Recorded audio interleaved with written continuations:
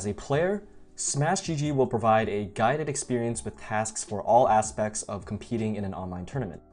Once you've registered for an online tournament, you'll receive a check-in reminder email with the tournament start time and a dashboard link to play your matches. You can also go to your tournament dashboard where you'll find all that information as well. Once your match is available, click your match and follow the instructions. This includes check-in and results reporting. In case you need to communicate with your opponent to set up your game or need assistance from a moderator, we've also integrated a chat system where you can do just that. Once the match is over and you've verified your results, your next match will appear when available. Repeat until you're knocked out or have won the tournament. For more information on our platform, check out our Help Center with articles and guides on everything mentioned in this video and more.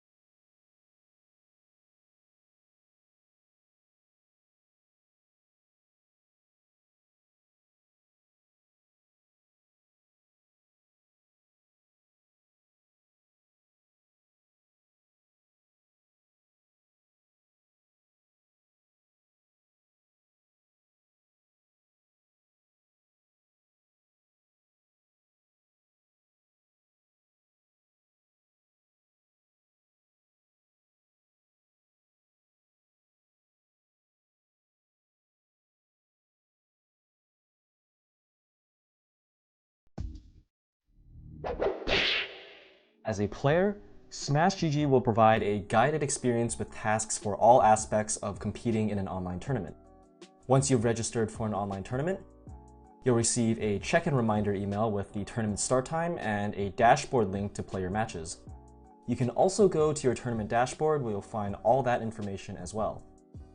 Once your match is available, click your match and follow the instructions. This includes check-in and results reporting.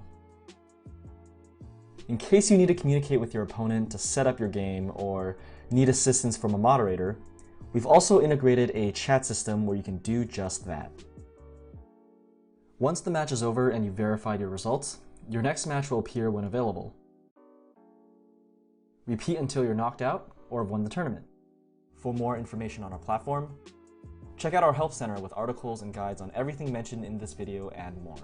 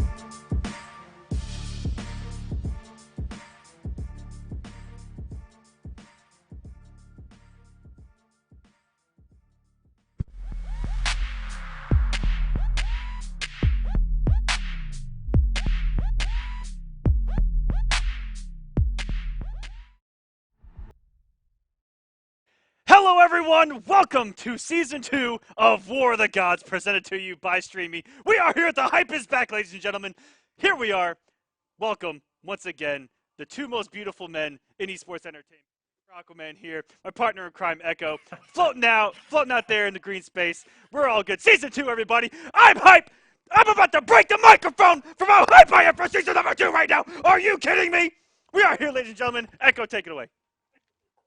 Yo, what's up, guys? Hey, like Aquaman said, we're in Season 2, and I got to give a shout-out to whoever made that montage before this thing started, because it's so cool to see all the hype plays from Season 1 just kind of come into the intro of Season 2, which I'm hoping we break those barriers that, maybe we didn't even come quite close in Season 1 to breaking. There was so many hype moments, and it's good to see that stuff in the montage getting ready for Season 2 here with the first episode, the first week, and a lot of new rules coming up. Yes, there are a lot of changes. If you guys were paying attention, during the countdown, the Smash GG. If you're new to this, it helps you kind of understand how Smash GG works, which is a great tournament tool to have. But no Wi-Fi this season. Correct. Wi-Fi is banned. If anyone sees that little Wi-Fi symbol, guys, GTAB. You know what I mean? Get that ass banned. Yep. It is out of here. Take a picture of that little symbol. I want it known. Ping an admin. Show them that. Get them out of here. They're not welcome here in Season number 2. We want clean connections all the way through here. It is going to be a grueling season. It is very long. A lot of changes. We mentioned the Wi-Fi being banned. Also, the DQ timer has been toned down. It's only 10 minutes. So round 1 DQs, I believe, have already been issued. They're already out. They should have been. You guys should have shut up for your match. Yep. Oh, well, no sympathy. Moving along. Good luck in losers. Next. We also brought back Kombat Cup as a monthly additure. Not even the right word. Yes. Don't at me on that. To the actual season. So we're going to have 4 weeks of War of the Gods, followed up by a week of Mortal Kombat. I love this idea. I love this that, Kombat Cup, the run back, was such a popular. Everybody loved it. And it was so good to see the support and go back to that game. And, it's crazy that back then, casting it, everything was, you pretty much knew everything about the game. But going back, you're like, okay, I need to refresh myself. I can't remember everything. Now we get it once a month. Come on, man. It's going to be hype. It is going to be and hype. I know a lot of people are hyped for that too. So shout out to StreamMe for bringing that to us once again, once a month. MK, let's go. We did one run back event there following Season number 2, or just for some funsies, and I tell you what, it was one of the most hype things that I've ever done. Going back in time, and the players put on an amazing show. It was a great top 8, a lot of hype. It's so much faster. It just puts you in the mood. Mortal Kombat. So brutal, and we got the Ermac fatality early on. It was disgusting. Yep. Oh man, and whoa. Just to give you guys a taste, let's take a look at some Mortal Kombat. This is what's coming up. Love it.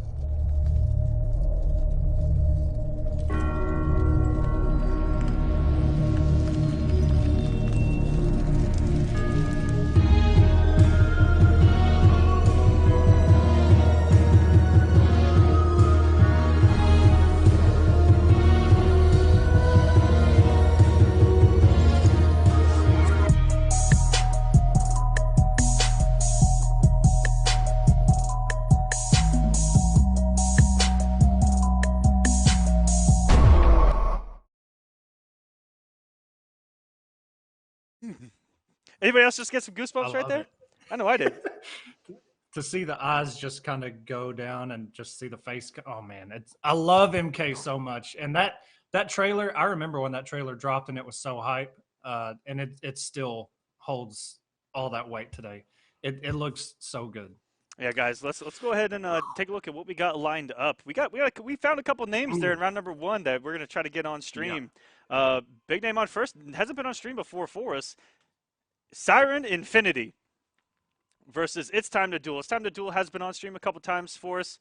One of those guys that always supports us on Twitter, and we always appreciate it. So we like to try to find you guys, week in and week out here on War of the Gods and just being active with us. We love to find you guys and hunt you guys down in those brackets and get you on stream, get you your moment in the light. So we're really excited to have you back on stream. And Infinity, not much more to say. They're an amazing offline player. Probably stick with Catwoman even after all the changes. And we also forgot to mention, in between Season 1 and Season number 2, huge patch for the game. Monumental. Yep. And Hellboy is legal tonight. Yeah, baby. Anon un Lama is going to be on stream. And if no one picks Hellboy tonight, we're canceling the season. We're done. We're going back to Mortal Kombat 9. Okay? I will be sick of you guys if I don't see any Hellboy on the screen tonight.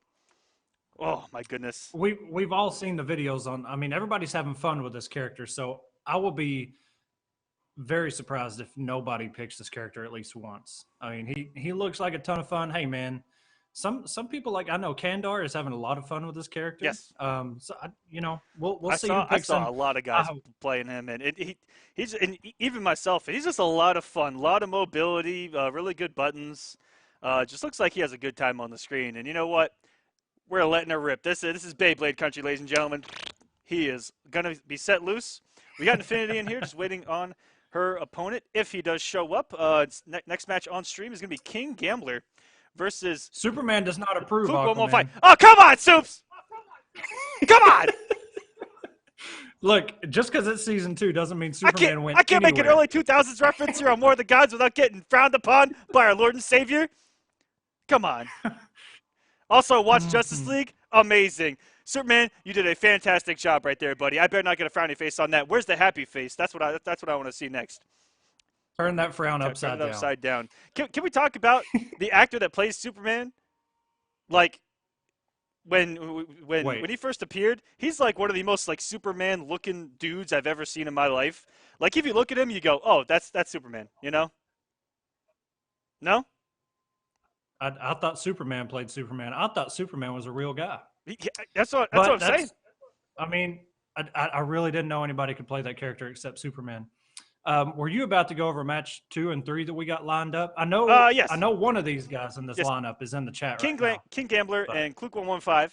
I don't even know if you say that right because I think it's Christopher Luke, and he just combined it. I think it's Kluke, but he is here each and every week with us.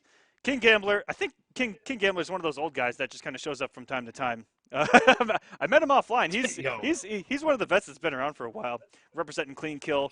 And then third match, Ox the Fox, another guy that's been around here with us on StreamMe for a long time, representing NRS. And then the Faceless Man himself. Hope he sticks to with Wonder Woman because that is a sight to see, ladies and gentlemen. Yeah, I've played Faceless Man's Wonder Woman countless times, offline and online, and he is a character loyalist, loves his character, and has really kind of been upplaying her since the launch. I mean, he's always had faith in this character, and it shows when you see character specialists like that. You know, you're always going to get the best of the best. Another one, Young Monster. They play very different, but you know they're both sticking with that character. So. We'll see. I don't know who Ox is playing in this game. I think at launch it was Green Lantern, but it may have changed. But, you know, we'll see. We'll see. Yeah, it looks like Infinity's opponent is not going to show up, so we might have to move on, unfortunately. That's just the way she goes. We're gonna give it a few more seconds. But man, oh man, I can't wait till things get started. If you look at all 16 brackets there on Smash GG, you will know that tonight is going to be ridiculous. I mean, I think me and Echo made it through about 4 or 5 brackets, and then we were just like, there's no way that there's like another 9 or 10 brackets because of so many names in each and every bracket. Good luck to you guys competing because... Yeah, it's going to get savage pretty quick. And the further you go down the brackets looking at the list, because like you said, there is 16 of them. The further you go, it just gets like... Man, whoever makes it out of this, congratulations. Somebody asked if Gun Show is in the bracket, and there's so many of them. I didn't see him. He is, but he is not going to be making it tonight. He actually hit me up right before going live, unfortunately. Probably going to play some Fortnite or something. Now, he just couldn't make it. People are really looking at him after the changes to really show off what Firestorm is capable of now, and he's already showing it off in the Northern Battles, I believe, up there in Canada. The online circuit that they've got going on, and they're doing a really good job of that. All of Canada showing up for it, and he has made himself a presence to be felt up there. Yeah, and he's got a YouTube that he's putting videos up, at least one or two videos a day, every other day. He's keeping his YouTube up with great quality sets, and he's showing Firestorm even pre-patch. Yes. Like he was doing stuff that you didn't really see. When and if you saw a Firestorm, you didn't really see him doing the type of stuff that Gun Show was doing. And now, what have we got ourselves into? Because this character is kind of kind of nuts now. There are a lot of characters, and we talked about this before even going live. We expect to see a lot more characters tonight because there hasn't really been anything competitive-wise since the patch for a large number of people like this to compete in. So that's right. I better see some Swamp Things. I mentioned Hellboys. I want to see some Blue Beetles. I want to see everything all over the screen right now. And yeah, Blue Beetle. I mean, and then there's characters that didn't get touched that we'll probably see. Shout outs to Supergirl and Catwoman and Black Adam, and the list can kind of go on for a minute, but but yeah, it's going to be hyped to see the Swamp Things. The meaty log setups, as they like to call it now. It's going to be cool, man. I'm hyped for this. Yo, Kluk just said that he might be going Swamp Thing. Let's get that match going. If invites are out, let's go. Let's have a good time here, ladies and gentlemen. Christopher Luke and King Gambler, both of them in the chat, both of them here, active. Shouts to all you guys who also, tune into the stream and have a conversation with us. We're very interactive here on War of the Gods.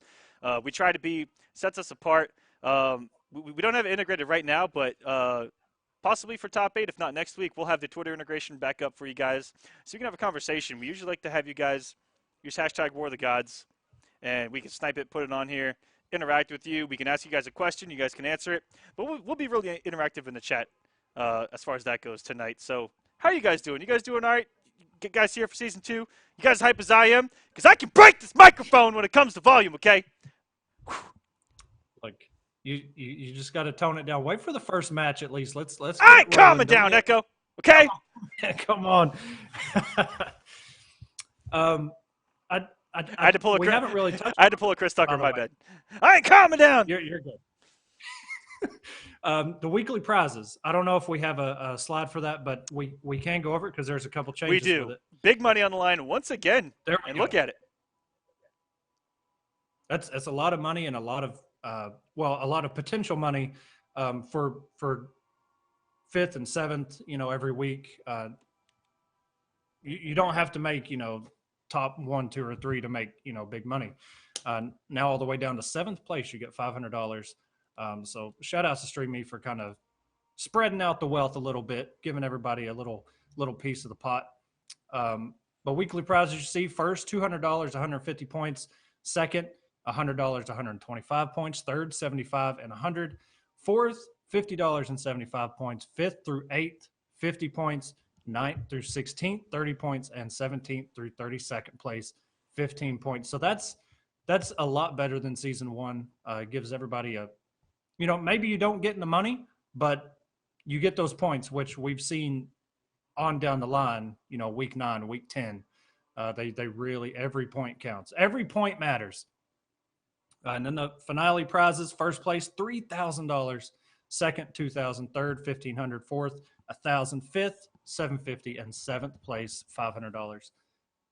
Yeah, everyone that makes that top 8 in the season finale is going to get paid, and the distribution is very even across the board. We don't want, a huge sway from 3rd to 2nd to 1st. We want everyone to have a piece of that big old pie. We know all of you guys are hungry. We're trying to get you guys fed here on War of the Gods. Weekly payouts, huge finale, and points distributing the top 32. These brackets are huge. There's 329 of you tonight.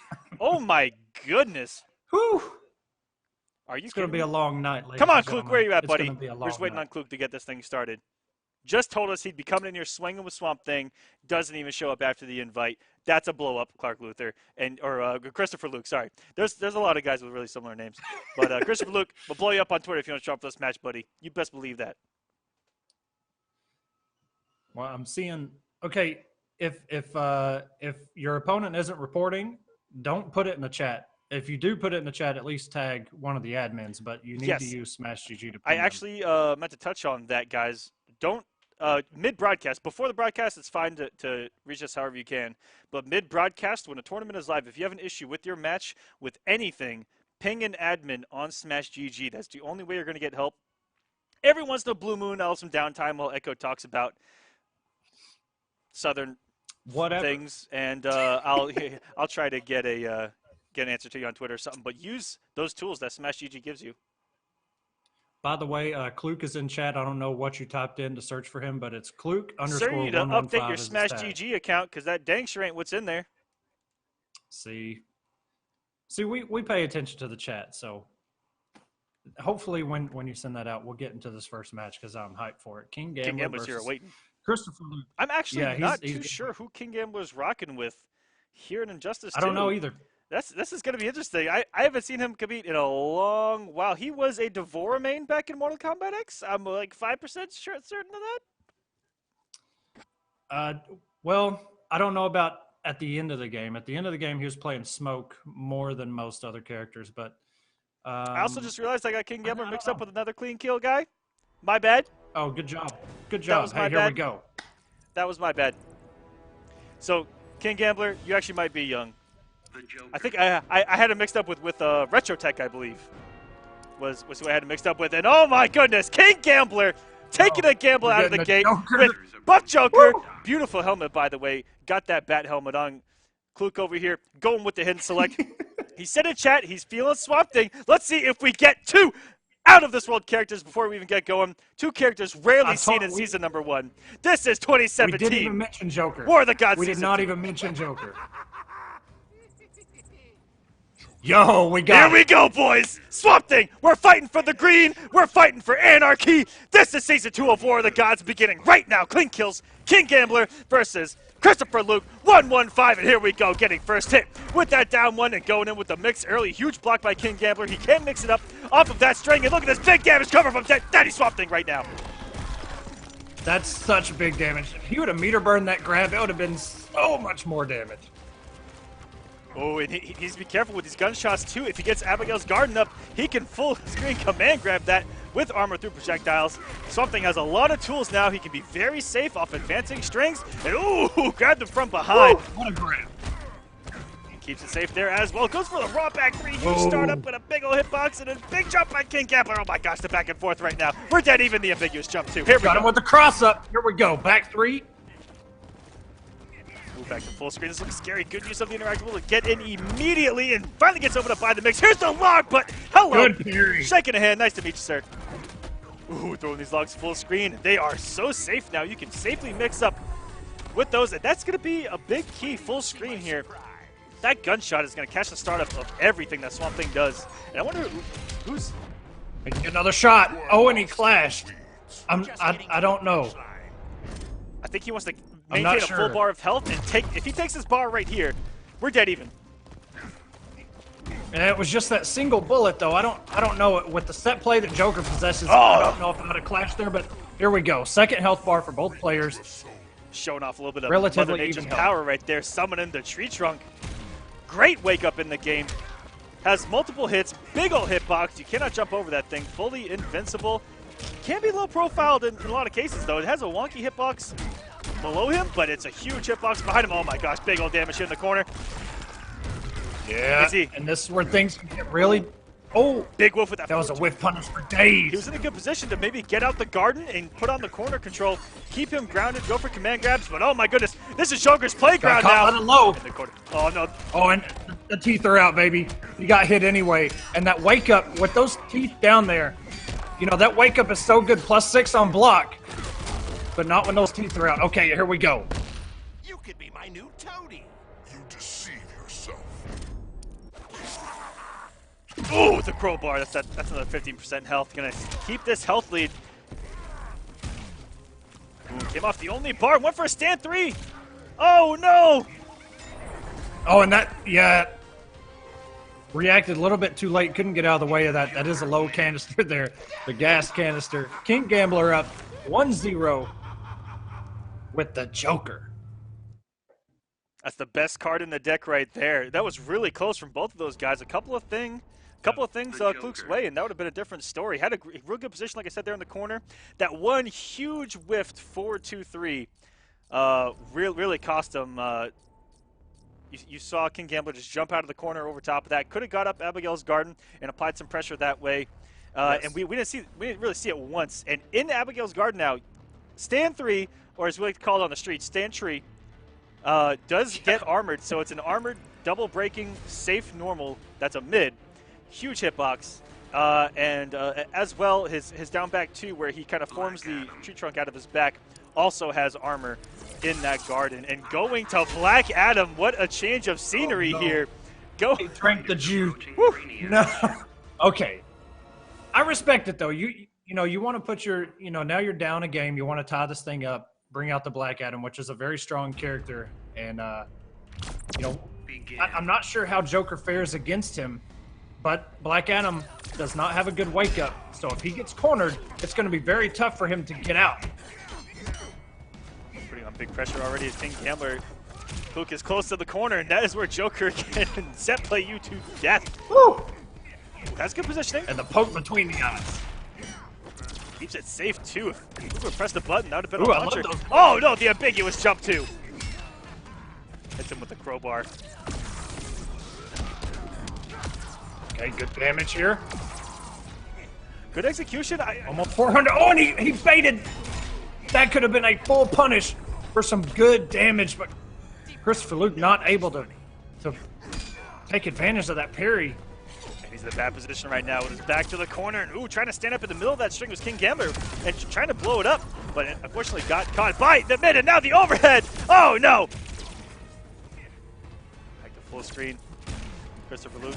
A little more patient. Ooh, got by a good shot there. This is great. It catches him with the low. Going for that extended sweep there was King Gambler, but too much startup frames. And in the background, Brainiac not impressed whatsoever.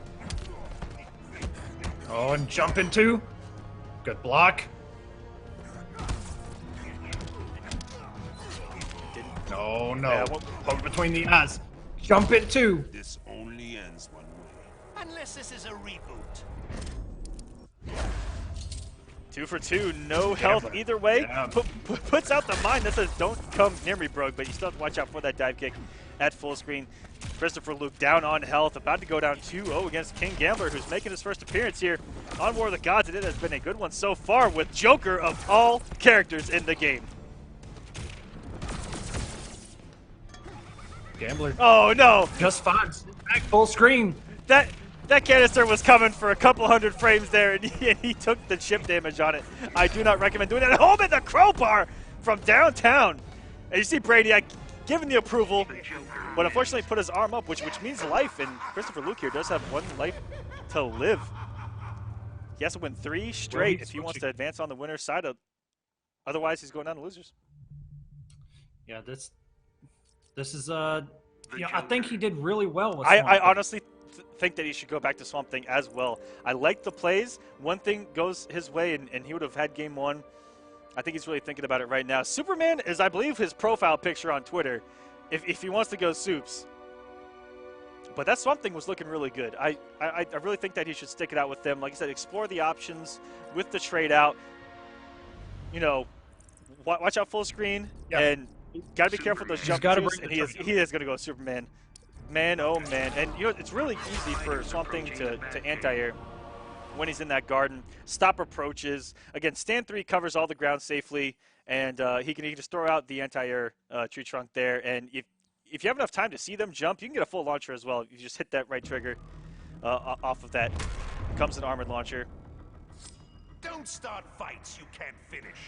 I'll end it with 1 punch. How'd that work out for you last time? Oh, what a throwback to Injustice 1 there. That one, oh, yes. Woo. Oh, this is a good mind game for King Gambler. Christopher Luke has to guess if he's actually going to parry or not. Yes, sir. Off to a great start here as Christopher Luke getting the corner game. This is where Superman can't kill you.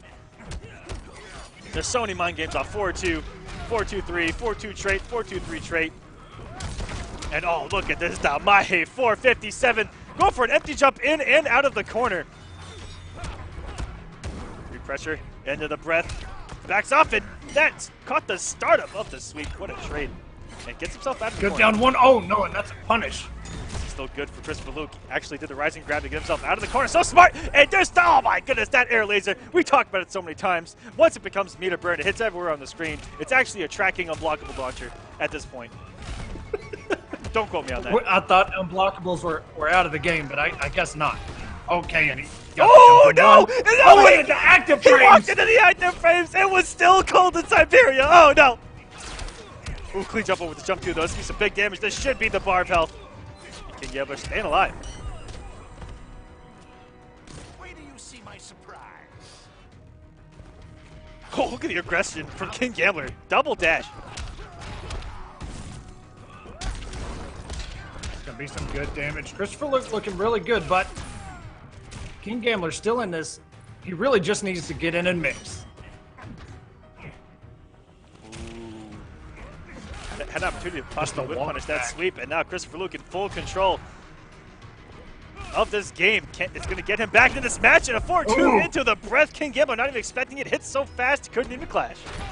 Superman wins. Oh my goodness, we got some matches on deck as well. After this, we're going to have Ox the Fox versus Faceless Man. Hope we get to see some Wonder Woman hype. And then Sweet Neptune versus Crazy Fingers. Crazy Fingers, you Ooh. better be playing some Swamp Thing or at least some Hellboy. Give us some hype here on stream. You're known for bringing it. Green Lantern. And Sweet Neptune, we actually saw him in top 8 of the last Mortal Kombat event, playing out of his mind, defeating so many top players. King Gambler to switch to Green Lantern here. We're going to get a nice legacy fight here. Approaching contact. And this was I feel like King Gambler, this is who he played at launch. Yeah, I'm not sure about the Joker if he just picked him up with the patch or, My or man if that's Crazy. just kind of a hype bringer. But yes, Crazy Fingers is definitely still playing Swamp Thing here. Neptune, we'll see if he brings out that Sub-Zero. Now we got Green Lantern versus Superman. Good down one. ooh, And that back 1-3. Ooh! some The tricky stuff. some call it the neutral killer. That back one, Green Lantern loves sliding in those DMs, and here we go. Some plus frames while you're at it. Oh, that was a risky down one there. Really good meter for 4-3. And look at the position now for King Gambler trying to take this match. Downward rising grab. That was Ooh, absolutely it worked. savage. Oh my goodness. It worked. It's all working right now. Are you kidding me? Oh, good check on the throw. The active frames on the Good jump check. one. That man just puts his toes out there. Oh. And all of a sudden, Christopher Luke is able to take that first health bar. Only has 82 health points remaining, but now Gambler has to take a couple risks to try and get in here. Good. Good shot. Oh my goodness. Double dash in. Okay, so A laser right in his that's the face. second time on a restart of the health bar that King Gambler has dashed forward twice. This is for your own good. Never heard that one before. And he ate a fully charged heat zap right to the face on his approach that time. Christopher Luke is going to regain the health advantage here. Ooh, not by much, and there it goes. In the corner we go, and another meter burn 4-3. Very nice. Burn forward 3 there. Ooh, playing around that. Christopher Luke has to be careful. Oh, no. I like how Gambler played around that back one range, trying to bait out a button. Go blow up with the down one. Good. Down one check. Ooh! Luke's got to make something happen here. 28 health points remaining. 6. And after that block, And that may actually be a frame trap. I don't think that there was any escaping that meter burn lantern. That is so fast. That full screen, I'm not too sure how many frames are shaved off of that low bowling ball, but man, really good job by him making the adjustments to the Green Lantern. Back to Superman, who Christopher Luke came out swinging with and looked like he was mounting a Yes, comeback he there in did. game number 2 to possibly send us to a game 5, but to the losers he will go. Thanks for ending up here on stream. We appreciate it. Did a great job. More Swamp Thing, man. More Swamp Thing moving forward. Well, we're gonna get some, man. We'll get some Wonder Woman, maybe some Swamp Thing, some Flash coming up. Yes, after couple- Sweet yeah. Neptune and Crazy Fingers, Tsunami V and 187 Carbon, who I believe is a was a Deadshot player. I don't know who's Was. playing around these days. Rest in peace. It better still be Deadshot. He actually I don't want to hear it. 187 Carbon was actually a part of the birth of the first meme ever on War of the Gods, where we saw someone stand in between the meter burn wrist shot of Deadshot, and we had Neo from the Matrix kind of dodging bullets. It was the very first meme we ever did in the top 5 plays. Carbon was a part of that, so we appreciate it. Shout outs to Merc as well. Man, that's the opponent. It was Merc. Yeah, Merc was the opponent. I remember that. It was right when Red Hood came out, I believe, because he was playing Red Hood or Blue Beetle, because that's all he played in that set. But yeah, it was Red Hood. That was pretty good. Yeah. But man, we better have some Hellboy. I know there's a couple out there that play him. I want to see. I'm not sure if Kandar showed up, but I know he was enjoying that character. As far as I saw, like he really saw a lot of stuff that he likes to do in a game with Hellboy. So, all right, let's see if these guys show up for their Amir match. says Deadshot Man ran to Dr. Fate. Well, it's a big difference, but I mean, if that, I don't know. But I thought every Deadshot player was a Deadshot fanboy. That's just what I thought. But I guess not. I thought it was all their favorite character. Our Faceless Man has shown up, and he does still have a Wonder Woman player profile card here in the game, which does not mean a single thing whatsoever, by the way. Could come in with Darkseid for all we know. Yeah, right. No, he's going to run Wonder Woman, I guarantee you. 100%. We'll put money on it. This man loves him some Wonder Woman. I hope that we've entered the new age of Injustice 2, where we go back to character specialists. What a time that would be. Well, that would be awesome, but then there's still other characters that maybe should have got touched a little bit. I don't know. A lot of people still saying Supergirl and Catwoman. Really, they're still a thing going under my mids. That makes sense. Circa Nikki in the chats showing his card that he might be playing Hellboy as well. Okay.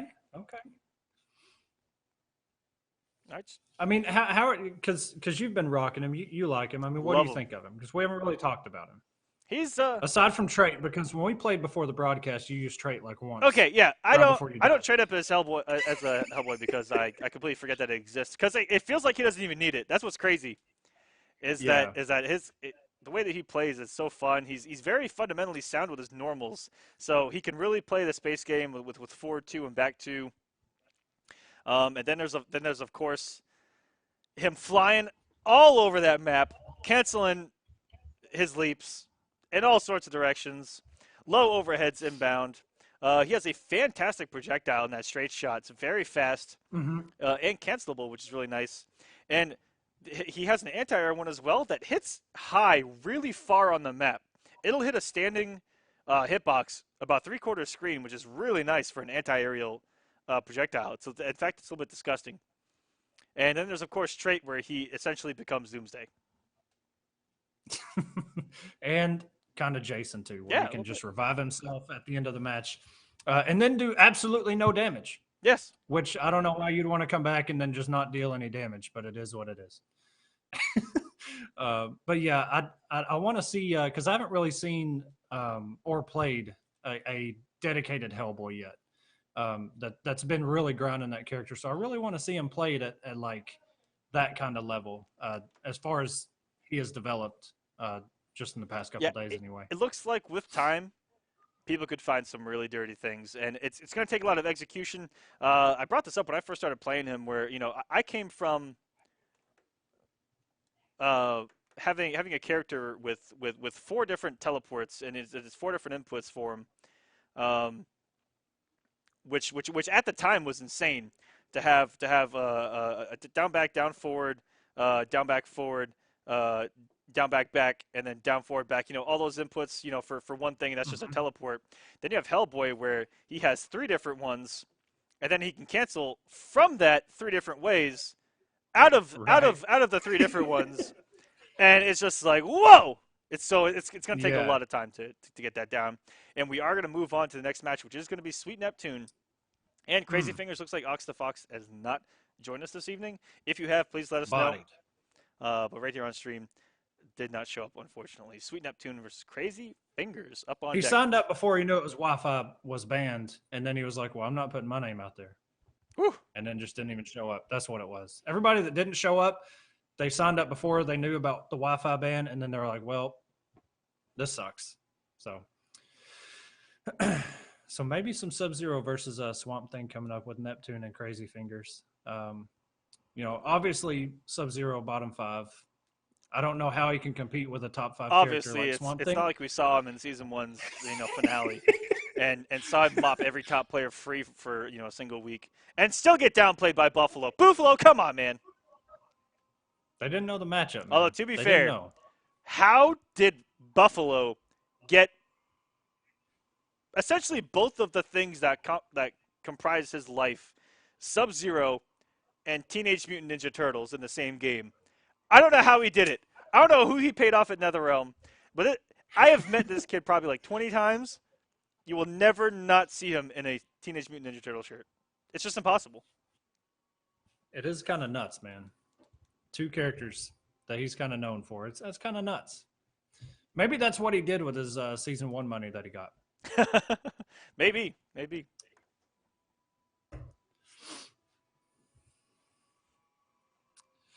All right, let's see who shows up for this one. I think that both these guys are here. I think Sweet Neptune may have already played a match, but Crazy Finger's definitely in here. He's telling us that he's going to play Swamp Thing. We've heard it before, Crazy. Okay? We've heard it before. That's all I'll say on the matter. That was a long time ago, Aquaman. That's a long time ago. Never forget. He's a new player now. Never forget. He's a new kind of person. The 100-month lead up to Injustice's release of Swamp Thing, and then Darkseid week 1. Yeah. Darkseid is so crazy. I love this character. We never forget. What about Swamp Thing? Sub-Zero. There we go. And we do have the matchup that we want to see. Sub-Zero versus Swamp Thing. Again, we're in a new age of War of the Gods, hopefully, or of Injustice 2, hopefully, where we see some more character specialists out of the woodwork and doing really good. Hopefully. This is what it's all about. Season 1, Week 1. We'll see where everyone lies and where they progress through this very long season, 15 weeks long, and avoiding. Oh, and just wakes up without the bar too. And avoiding all majors like we usually do. And oh my goodness, going for a ride. Here's Crazy Fingers into the corner. Now has to deal with a clone. Oh no, the meter burn. But like I said, 2 hits on that wake up. It's everything you want.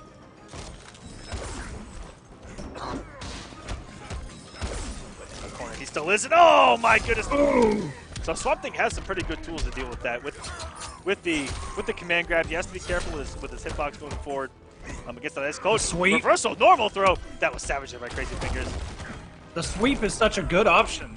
It has such good range. It's armor breaking. He can really check some of Sub-Zero's clone setups with that sweep. He doesn't move. Crazy Fingers has been getting hit by a lot of raw specials and strings right now, but beautiful use. All those huge old hitboxes go through. And oh my goodness, went for a meaty setup with the jump one. The knee. Oh, and if he'd have meter burn, it would have got the kill, but opted not to, and now he's going to pay the ultimate price here. That read by Neptune knew that log was coming. Ooh, that not meter burning, that command grab just cost Crazy Fingers half of this man's life. Oh, no. He's going to jump right into it. Swamp Thing, one of the slowest and most floaty jumps in the game. In the corner we go, and it's still hammer time, baby. There's no stopping it. Woo! Woo! That back 3 was so good. Health back. Into the corner we go. Gotta be careful here. Oh my goodness, raw. That's a whiff punish for Dane. Poor Swamp Thing, meter burn in back 3. It's your opponent's turn afterwards. Sub-Zero wins. And oh my goodness, Buffalo already in the losers bracket. We have our first update off stream. Ooh. TSS Sim, S-I-M, with a 3-0 over Sub-Zero. Buffalo. Buffalo said. Listen, Buffalo. Aquaman. Okay. What are the odds of Buffalo trolling us right now? Okay. And trying to send a message to how bad Sub-Zero is. Okay. Because he's doing fine right now. Just kidding, Buffalo. Get mopped. We can't mention Sim. We have to go by his gamer tag. Granny's Gum Job. That's what his gamer tag is. Say that again? That's Granny's Gum Job. That is his PSN name. We have to just go by that. Don't call him Sim. Granny's Gum Job. Such a savage PSN name. But here we go. In the corner. Crazy Fingers not in a good position yet again. He's got to find out some way to shut Neptune's offense down. Neptune with all the reads. Oh, and a clone setup.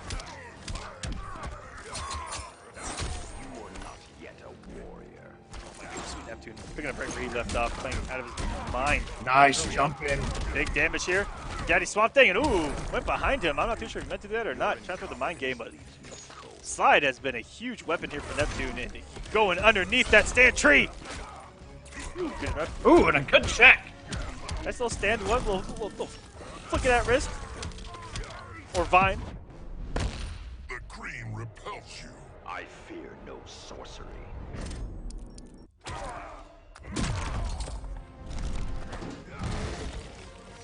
Get him with the oil. British Petroleum with the assist there. That's going to be a nice distance there for that jump, too. Sub-Zero, really hard to anti-air that. Big trade. And swinging right after. Had to be a lot more hits done. And there we go. Breaking the armor with that wing up. Close. He's going to do the 3. Some health back. That should kill. So he has multiple options off of that grab there in particular. That's not a true command grab because it is blockable. Oh, sorry, no, that one actually is unblockable, but it's a high. Just like his other command grab, but he has 3 options off of it. Well, it's really 4 because there's the option to do absolutely nothing. He can grab you and restand you in front. He can press 2 and he can throw you behind. He can hit 3 and go for the damage and they'll space you out in front of him. Press meter burn in between and you get some health back. Yes, sir. Oh, and Neptune just, after any back 3 on block, is going for the cross-up. Crazy Fingers just caught with those slow normals. And yeah, I was about to say, watch out for these slides. Neptune's closed out multiple health bars with it. And Crazy Fingers has to watch out for that. Neptune has been sliding an awful lot. All you have to do is block 1 time, and Swamp Thing hits really, really hard. Yes, he does. If you want to spin the meter for the damage, yes, he does. Hellboy. Whoa. We get our first Hellboy. Crazy Fingers said Swamp Thing is not working. Do you remember? Time to go to the air, Do you remember when he said, "I'm all Swamp Thing, baby"? I hope I wasn't the only one that read that in chat. And going to Hellboy, but I really respect it. He has a really good projectile to deal with that ice clone in full screen. He has huge mobility, great normals, really big damage. He has that trait. I would have traded up right there once that clone was out just to give you that added protection. That back 3 is massive. It goes forward 500 feet. Ooh, go for the tricky stuff. Off the cancel, off the hop. But that jump 2 not big enough to go for cross up there. And oh my goodness, look at the hitbox on that back 4 too. Neptune, he's spacing the slide out. So, you got to punish that Noah down 1 into a throw. In the corner, you got to get the big damage. He has multiple meterless launches in the corner as well with 1-1 back 2 and 2-2 up 3. Both can launch in the corner.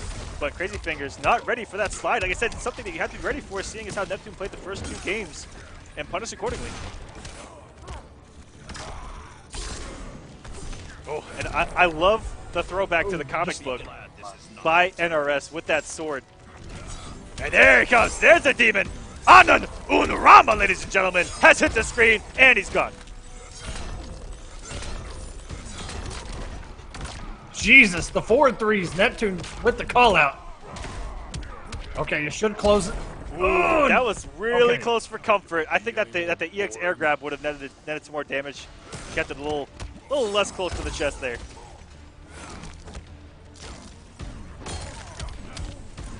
Ooh, huge there. And look at this unwagerable damage. He's gonna have a little bit of health left. Luckily that. But has the damage been done? Luckily that stage transition. Ooh, and a nice air dash over that clone. That certainly would have probably done the damage. Ooh, and that I think that stage one Neptune might have whiff punished that gun. And a beautiful job here by Sweet Neptune. 3-0 over Crazy Fingers, giving us our Hellboy debut on War of the Gods. We thank you, sir. He made it on screen. Giving us, I mentioned when we first went live that I want to see some Swamp Things and Hellboys. We've already seen them. Thank you.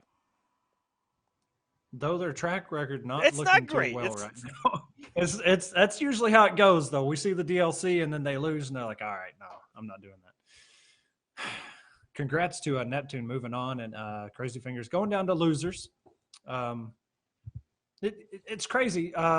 Crazy Fingers in tournaments, usually, when he goes down to losers, that's when he really fires up and he starts kind of, I guess, just going ham a little bit. Yeah. Just lots of fire. Yeah, and when you play with nothing to lose, that's usually when you play your best. I mean, look at King and Foxy at E-League. Both coming in from last chance qualifier and both getting top 4 of the entire darn thing. You know? It's pretty nuts. Nothing to lose. They're both of those runs were just it was really inspiring, I guess you could say. Like it was just like it was that's just what it was, man. It was inspiring. Like the way those two fought through all of that and made it that far was just it was crazy. Coming up next, we have Tsunami versus 187 Carbon. So the Flash versus whoever Carbon's rocking now. Yeah, I'm not too sure. There's been a ton of DLC. Been a lot of interesting talk about Deadshot of late, so we'll see who he goes with. And Tsunami, I haven't seen him come off the Flash yet. And Carbon's profile card, if it's any indication on who he's going to play, is Sub-Zero right now. But Tsunami's is the Joker, which I don't know about that, Coach. We'll see who they go with here. Both players have shown up. You guys are starting to get really good at that. We appreciate it. First couple matches usually a little bit rough. Get through some of the DQs, things like that. But once we get going, here we go. Oh my goodness! Look how bright that thing is. Oh man! I love Barry Allen, ladies and gentlemen, going up against the Grandmaster of the Linkway, Sub-Zero, and watching him in slow motion. I love that shader, man. That's a pretty decent looking shader right there.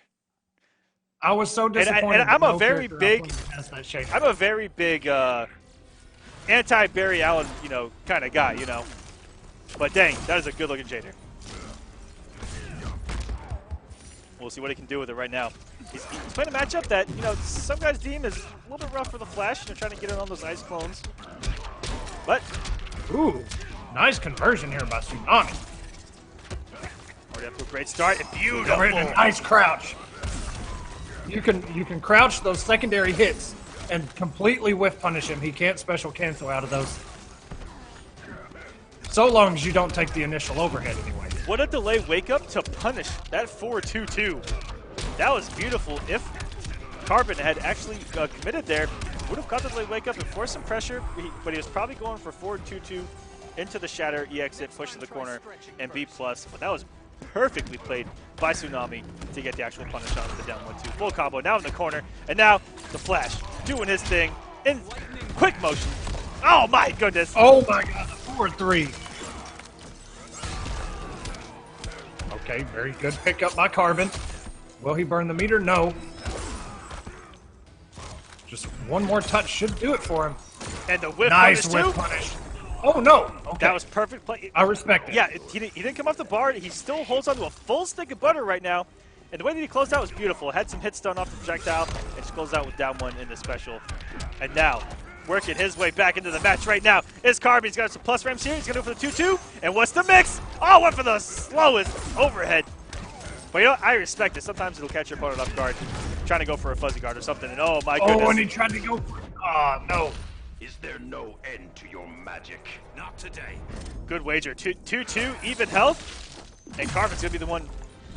Get the 15% back. Yep, a little bit of a health lead now. Slight health lead. Ooh. But you know it. At this point, it really just takes one hit by the Flash. He still has a bar. Nice air. He's going to have Trey back soon. One more mix. Nice crouch by Carbon. Back three again. Okay. Oh my goodness, the delay wake up is killing Carbon right now. And here we go. He's gonna lose this. Back to back delayed wake up in the down 1-2. Works for Tsunami. Man, Carbon was playing that so well. And like you said, man, the delayed wake up, the down 1-2, the confirm, and that's all she wrote, man. The Flash. Tsunami kind of stole that out from under Carbon's feet, but it's we'll see if he's man. It's gonna be on Carbon to adjust to that delay wake up. Otherwise, he's gonna keep doing it. I fall victim to it just like everyone else. Against top players, they delay wake up a lot, gets them out of a lot of situations. And if you overcommit or undercommit, you miss time one thing, and you can get punished really easy from delayed wake up. Tsunami with the faster gun there.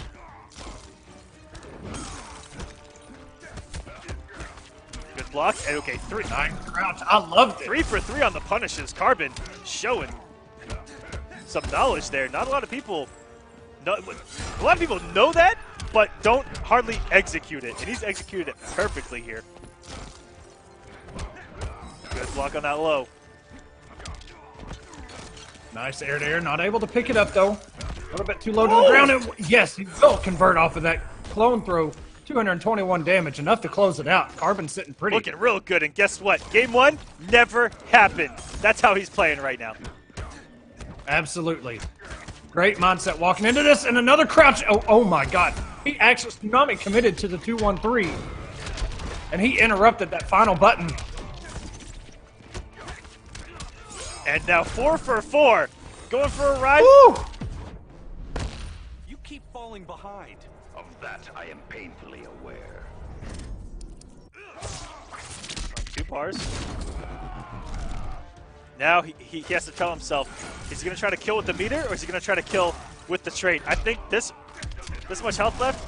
Trait's going to come out eventually, but here comes the meter damage. He's going to try to close out, save it for the last bar. Okay, this is looking really good now. First Tsunami to mount a comeback. Good chip territory. Ooh, bang to the corner, you go! Nice call out with the slide there. Tsunami just trying to take that little bit of health left. Luckily, he didn't lose too much health before getting that bar off of Carbon, because now he has his #1 comeback factor. All he needs is the bar.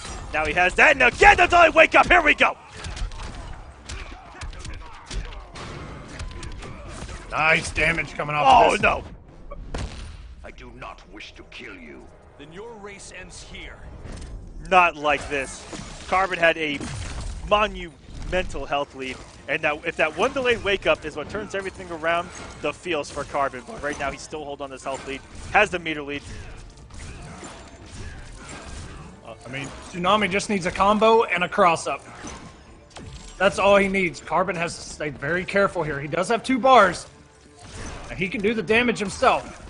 He can close this out. Beautiful whip punish. Oh no! Here we go. And there is no air escaping from the flash, and oh my goodness, what is going on? Restand. I don't even know. I have no idea. Not like this! Not like this! Carbon, you have to make something happen. You can't let this happen. Very nice catch. Oh no, big drop! That could be Here we everything. Go. Okay. Oh my Bounce goodness! cancel. Wow. That was too close. It was too close for comfort.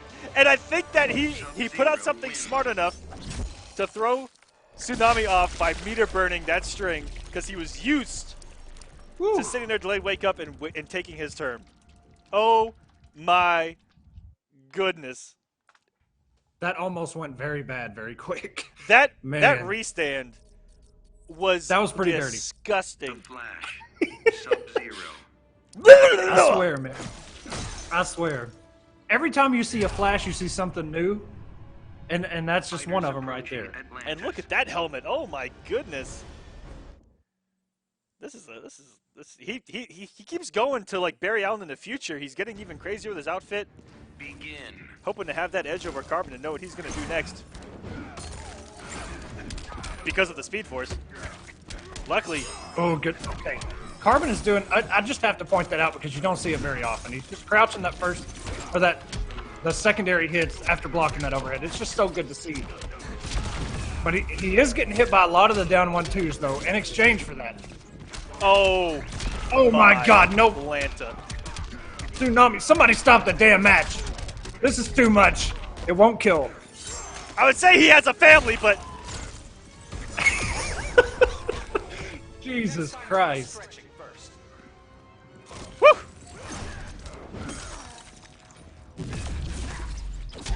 Oh my! Block. Yeah. Ooh! Luckily for Carbon, gonna drop there. Wake up on his own into a down 1. Gonna have a little bit of a tricky situation there, but he has to mount a big comeback here if he wants to get into this match. Ooh!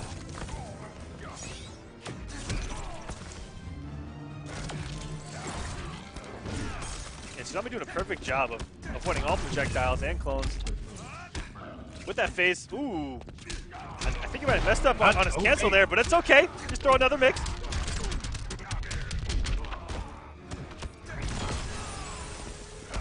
A nice expose on that gap right there. The down 1-2 into the overhead pound. The Sonic pound. There is a huge gap there. You can interrupt it with normals or just meter burn back 3. but it's a huge read. Yeah, there seems to be a little bit less of a gap in his strings into the Sonic Palantir in 2. Because in 1, they were pretty easily down 2-able. That was a beautiful 4-3. They're barely hitting, and the throw is going to close it out. Now 2-1 up for Tsunami V. With the most red outfit I've ever seen in my life. How is this man more red than Atrocitus and Hellboy right now?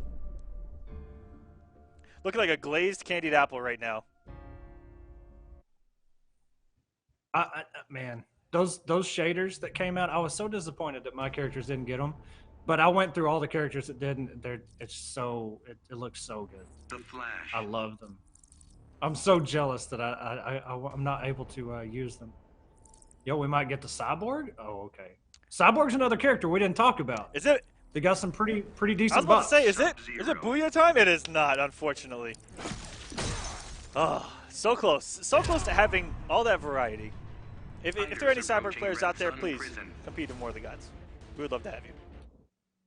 You know, we've only seen Illusions really bring him out and put in the work. And, you know, maybe Illusions might show us something. Now that Cyborg's just a little bit better. And the down 2 call out by Tsunami.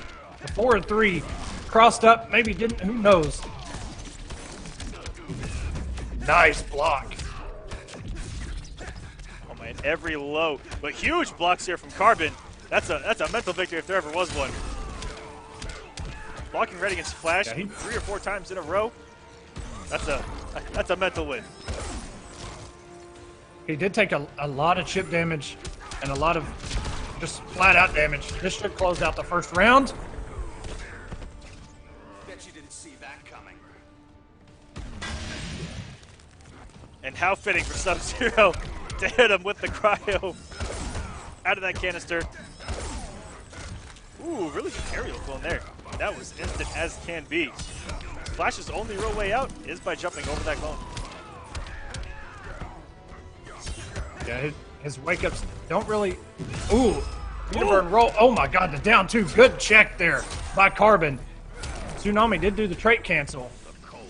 Perfect play there by Carbon to close out a health bar. Now we're even. Final health bar potentially for Carbon, or are we going to go to a game number 5? Oh, incoming mix! Luckily that 4-3 didn't have the forward range to extend that combo. Looked like it was dropping forward, he was able to get it. Looks like a very tight conversion. It's going to cross up or not cross up. Oh my god, what is the mix? Carbon has a clash in all 4 bars. He's got to make something happen here. Don't lose like this. Good push block there by Sonic. Didn't want to deal with those plus ranges. Sub-Zero can hurt like a grown-ass man in this corner. Yes, he can. He's just got to find that opening without a back 2 like MKX. And doesn't have the overhead. Has to go with the 4-3. Is there no end to your magic? Not today. He's going to get a little bit of health back here. Tsunami's going to allow him to get the full 25 here off 2 bars. Beautiful. Good catch. Trying to mount this comeback, man. It's a hill to climb, but it's not undoable. Nope. Almost able to do a whip punish there. The last couple hits, able to connect. Nice catch again. And he has to settle with all this. Yeah, 160 damage for a clone into a double back 3. Not too. Oh no! Here we go. That could be everything. Big drop. Wait a minute. And Carbon does have the bar. Oh, and he caught him. You keep falling behind. Of that, I am painfully aware. If another hammer would have come down, he'd been in a great position, but now to the 50% back from Tsunami, and another mountain to climb here. Is Carbon. Oh, just get the jump. Oh, and he caught him in the air. Are you kidding me? I've never seen anything hit the active frames like that before. Carbon has run this thing back so far. Oh, do not get mixed. And there it goes, ladies and gentlemen. Such a hard-fought battle by Carbon. Tsunami going up 3-1, moving on into the winners bracket. Carbon going down to losers. But man, it's so hard to guess off of that jump 1 what Flash is going to do.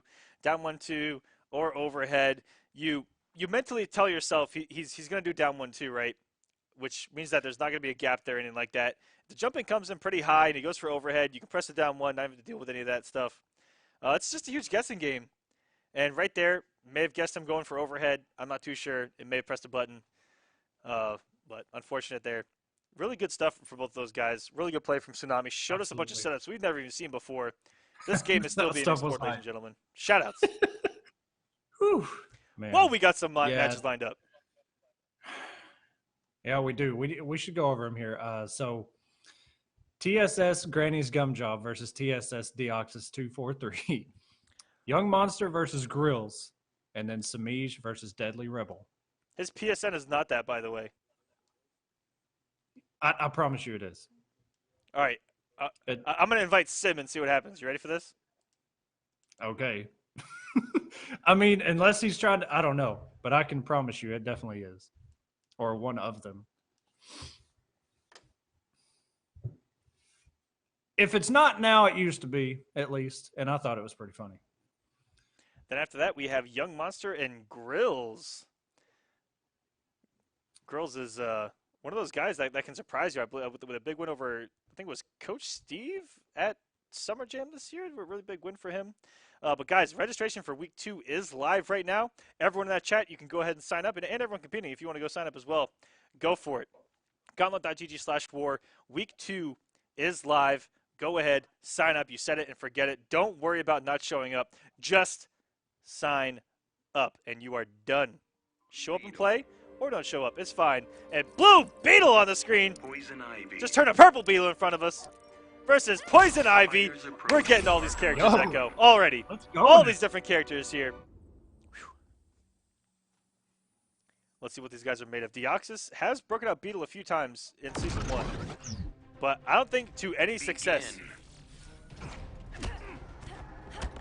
Deoxys, you know, he started the game as a Scarecrow player. Had some pretty good success with him. Oh, and that did not cross up. That is a cross-up string, double overhead. I think But just the spacing was off a little yeah, bit. he just did the string too far out. Ooh, luckily he didn't get launched in a Two-Face there. Two-Face just wants to get in the game. He's sitting in the back, flipping that coin.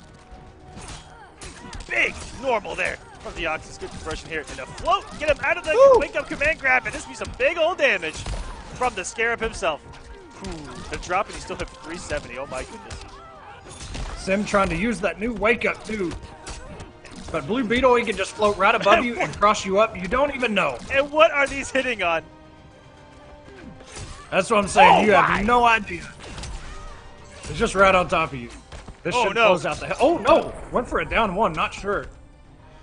Maybe he was trying to figure out how to get the side switch there on the fly. That's what maybe caused it. Oh, no, not like this. And Deoxys sitting pretty right now. Almost both health bars completely full. Sim has got to figure out something here.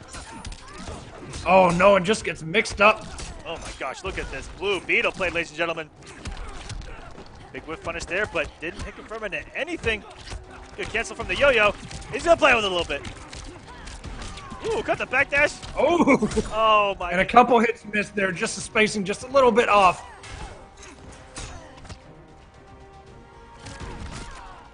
And Sim hasn't got anything going. Oh, raw 4-3. Nice 4-3 can't. And Ivysaur is still back there. I think she's gone now. But just a little bit more damage is going to do it.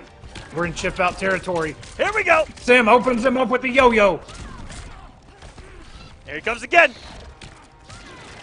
Ivysaur is here to do the chip damage. Floats over. That's a huge comeback needed. He better call him out now and charge that solar beam. Something big better come here. In order for us to turn things around, and he does not. Going down. The gurning. Deoxys taking game number 1 with Blue Beetle. When was the last time we saw this win screen? Woo! Blue Beetle. Yo, shout outs to Wound just wants to have Cowboy. some fun. He's young. Let him enjoy it. Blue Beetle. And by the way, there's an update. You mentioned him before we went live. Yes, I did. He said yes, this man Skadoodly is in that is in this bracket. I remembered him from Season 2 Kombat Cup. That name, you can't forget it. Sends Biohazard down to losers after a 3-2 victory. Skadoodly. Skadoodly, out here skadoodle bopping, baby.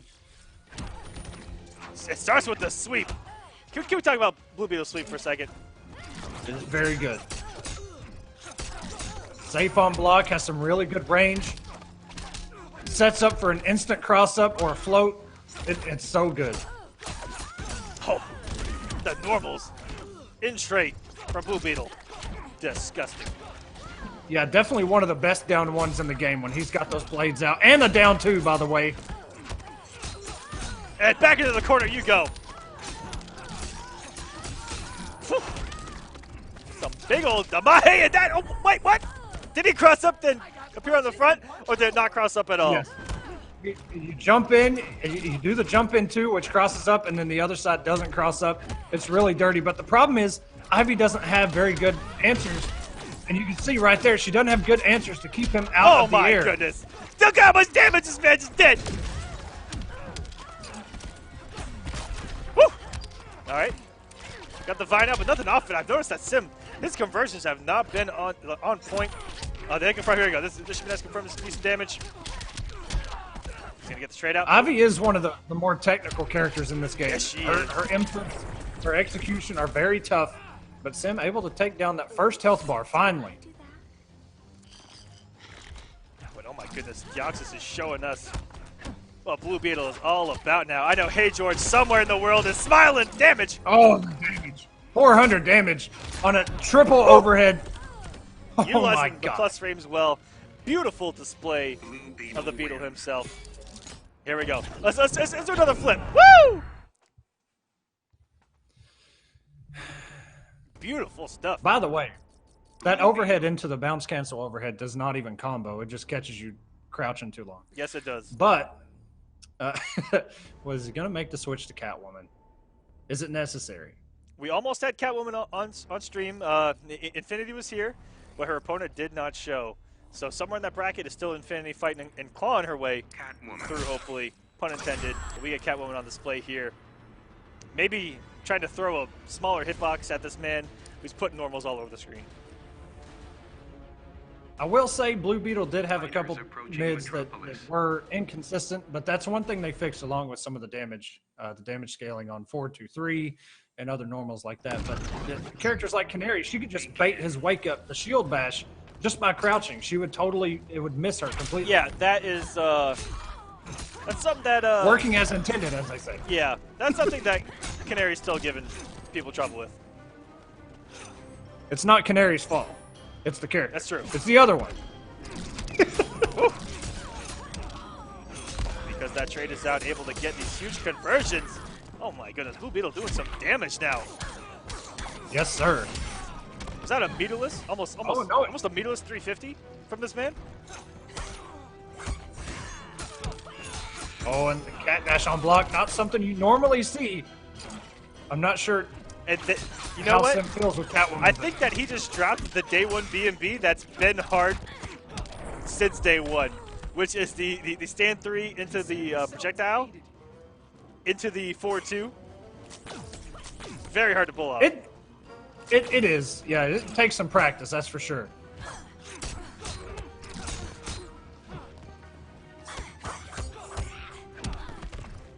Blue Beetle in a straight. And there's a sweep just directly right over him. That is so hard to deal with. Ooh, and I like how long he The floated. raid wake up. Time I whipped you into shape. It's never good enough, is it? He actually floated long enough to try to cover that wake up, which was really smart. And I'm shocked that Sims actually able to make it out of there. And over here we're going to some more shenanigans. Good call out on the down 2. And that down one, did you see how big that hitbox was on that down 1? It's so good, man. He can really, from max range, he can really be an annoyance with that down 1, as you see there. Just not a whole lot of characters have anything to throw at him. And he's able to actually compete here with Oh, Catwoman. no. Hit the footsie range, just piece of big old damage. Nothing special. This is just smart, methodical play by Deoxys right now. Oh my god, another meter burn. Almost picked up with the conversion too. And Sim is one hit away from going down 3-0 to Deoxys. Who's about to put... Deoxys still on his first health bar, too. He's about to put a win. Long road ahead. Might be Blue Beetle's first win on War of the Gods? Maybe? Yes, it Woo! is. Blue Beetle wins. This is for all the Beetles out there in the universe. Shouts to you guys. And Skadoodly, with that win over Biohazard, moves on to play the man, the myth, the legend himself, Lord Katana Prime. That is going to be our match number 10 for the night. Okay. This is Katana Prime with his actually both of these guys on this is as the kids would say, Echo lit. LIT. Yeah, you got to spell it out. Young Monster versus Grills coming up next. Semiij versus Deadly Rebel after that. SylverRye versus King Raj. So we're going to see some Firestorm. Maybe a Firestorm mirror. I have no idea. SylverRye, I don't know if he's still playing Batman that serious. I know he's been touching Robin, and he did actually play Firestorm at launch. And King Raj, I mean, we've seen him on stream with the Firestorm, of course. And then Skadoodly versus Katana Prime. I don't know who Skadoodly's playing, but Katana Prime, you know, putting in the work with the Wonder Woman. So that's what we have lined up. I'm still in shock that we've seen a lot of these characters that we hardly ever saw in season number 1. And we just saw Blue Beetle look dominant. And I think that bodes well for this long season of War of the Gods. I mean, that's what we talked about before we went live. Hopefully we'll see a lot of characters. And honestly, I mean, we saw Black Adam once. We haven't seen Supergirl. We saw Superman in one match. But, I mean, most of it's been Swamp Thing. It's been we got a Hellboy. We got Blue Beetle. We got Ivy. It's just been a lot of interesting matchups we've seen. I believe we're about to get Green Arrow with Grills. And versus Young Monster, another Wonder Woman. Faceless Man did not show up, but hopefully Young Monster does. I think I saw Young in that chat. He better be around. Come on, Young. Oh, he was in there. He was in there. The only reason, or the only excuse we take is that if Revit was currently playing a match. Yeah, we've run into that. That's for sure. But I know both of them are here. They've been here since before we even went live. So, yep, he's on his way. There we go. I'll see him. I'm going to send you another one just in case. Just in case. And I like that him and his brother have both maintained being character loyalists throughout the entire lifespan. And Wonder Woman might be in a decent place now. Cheetah might still be one of those quiet characters that you could see creep into one of these top 8s. Like we've already seen. Yeah, Revit has really been the only Cheetah to really, you know, show what that character is capable of. But he's also been putting his hand in another bowl of water, so to speak, with another character. I don't know who it is, but I don't even know if we'll see it tonight or even if he's used that character yet. But he has been talking about another character that he's been dabbling with, so we'll see. Who is this? I spaced out. Revit Leafy. Ooh. Yeah, he's kind of been... Revit did just say in the chat that he almost lost to a Swamp Thing just now. It was 3-2 in his favor. Very close. Also, someone that's spoken of picking up a new character, all he gave away is that it's a she. And that is Circus Forever King, who said right before we went live, he is fitting the mop tonight. So we'll have to see what he does. All right, we've got Young Monster versus Grills. Wonder Woman coming in from Young. And who's Grills going to go with? I mentioned he's a Green Arrow player. Here we go. Interesting matchup. I can see this being very annoying for Wonder Woman. Fighters approaching Red Sun. Real heavy zoners do have a tendency to be a big problem for her. Her problem is getting in. But once she's in, she can compete with everyone up close. And coming with a very skimpy outfit is Young Monster. Begin. And I've actually never even seen that costume. It is gorgeous. Oh my goodness, those gold boots are out of this world. And just walking back. That is a. Back in the day, you knew someone was a top player if you saw them simply walk backwards in the neutral. Like that was the indication of, oh, this guy's good. Is if they walked backwards in the neutral and caught those jump-ins with it. And huge damage here from Young. 350. Oh, and looked like he was going for an ambiguous jump-in right there. Grills with the delayed wake-up, able to avoid it. And that looked like a punish. It was. If you crouch, she'll totally whiff when she comes down. He was able to interrupt. Oh, it caught him with the low. Girl's got a little bit of work to do here. I tried to slide in a young monster with a shield. Gonna close out that first health bar. We got Hestia, so these whips are gonna do some more damage. He has to get into whip range and snip him out there. That fire arrow. Ooh, girl's waking up with a shield in the mouth. And nice reversal shield off the ice arrow. And unfortunately, he did not have that purple buff up to get the extra damage. Now he's got the defensive buff on. Could survive a couple of straight hits, and that special does not get the kill, but that fire arrow will. Now where's that sleeping gas arrow? That would have been a great display of Wonder Woman's trait there. If he survives that special because of the trait, he's able to mount a good run with that remaining health. Yeah, you remember when we would see Wonder Woman near the launch of this game, hardly anybody would use her trait when we would see her. Young Monster, every time it's available, he's popping that trait. Whatever he may get is what he's going to use. But right now he's getting mixed by Grills in the corner, taking this damage, 340. Nice little stagger there. And able to punish on her way down. All of a sudden, things have It changed. looked like he wasn't getting anything off of that, and in comes the boxing glove, going for the knockout, doesn't get it. Does have another bar if he wants to try again. And gets him with the Savage Blast away. Savage Blast. What a comeback there from Grills. Arrow wins.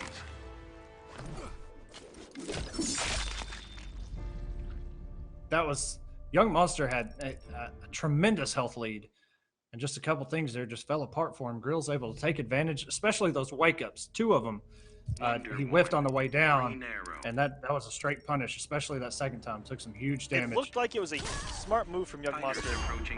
Use it to get out of the corner, but that punish was so huge, and then it put himself in the corner again. So really good stuff from Grills there. It looked like he wasn't going to get the punish, but that string out of nowhere, the first hit whiffs, and the second one actually does get the punish. He's in this match, man. Up 1-0 against Young Monster, a guy who's a vet here on StreamMe. Multiple top 8s.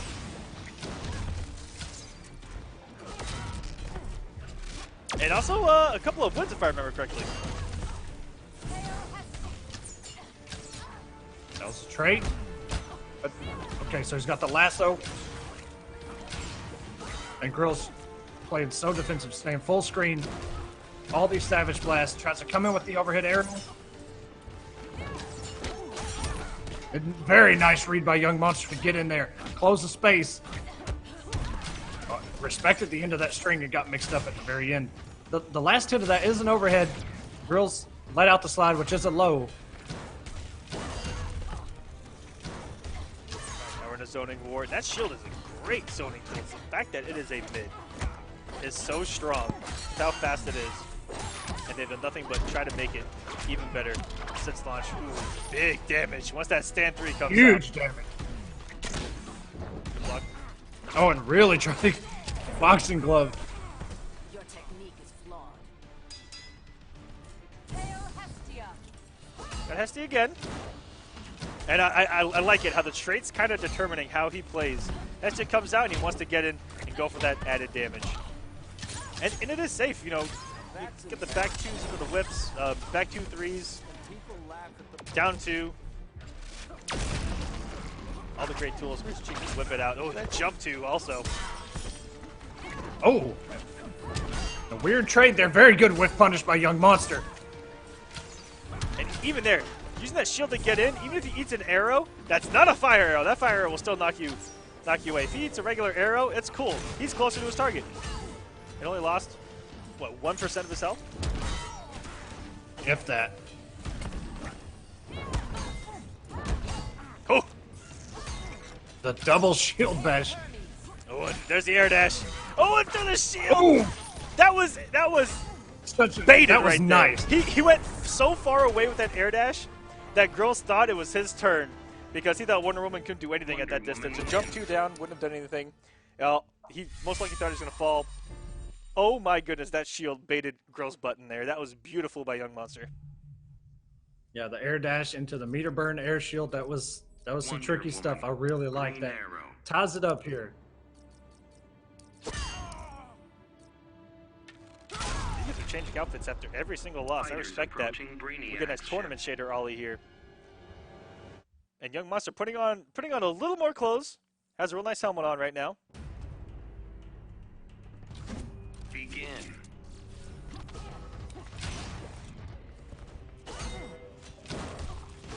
Ooh, good reversal shield there. First hit.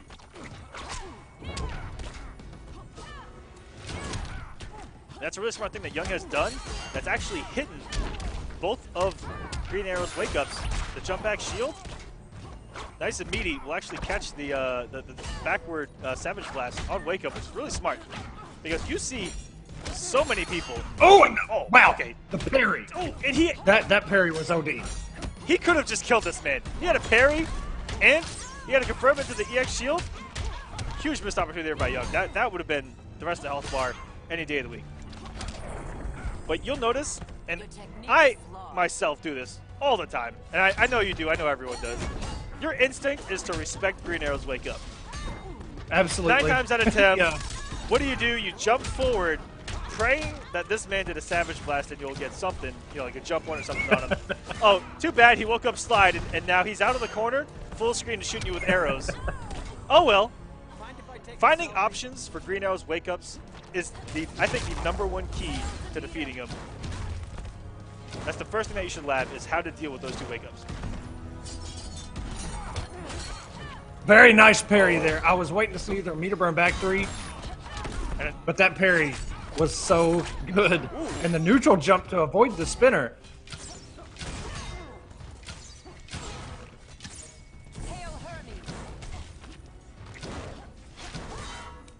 Girl's sitting on a little bit of a life alert right now.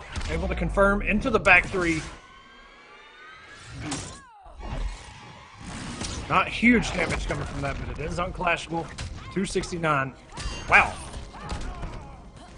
That is some damage from that wake up. Young Monster going up 2-1 over Grills. Wonder Woman wins. Yeah, ever since that comeback by Girls in game #1, it has been a Young Monster show. Like I said, I'm hoping to see a lot more character specialists. We've already seen them, Echo. They're already here.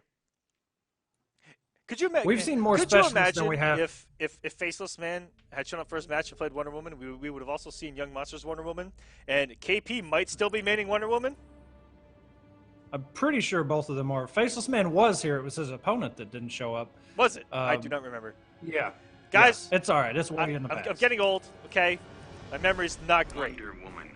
Don't hold that against me. Gorilla Grodd. I will come out and say my memory is utter shite. But here we go. Yo, we're getting the Gorilla Grodd right now. Grills! Another character we hardly ever see. Grills does not want to go a silently into the couple night right now. He wants to go out swinging, and I respect it. Do you remember the last time someone was down 2-0 and brought out Grodd? We saw one of the craziest matches I've ever seen in my life. It was a rewind that brought him out and did like 400,000 damage in 4 seconds. No, it was Beat-On versus HoneyBee. Right. Beat-On, yeah, We used very that first match. in the trailer for Season 2. That's how crazy it was. And look at this armor as well for Grodd. Look, it's so good, this man. Ooh, pounding his chest, trying to get pumped up, but Young Monster just wants to keep his man away from him. The big background bounce on this stage as well. That could pay off for Grodd here. And Wonder Woman, both of these guys. He gets big damage off from the mid-screen. Ooh! Alright, is it mix time? Nope. Opts to go for the side switch. I'm not too sure if you like the juggle there in the corner and the position in. So many things that Grodd players have to think about on the fly. Oh no, you can punish it harder than that, sir. Got down 2. And Grills isn't really going for the mix. Just keeping it simple. He's got to get that vortex going. Once he gets in, he has got the mix, baby. That's the KISS method that he's implementing. You know, keeping it simple.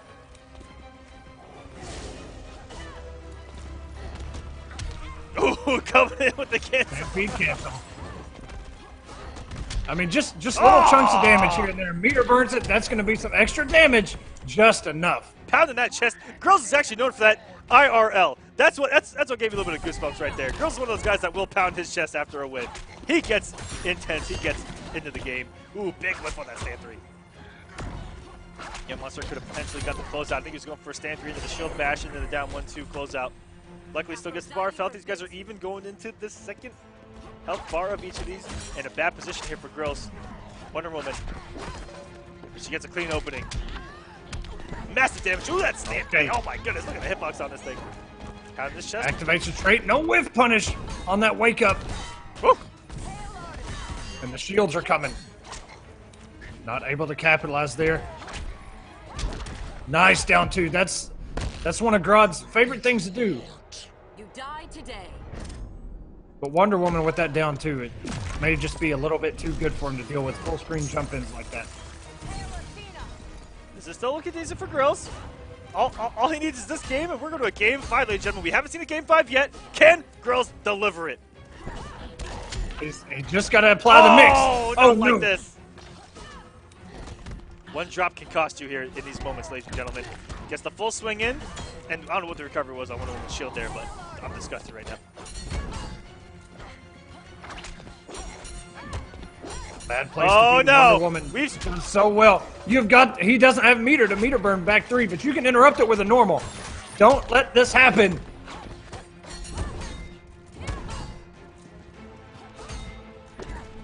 Oh, and the beautiful call out by Young. Upward shield. If he would have guest targeted that shield and thrown a straight one, he might have died. Young Monster. Grills looked very much in control, especially after taking the game away from Young Monster in the first game. And the switch to Grodd, you know, it was looking good. Like I said, it's a character that like you have to stay on for a while before. And there are a lot of guys you can't just jump on him. There are a few guys that can jump on him and hit you with the element of the unknown, but you saw some execution errors there, like you mentioned. It's a character that takes a lot of mastery. And speaking of mastery, Oki's entering War of the Gods, I think for the first time ever here in Season 2 and joining us after his display at E-League. I'm excited. Yeah, man. He really opened some eyes with Gorilla Grodd there. As if, you know, I mean, we saw Coach Steve at the beginning of the game working with Gorilla Grodd and really putting in work with him, letting that character shine. But then, you know, kind of went to the Atrocitus way of life. And can't blame him for that because he made Atrocitus look, even though at that time Atrocitus was strong, Coach Steve played him in such a way it made him look even stronger. So shout outs to him. But yeah, Okies, I'm not even sure. These brackets are so big. I'm not sure what pool he's in, but hopefully he's playing. Hopefully he's still in because it would be hyped to see that. Yes, we got a big match here on deck. We got Deadly Rebel, who was a really good Darkseid player, versus Noble Semiij. The king himself. One of the kings himself. He's won a lot of money here on War of the Gods in Kombat Cup. One of the favorites coming into this season by far. We'll see if he has any new tricks up his sleeve since the changes. Yeah, Catwoman, just a little bit slower on her walk speed. Not touched that much. She still pretty much got half a teleport in there. But, you know, Semiij, one of those. He's probably been the most consistent single character player. I think we saw him pick Starfire once when he was about to go down, I think, but he's mainly stuck with Catwoman, one of the faces of that character at this point. So we'll see, though. Deadly Rebel, I doubt he brings out Deadshot, that's for sure. But you never know. Maybe he knows something we don't with that character right now. Darkseid's one of those characters we don't see too often anymore. He was highly in contention for top tier really early in the game, and he's kind of fluttered here and there. But guys like Nyx have really shown hope that Darkseid can still compete. The way that he competed in the Hometown Heroes finals is just testament to, you know, putting in the work, and he really dominated in there. You know, outside was lost to Nubcakes, which is really close. Putting in the work shows that Darkseid's still viable, and Deadly Rebel, I have no idea who he might toss at us other than Darkseid based on his character profile card because it has the flash on it, which is disgusting. And Swamp Thing! Yo, we got another one. Swamp Thing versus Catwoman. Deadly Rebel is now up 1-0. Fighters approaching right out of the gate. It's like that. Right out of the gate. It's like that. Okay. Semiij, it's a handicap game, so you're down a game already. You've got to mount this comeback. It's doable. You're the king, baby. Begin. And this is a we're jumping really right into good-looking Swamp Thing. Nice and simple. Doesn't have all the bark on it. And no other place I would rather be right now. Maybe tried to backdash that gap. But we are on the swamp. Home field advantage for Deadly Rebel. But just getting caught with all these meaty buttons from Catwoman. Yeah, that's his home field advantage for Swamp Thing, but it doesn't look like it so far. He's gonna hit with the command. Here we go, and he goes back into the corner. Really smart stuff. And there's that sweep. For the first time tonight, we finally see the sweep. And no whiff punish.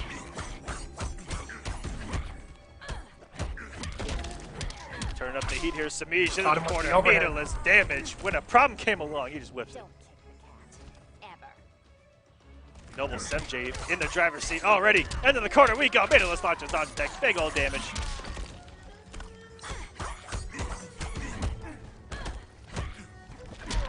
Ooh! Nice, down 2. Deadly Rebel not playing anymore. Burns the bar, almost 300 damage off a down 2. Good block by Semiij as well.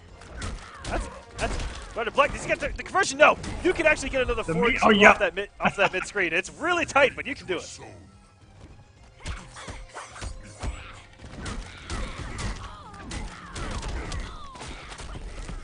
Oh, there's the garden! There is no There's the escape garden, now! baby. Oh my goodness! Oh my Here god! we He caught him so high in the air.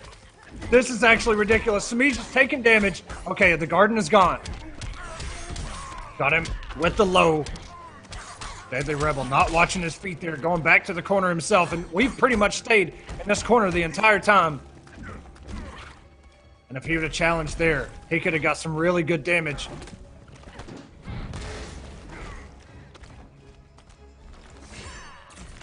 Ooh! Ooh, and luckily caught him with the end tail of that. And catching Semiij, waking up. Wait a minute! Again. Oh, and there it goes!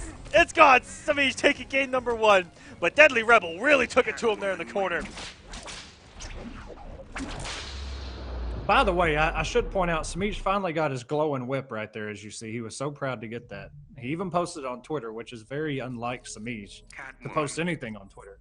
But when he got that glowing whip, he was so happy. Yes, he was. worked That's the so first hard. time I might have seen him tweet ever. Yeah, like, Every it's kind of I great. think once or twice he may have retweeted when we went live or something. But other than that, this man stays silent. Unless you're in a party chat with him, in which case he's a savage and might talk too much. Calm down, Semiij. But man, that's what I really like about Semiij as a competitor. He stays quiet. He does his job. That's what he's there to do. He has a job. He does it. He goes home happy. Oh, there's that big old wake up. Nice wake up. And Oh, and it tried to. We saw Crazy Fingers do that same setup. yep, off the stand 1, but he did have a background bounce there. He could have got something there, maybe off that stand 1 in the background bounce. Oh, and there it is. Oh, and he got it. And Nicely avoids that back 3 and gets some damage here. I like how he avoided the foliage first time around. Now he's starting to let it grow out. The green has embodied this man. It's taking over, baby. And the trade, he'll take it.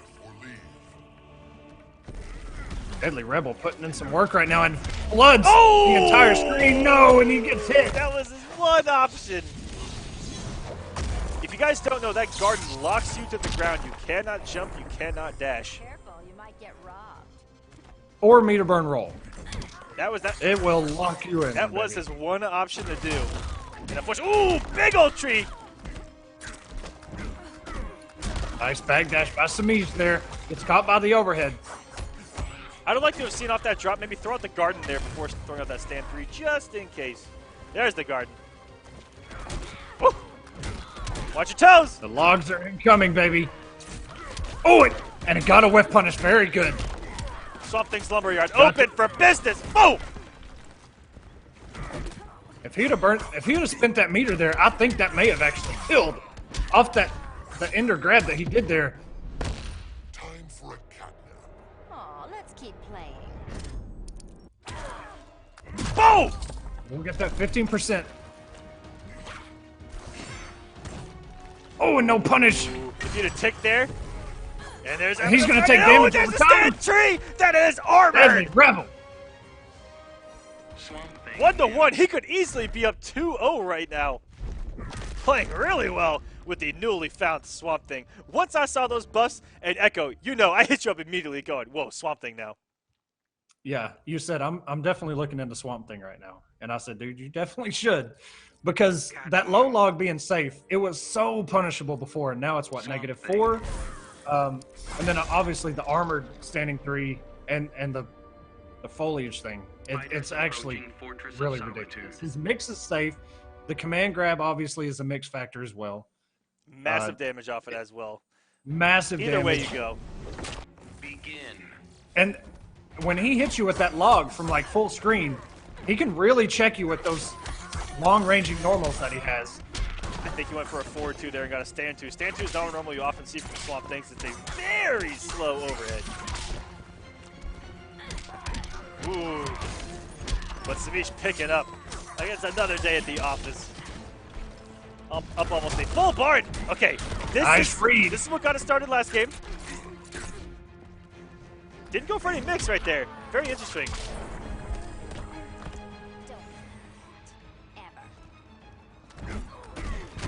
You had the clean jumping off the jump 1. If you had the back 2, you might as well throw those mixes.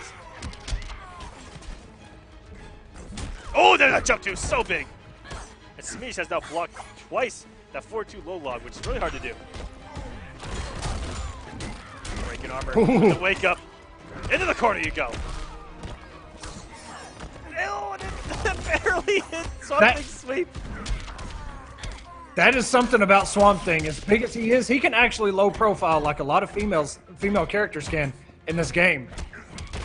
And he is just bullying, and you can backdash that last overhead. I'll claw my way out. But Semiij challenging him, continuously doing that string, finally letting it rip. The garden is out, but has the damage been done? Semiij is ahead so much, and now he's in the garden. Cannot jump. I have an update off stream real quick. Nikki with a 3-2 win over Full Auto in this cool semifinals. So Semiij takes game number 3 here against Deadly Rebel. He was in full control of that match. These top players, these wins, they forget about him immediately. Never even happened. Deadly Rebel never took a game off Semiij in his mind. That's about how Semiij plays, man. Catwoman. He's got that game plan. That's a solid game plan. He's going to come in, adjust a couple things, not get caught by the same things, but Swamp Thing. It's very tough. Going with the demon skin. No, goes for the white. It's a really interesting skin. I've never seen this one for Swamp Thing. It's so simple, simplified. But going back to the skin that he lost with, back to the that's interesting. But we do on this stage, home field advantage was not there the first time around. Will we see some Gator action? Good challenge there. Look how much meter Semiij already built, not even getting the first hit. Now he's about to have 2 bars. Ugh. And there's no escape. It's so big. That's what she said. Here we go. Oh no, and tried to go for the standing 3 there.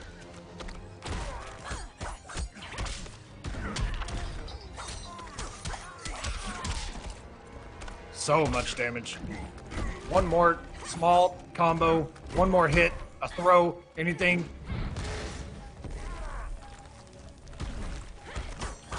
Oh, this could be chip out territory. 0.59 remaining. Rebel, got to figure out something, sir. Oh, and he caught him.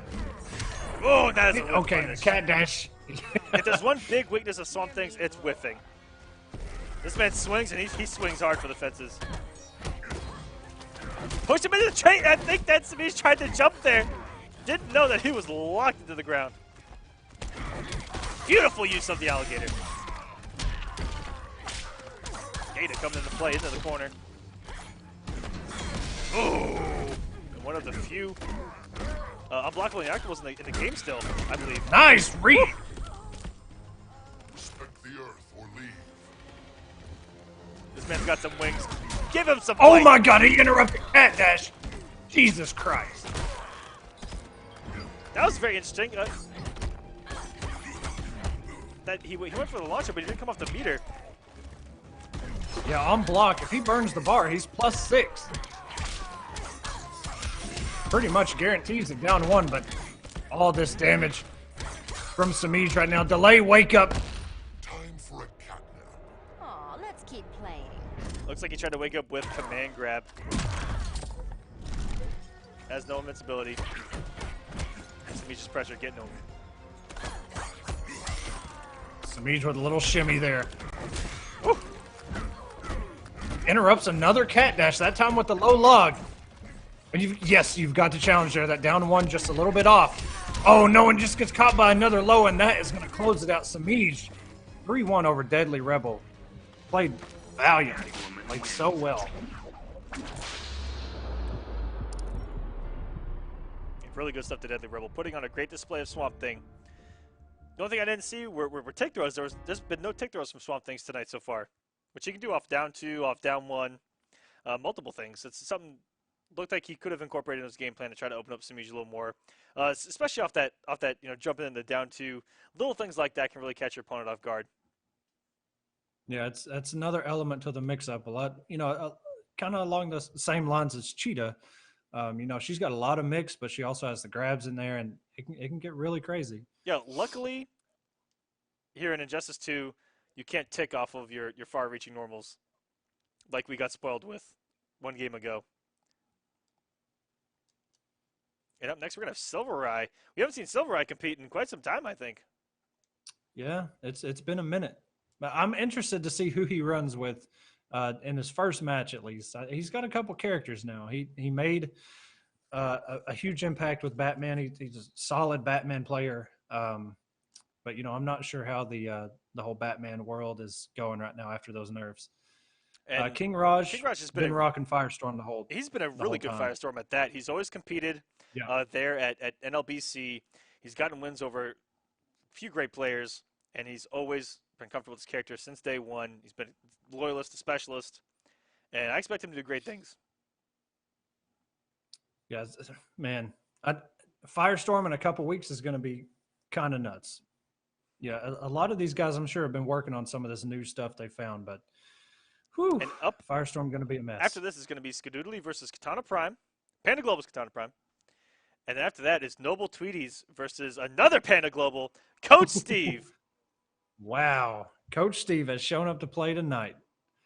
Okay, now he did play in a couple weeks near the beginning of season 1, but there was a lot of stuff going on at that time.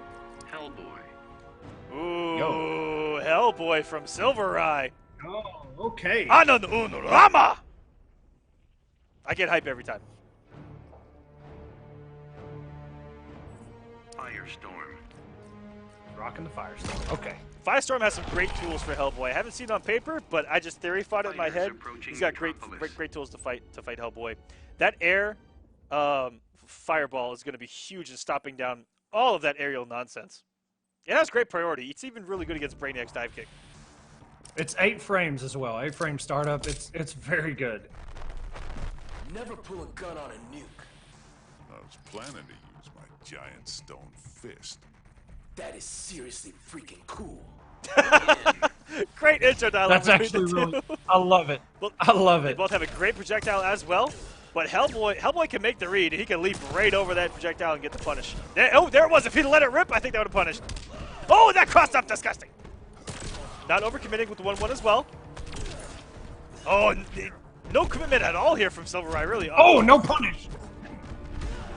Whoa, big back three. So fast. 400 damage that fast. Oh, my goodness. 4 hits. Jesus Christ. Oh. Well, he burned them. No. Just needs 1 shot to land now. Woo. And that should be a punish, yes, sir. Be any more boring? That's right. That's Daddy's necklace right there. That's why he fights.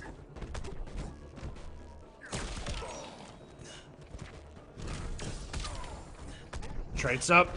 Armor's activated, baby. Oh, this is damage. Gets the air grab. Here we go. Back 3. Oh, no. Oh, and he's going for more, baby. Jesus Christ. Shades of Jax a little bit right there. Gotcha grabs. And oh, my God. He oh, my goodness. SylverRye, this is OD. King Raj did not burn the meter there. Could have got himself some damage. And commits that time, but it's just a little bit too late. SylverRye goes up 1-0. Hellboy wins.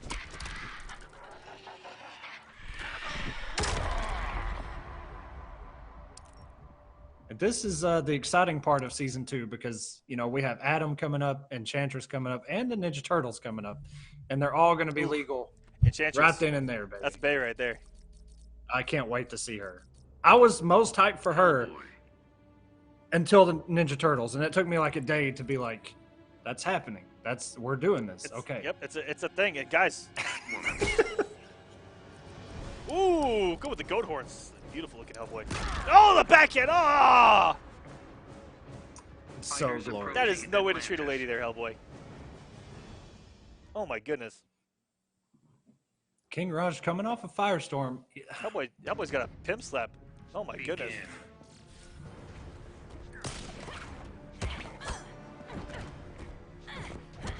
Facing a little bit off with that low.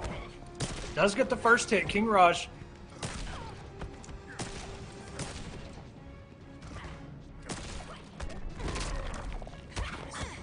That ground pound does have a huge hitbox, so that low can hit really far away. I'm actually shocked that it didn't there.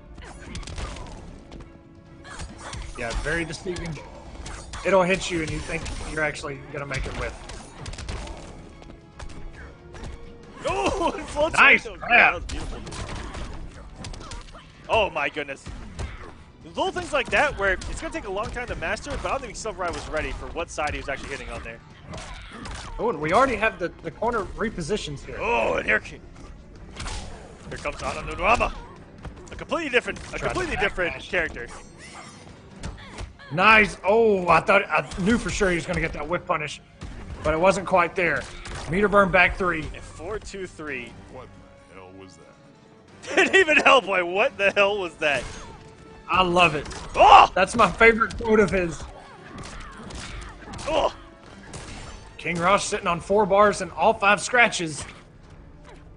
He's got to mount some pressure here. Can we talk about how cool Hellboy is just as a character? His story is one of my favorites, like, of all time. Don't kill the cat. Ever. And they really did bring him to life here in Injustice 2. Shout out to Internet. He looks awesome in this game. Oh! He really does. Oh, and we're going with the first Catwoman super I think we may have ever seen. He says, I'm sick of your damn trait and your armor. There's a bike for you. Scurry away, little mouse. He's had all 5 scratches for a long time. You're a slippery one. I'm way more than that. Hellboy making a reference to how small that woman's hitbox is. No doubt. Which SylverRye was definitely had enough of Catwoman's back goodness. 3s in this game. SylverRye's hit rate with that meter back 3 is Ooh, outstanding drop. early on. Ooh, little comeback positive King Rush. Oh no, gets him with the shoulder.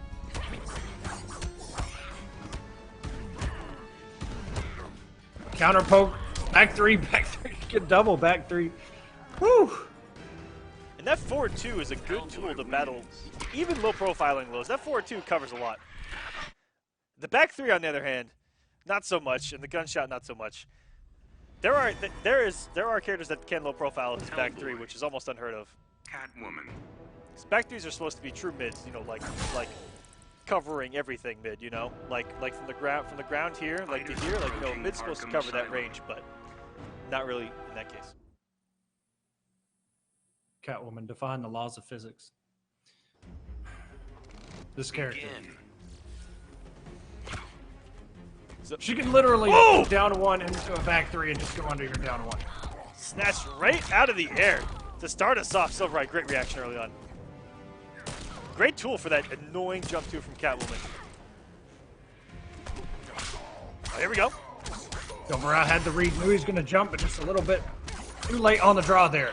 That's a big weakness. Raj with some nice damage. Of that pounce. Ooh, the meter burn gun. 124 for the projectile. Oh my goodness. All these pounce cancels, I like to call them. They're from Hellboy. That's its one weakness is jump normals, especially instant jump normals that are active.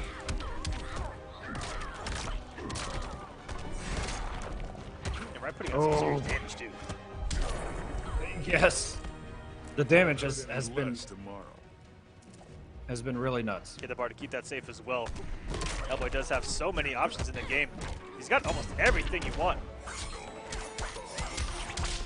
Okay, Raj with the meter burn back three, trying to get some offense going here. That is plus. A down one. The bench is in play. And really good. The only way that that can launch. This is going perfectly. I am so over this crap. Without any meters, the followed up with the shoulder, but it does not work in the corner. So he went immediately for the air grab. So smart from SylverRye. Oh, and another one! Oh my God, got her out of the air. No more jump twos today. This is a no-fly zone. It's been implemented. SylverRye in control. Next time I'll steal your heart. Oh my God, the call out SylverRye with the cancels in the air. Okay, the wake up King Raj. 200 life left. Careful, you might get robbed.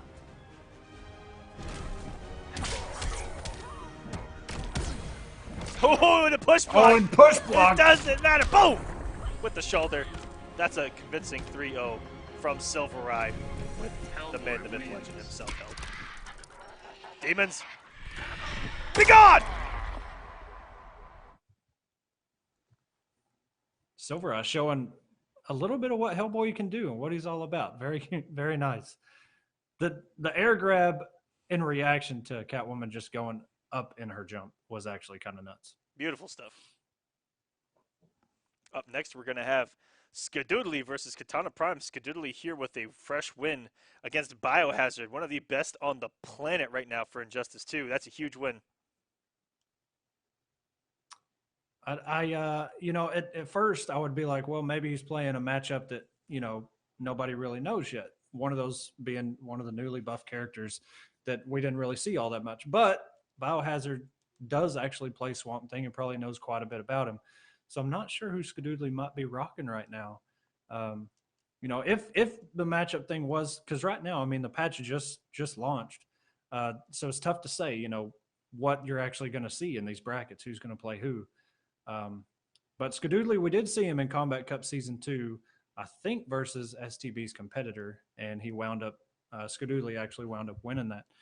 That's about as much as I know about him, but Katana Prime needs no entrance, no introduction. Rockin' Wonder Woman since launch, loves that character, has been doing pretty good offline, has been traveling a lot, so. Yeah, he worships this character. This is his bae. He does. This is bae for Yes. him. So he's going to be really comfortable. Katana Prime, top player, always has been. We'll see what he can do here. Make it his War of the Gods debut, I believe. Yeah, I we have think, not I seen think he him. may have competed the first couple weeks. And then of course. We haven't seen him on stream, yes. at least. And then we're going to have Noble Tweedy versus Panda Global Coach Steve coming up after that. Tweedy said that he's been playing Hellboy the whole night, but he may not in that match. And I think Coach Steve is going to play Hellboy in that match, if I'm being honest with you.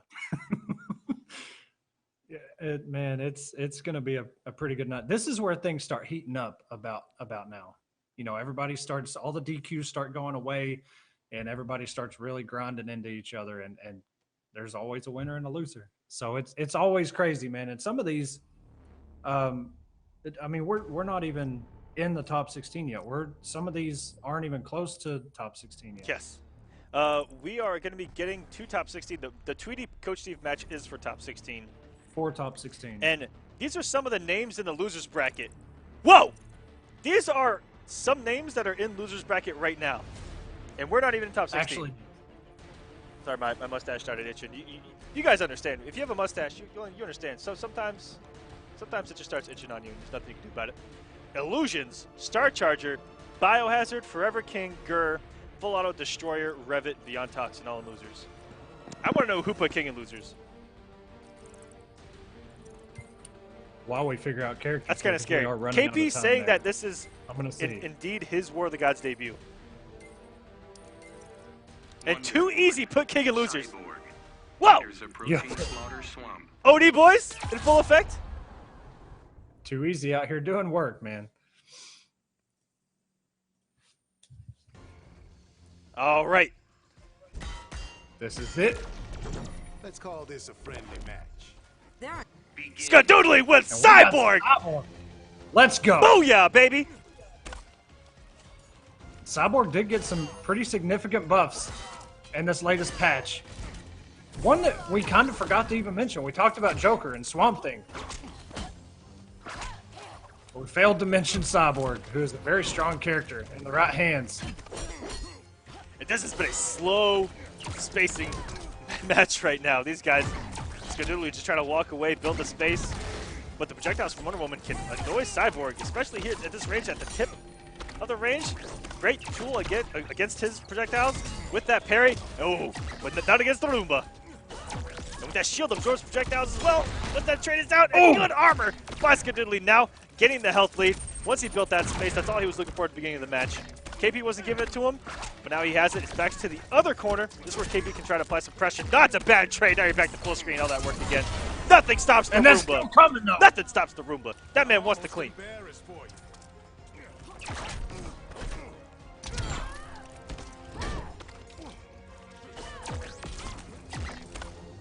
Skadoodly holding this corner. I know he wants to find his way out, but he's going to lose his first health bar. Your technique is flawed.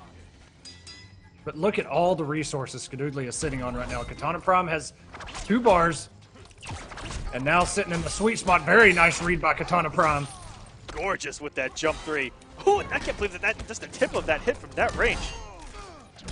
He's instant. There's the wake-up tackle. Oh, and he could have anti-aired him. Now for the big guns. You're no match for me. 3 for 3. A lot of meter off the screen. Yeah. Good punish and holding the chip there. Skadoodly. Beautiful play by KP right now. Oh. Smart stuff. KP does still have a health lead. He's just trying to walk him down, build some meter, buy these parries. Just push him to the And corner. just look at the navigation. The navigation by Katana Prime through all of this has just been flawless. This is where it starts to get troubling. Oh, no! Something happened here. He does still have a clash. Okay. But he doesn't have the meter because he meter burn rolled. He Oh, could have. it was too no! big! It looked like he my had God. the perfect read on that, but that can has one of the biggest hitboxes you'll see on an interactable. Rest in peace, game 1 to KP. Skadoodly clutching it out. And there's not much he could have done there. Even something single hitting that could have killed him, he didn't have the damage to do it. KP had almost 2 bars, and he meter burn rolled, and then he actually was able to hit Skadoodly, but he didn't have the meter to burn the shield. And I think that was a big turning point right there. Unfortunate. Down That's to the where it all wire. kind of went Cyborg with a downhill. W on the board. Can KP bring this back? Two-Face has his back in the background. And first blood. Going to Skadoodly. And this is a character that there's not a lot of experience out there in the world with Cyborg. So again, character specialists may be making a comeback, ladies and gentlemen. Lack of familiarity, plus all the changes. Look out. Very good point. But KP has been navigating through all of these projectiles and setups that he's been putting out. Nice check with the shield. Oh, and he read that.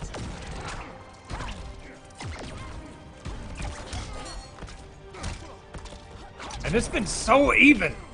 Just look at the health. I mean, they're both just trading, getting some damage here and there. Really been so even.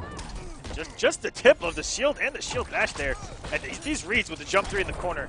Outstanding by KP. He's got a good health lead here, and he's got great positioning with Skadoodly's back to that corner. Hitting that Roomba. Doesn't even care. Maintaining the health lead. Ooh, puts himself in the corner. Beautiful read. Nice down 2. Katana Prime may have figured it out here. Ooh, got the air dash. This is really good against zoning. And gets the ground And Roomba. goes over the Roomba. This is a good place. Okay, the commander. Oh my god, look at the damage from the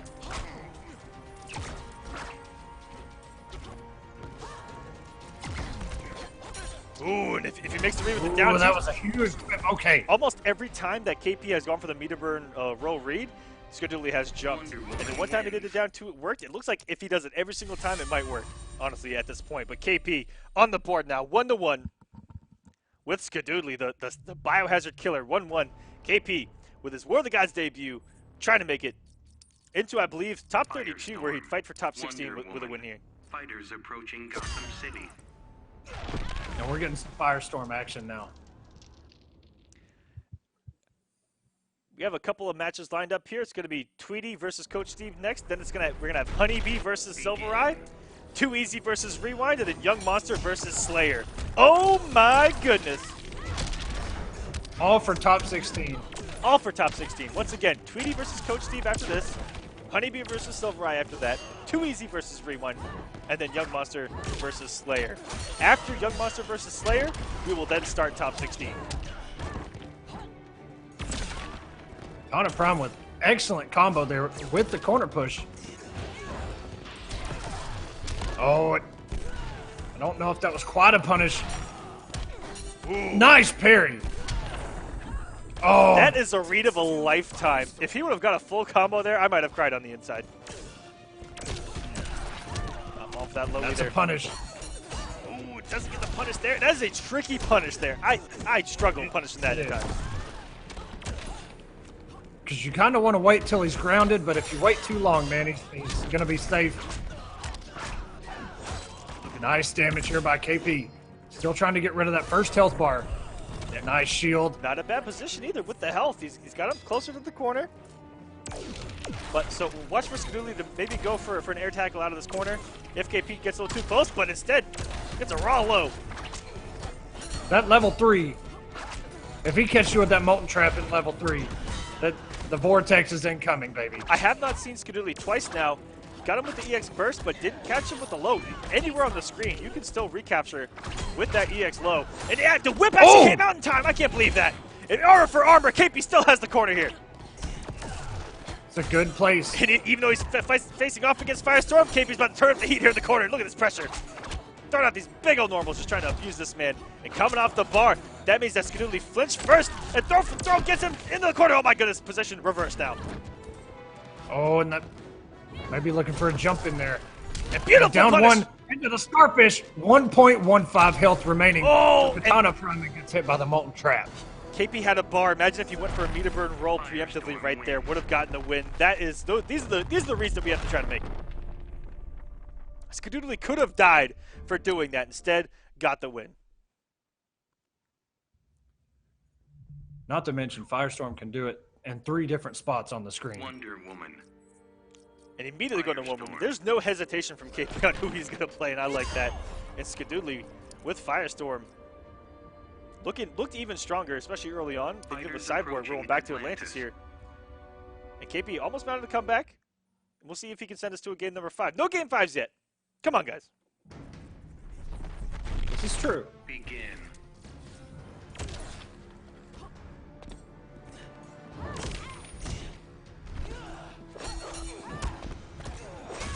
And that is plus $1 billion. Oh, my bad, guys. Need some water. Who would have thought that Aquaman needs water? Oh, nice catch by Katana Prime. Able to capitalize, too. Get some max damage. Over 300. Oh, he would have got even more Just damage not able to convert off of that. Oh! Nice wake up. He was coming in with that overhead. Oh, and here we go. And this big boy damage here. We're not even done yet. There's the restand. Checks him with another one.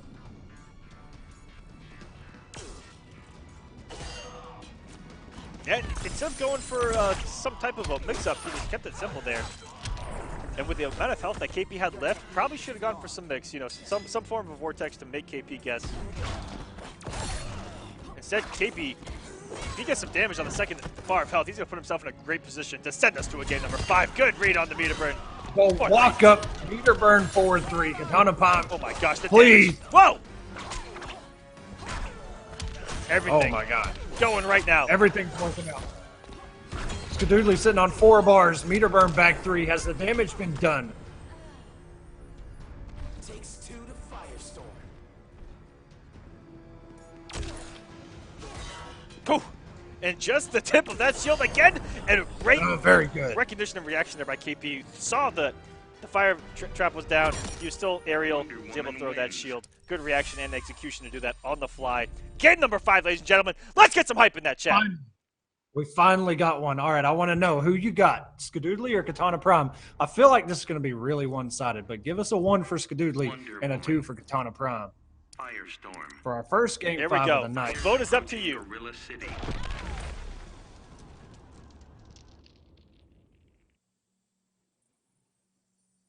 Oh, wow. I'm actually surprised there's even... there's some ones back and okay, forth. Here we go. Oh! That one went the overhead right off the bat. First blood going to Skadoodly. And I don't know how that did not hit Wonder Woman right there.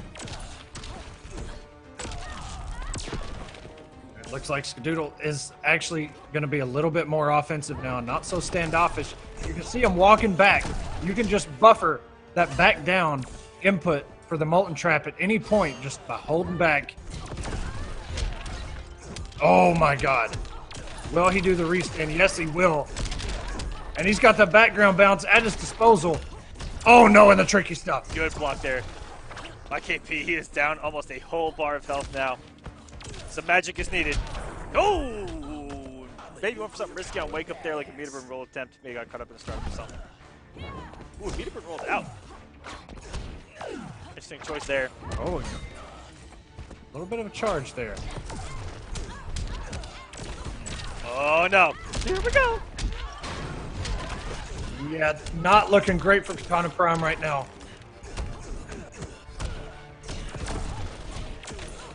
Oh, and again! In the corner we go, and that should do it. One more hit, and that was almost a double perfect.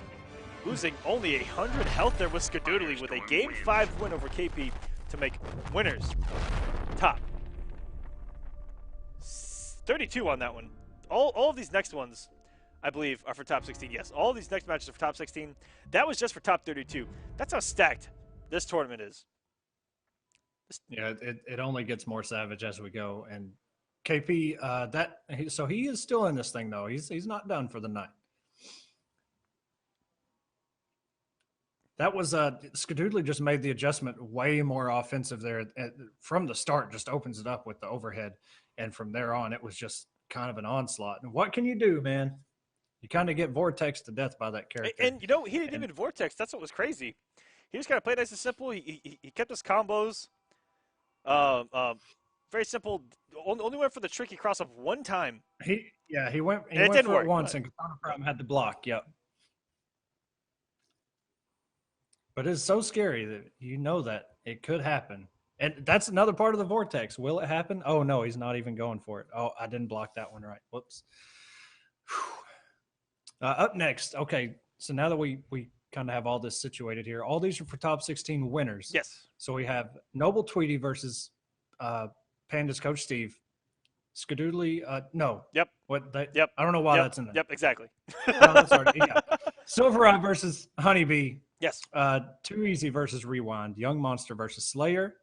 And then we're going down to Dab. Okay, Dab's up in here versus Deoxys. And then Semiij versus has not been determined yet. Yep, that is he going to be... doesn't know who he's coming against. That'll be for top 8. That'll be for top 8. Also, Dab and Deoxys, that is for top 8 as well, and that's winners. Yeah, after Young Monster and Slayer, we're gonna have a break before starting top 16. All right, next match we're getting in here. It's gonna be interesting. Tweedy's been talking to himself in the chat about this one. He has no idea who he's gonna play in this matchup, and I think that coach is just gonna throw Hellboy at him.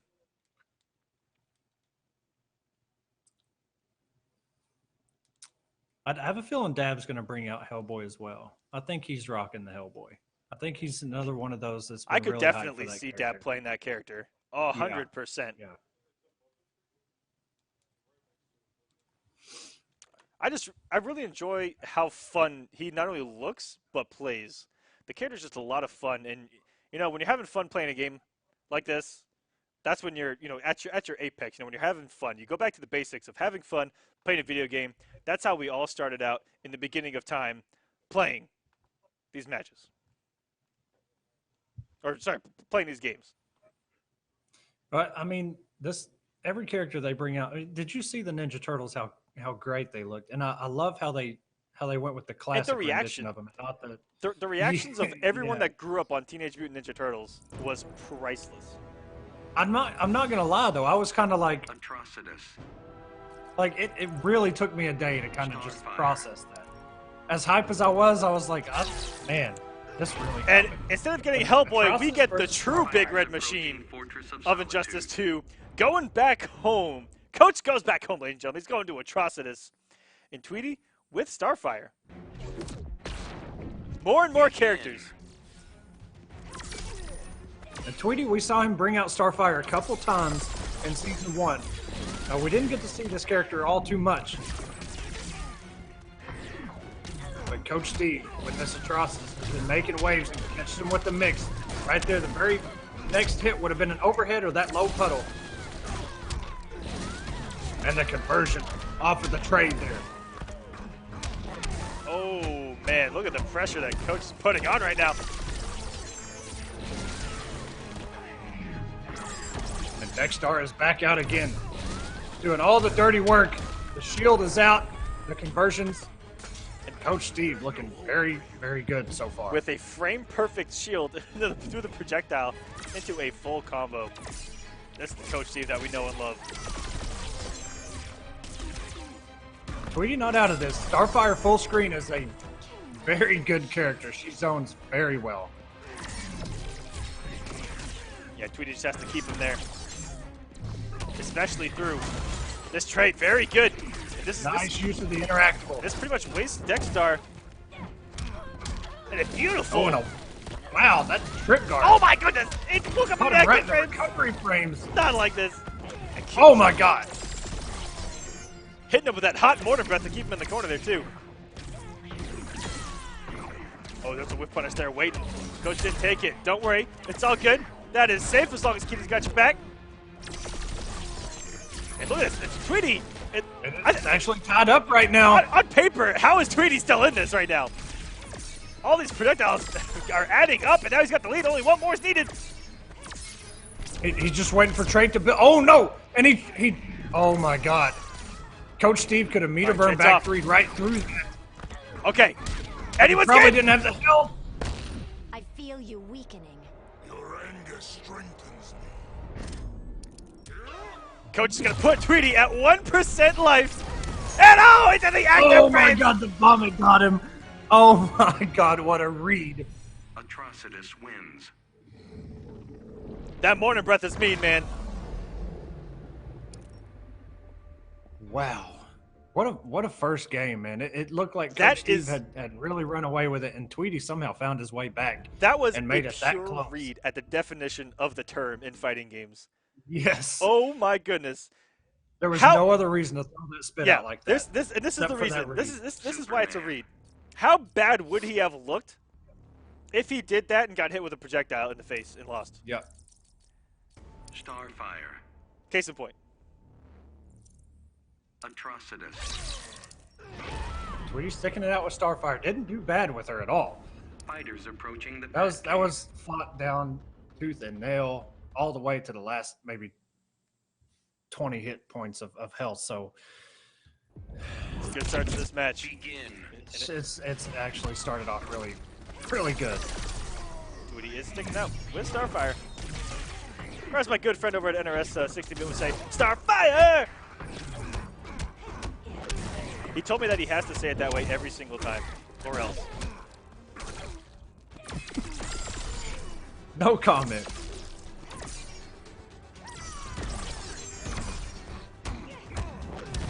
Okay. Coach Steve has him locked in the corner and a meter burn back 3 by Tweedy. Not able to capitalize on the damage.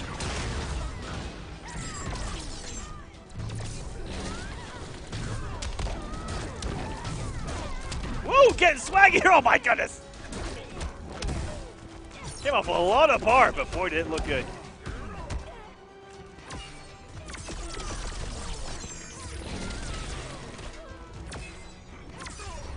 Hang on to lead us to an easy punish. Ooh, And that, good forward that- too. Yeah, Toasty. I think he might have been thinking he was going to go with a trait to close it out there. And Again, took a big risk. Again, but going for that read, that it makes you look pretty bad if it doesn't work.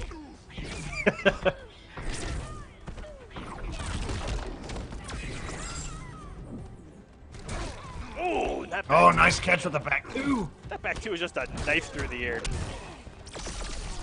Catch on the backdash. Tweedy trying to magic pixel this man. Really good staying underneath the active frames. Gets it back two to close it out, but Coach Steve halfway through his last bar. Big damage on deck. And this is where it gets really scary. The shimmies by Coach Steve.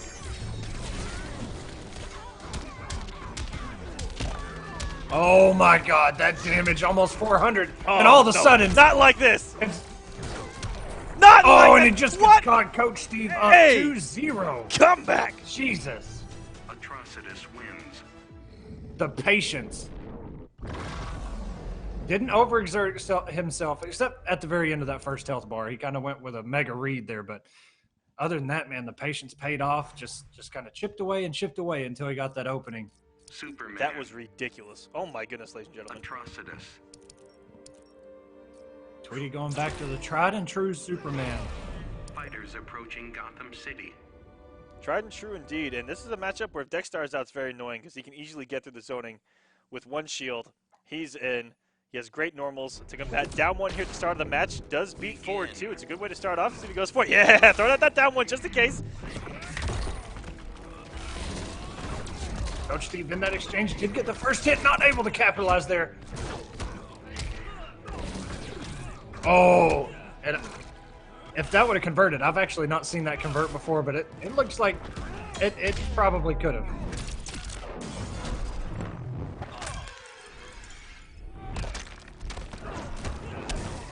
That was a quick back 2-3 off of that exchange of stages there.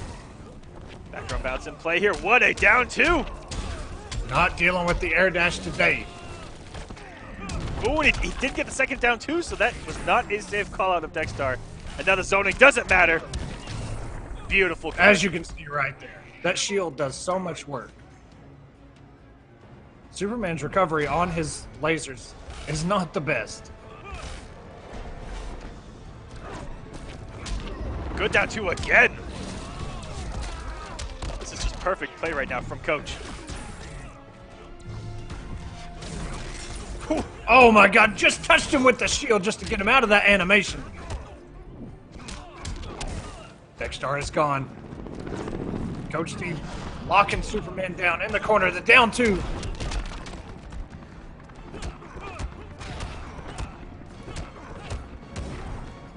Coach just let him do his thing, let him come off his resources, just looking for his opportunity to strike.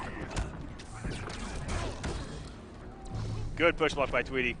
All right, Dexter's away. Dexter is gone. Nice catch here. Should be able to close this health bar out. 358 health remaining by Noble Tweedy. We've seen him make some pretty godlike comebacks already in the first season. And with this character, but Coach Steve, he's 235 damage. If he wants to win this thing. Oh, and the wake-up rising grab. Oh, and he had the shield. Oh, no. And if Tweedy would have thrown out a 4-2-3 on that throw recovery. Time to die, Atrocitus. Your rage makes you foolish. We'll see. Tweedy, if he'll walk away with, okay, he's going to get 25% back.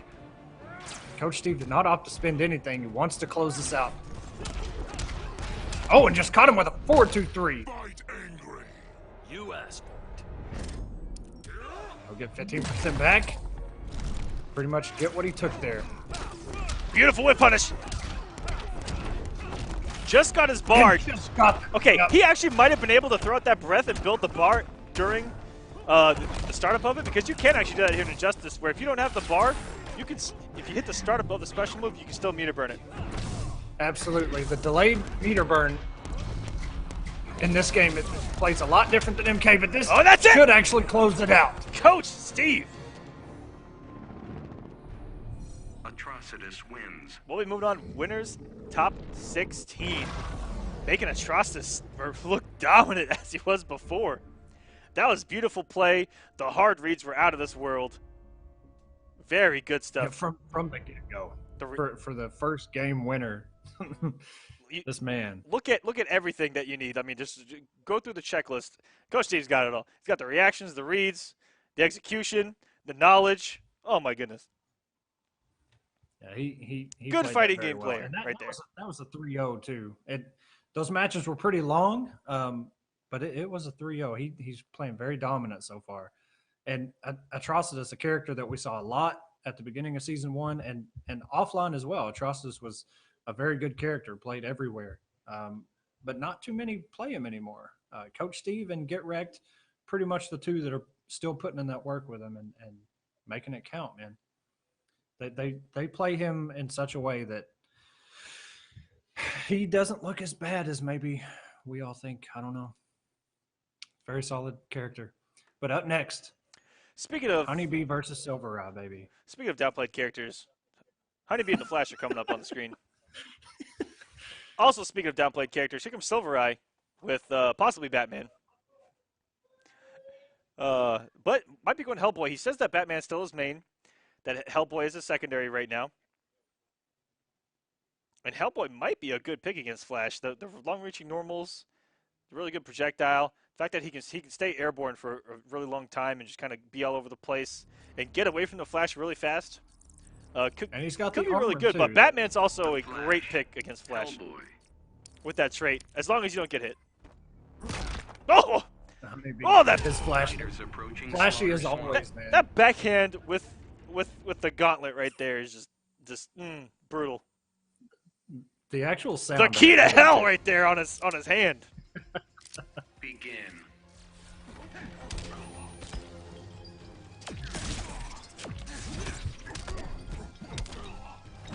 Oh, and tricky stuff already.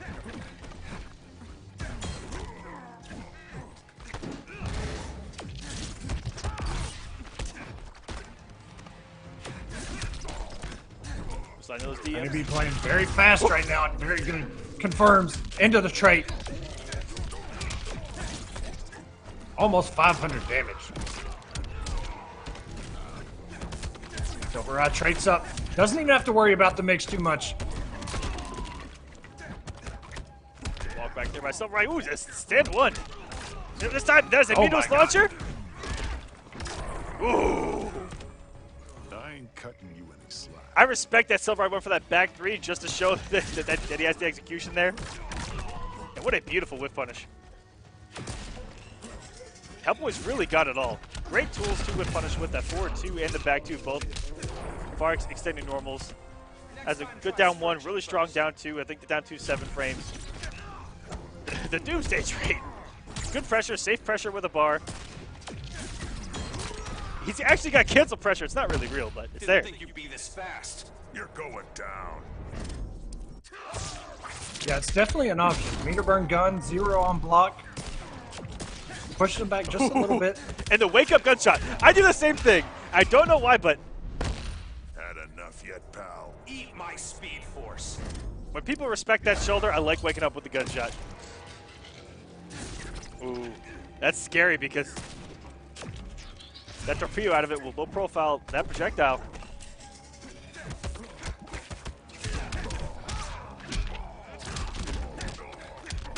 HoneyBee with a bar and a little bit of mix.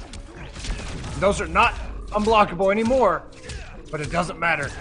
They both use Clash, and all those kicks add up to 450. He was not done. The Flash wins. HoneyBee up 1-0 on SylverRye. Will SylverRye stick with Hellboy? Who knows? He looked really good. He did.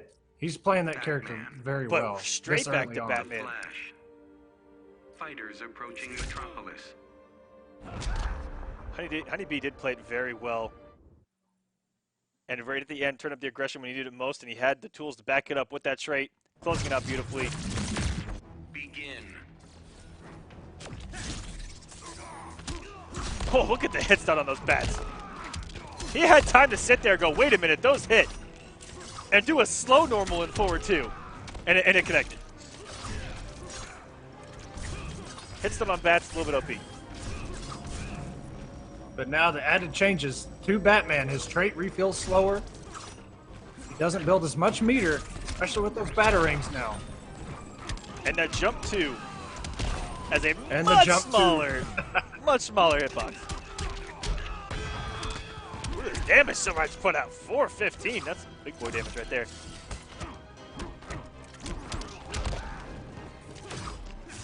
This looks like a great pick here for SylverRye. Ooh, back that shot. Wake up. If he would have got hit there, he might have been dead. Staying alive with almost a full first bar here, SylverRye. Gets another trade out. No fear and oh my god, just knew it.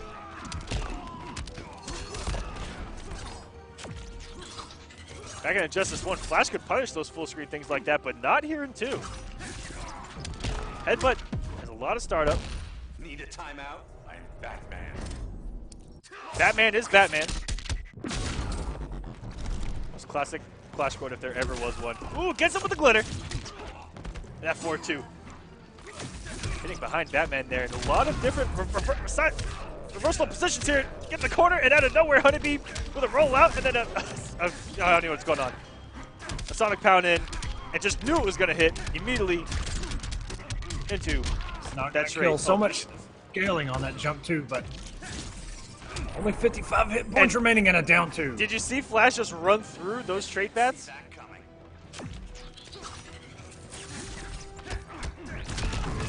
And again, just... I hope this isn't your best. Catch me if you can. Really getting lucky that the Sonic Pounds are hitting. But even then, the Sonic Pounds into the trait, great way to catch opponent left guard, trying to press a button after the Sonic Pound, and then using the slowdown to catch him. Oh, and a very well spaced back 2-3.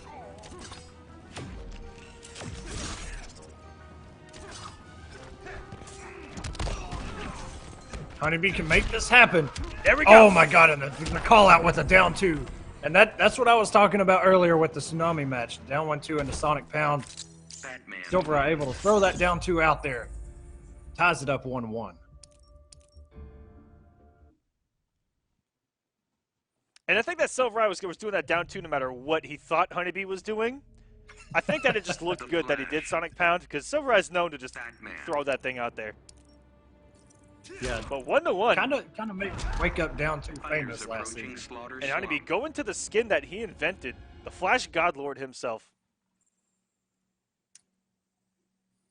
I kind of like the shader he's wearing, but we know on this stage no less, the Flash Godlord himself rocking the God skin. Oh, and we got things started early. And going for the raw damage. You see little subtle differences in Flash players. Tsunami went for the restand there and probably would have had the first bar of health if his opponent guessed wrong. But him, HoneyBee going for the straight damage and then just waiting it out on his opponent's wake up. A little more patient maybe. Next time try stretching first. Oh, it got himself out of the corner. Very nice down 2.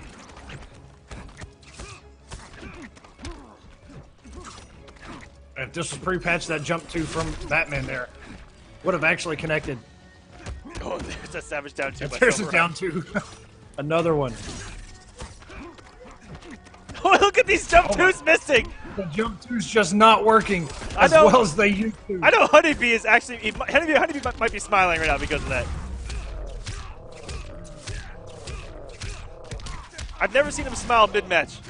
But seeing Batman jump 2 whip a few times like that might make him smile. Oh my goodness! Oh, the tricky stuff. The forward 3 canceled into an overhead. The forward 2, Jesus Christ. It was all unwagerable. The Flash wins. Lord have mercy.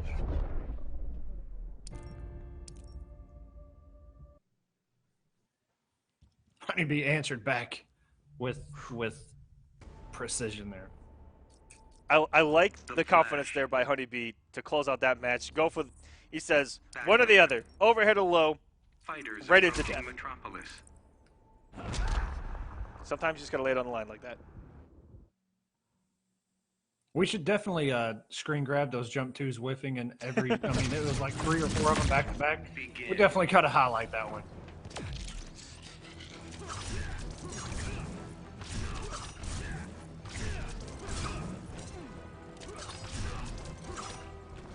HoneyBee just content building this meter,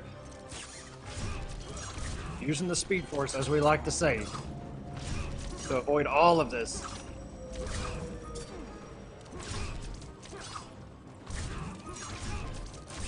A lot of meter builds from both of them right now.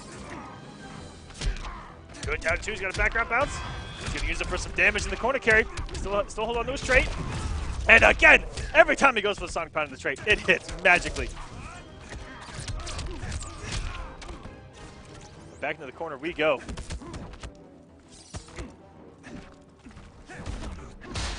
Oh! That is not a swirly that you want to have. Concrete does not taste that good.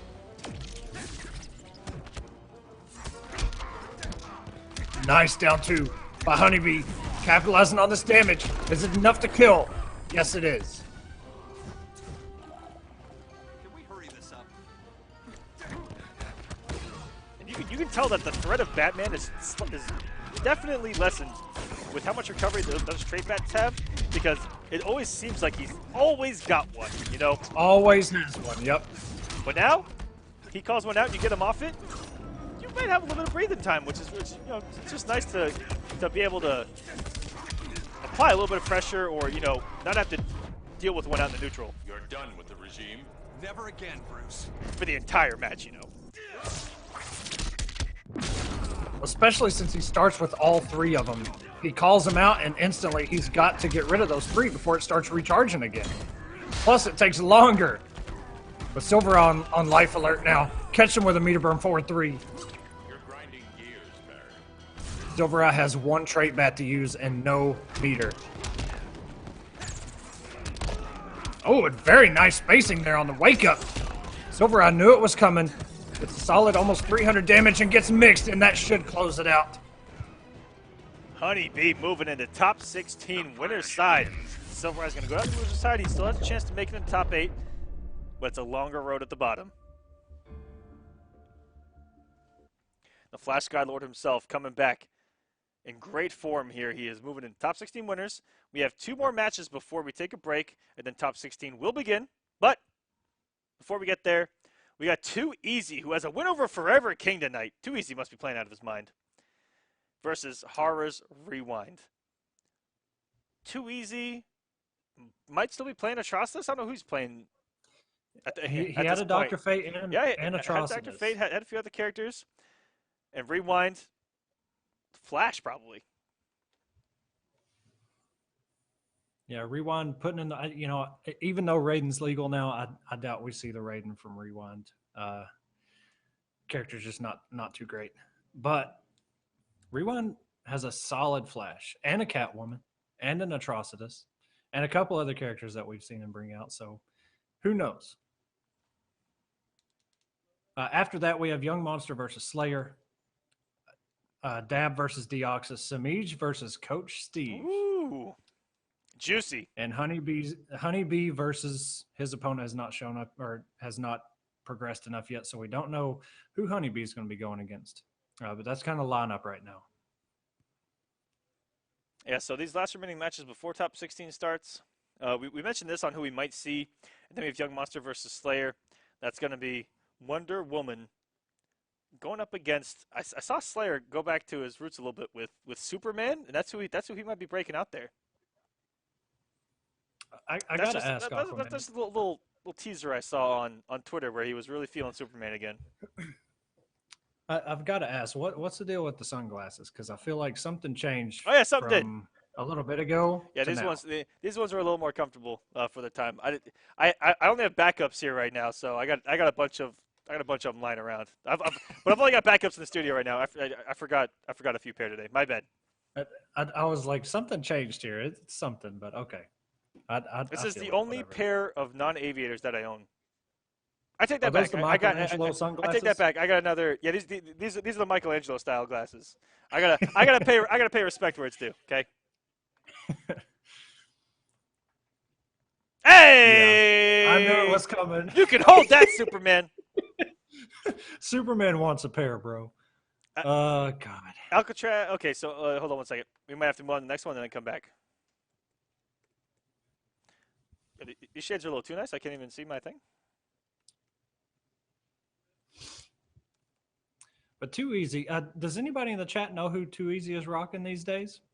I figure I'll ask while we wait, just so we can kind of maybe expect to see a certain character. We know Atrocitus and Dr. Fate from last season and, of course, all the tournaments there, but is he picking up anybody else? Who knows? Guys, let us know. Still rocking Fate? Okay. Dr. Fate, really? I respect that, too. I respect it. No Raidens yet. Are we gonna see the Raidens or Black Mantas? I hope so. Probably not. We'll think Raiden's not even in this game. Rewind! Rewind! You, buddy! Raiden. No. Raid me. Rerun. I dare you. Please don't do that. I dare you.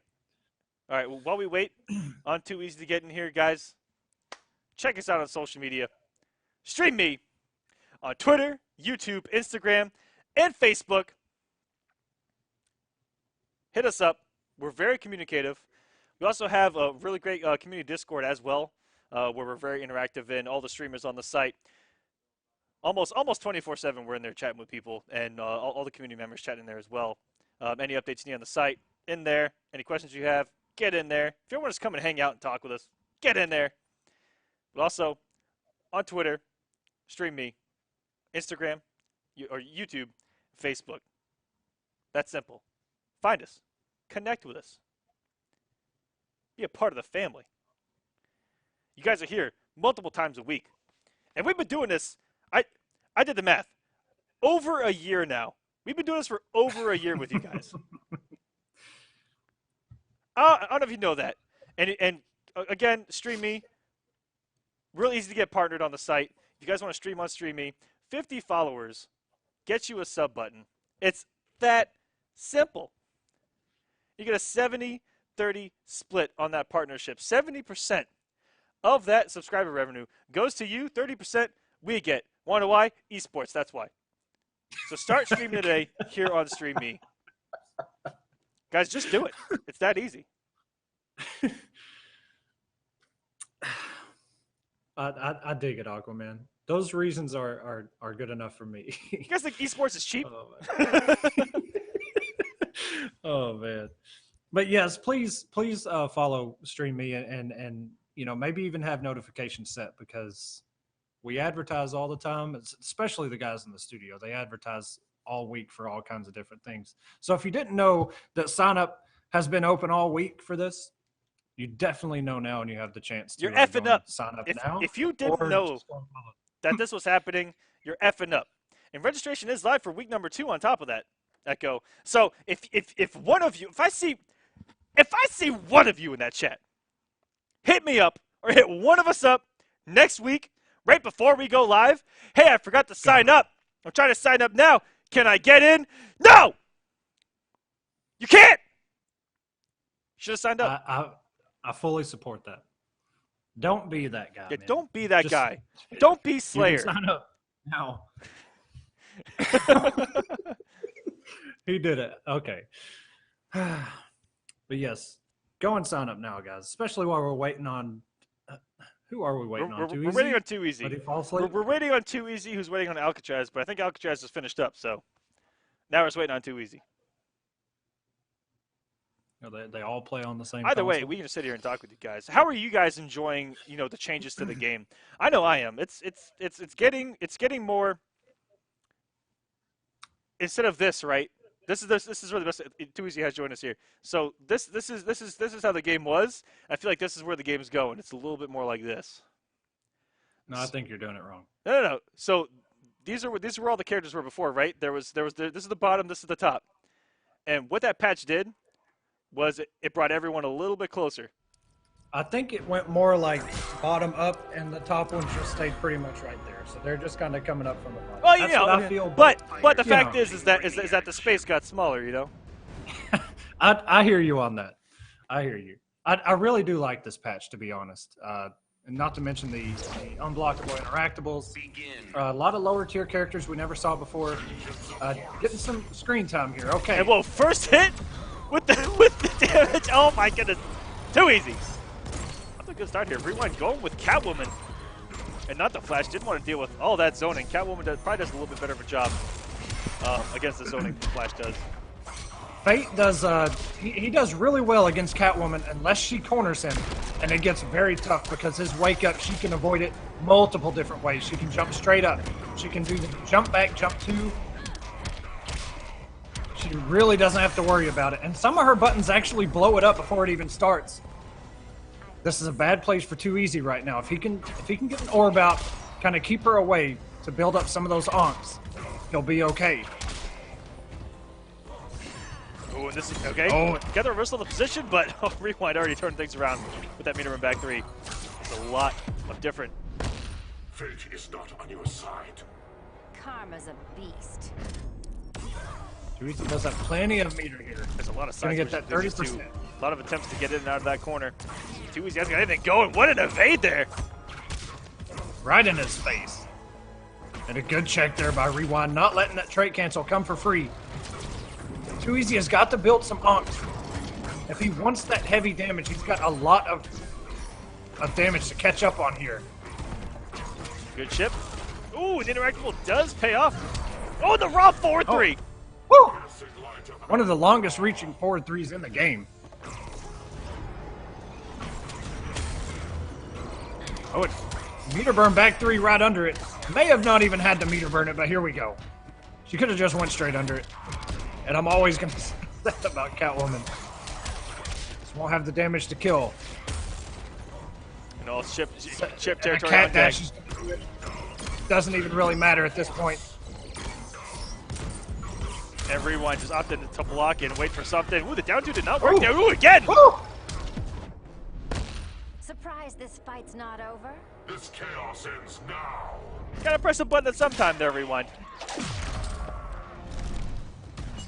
One cat dash is all it's gonna take. He got a little bit of health back, but instead gets the hit. Caught him in the recovery. I think that okay, so he got the one tick back, which gave him like 22 health. And if he would have blocked that cat dash, he would have lived. Whereas if he didn't get that one tick and he blocked it, he might have died. Could have been interesting. Kind of a weird situation there. One thing about Dr. Fate is he didn't actually have to do the trait into the red aura there that takes health. He can just do the regular healing aura and get first hit. So if first hit is what he wants, he doesn't even have to waste straight to do that. He can just pop the healing aura, walk into it, and boom, you get first hit.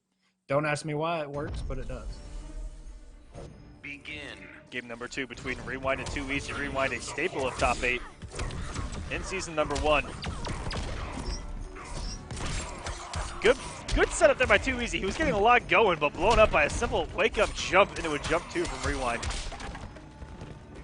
Right in the field, so if you're a Fate player. Oh, what a normal that back 2 is. Good catch here. Oh, maybe tried to go for a 4-2 into a Amon-Ra blast, but I'm not sure. Oh, no. Well, that input air kind of turned in his favor after blocking that. But unfortunately got opened up. Ooh, and all the resources. Too Easy believes in this round. Good punish.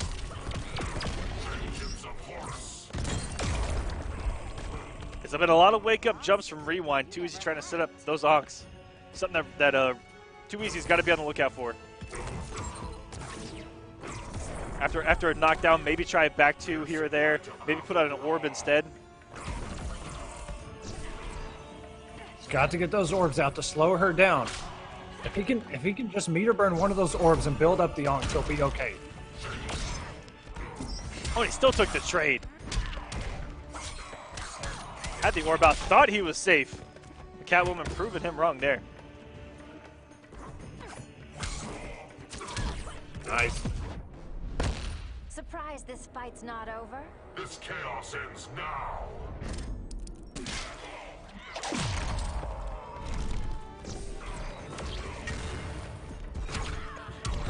Too Easy fighting his way out of this corner, very good. And now we're back in the middle. Rewind just waiting for his opportunity. Gets caught by an onk there. Good pressure thrown at the kitchen sink. That Rewind, nothing that opened up, but some decent chip damage there. A little bit of meter gain. And there we go. He's building some onks now. And she can't evade those. But a 4-3. Oh no, and just I'm not sure. Karma's a beast. I'm not sure if he actually got hit in recovery or just went into a button to try and contest that.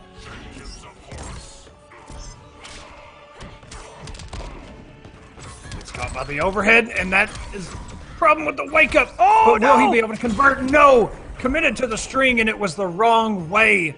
Rewind up 2-0. Too easy. Almost had such a great comeback. But a character did not turn around in time after that meter burn onk. If you got that conversion, things would have got really interesting there at the end. And rewind, when in doubt, you back 3 it out. If you don't want to get hit by anything in the game, just back 3. And if they block it, just back 3 back again. 3 again, because what they do might not hit you.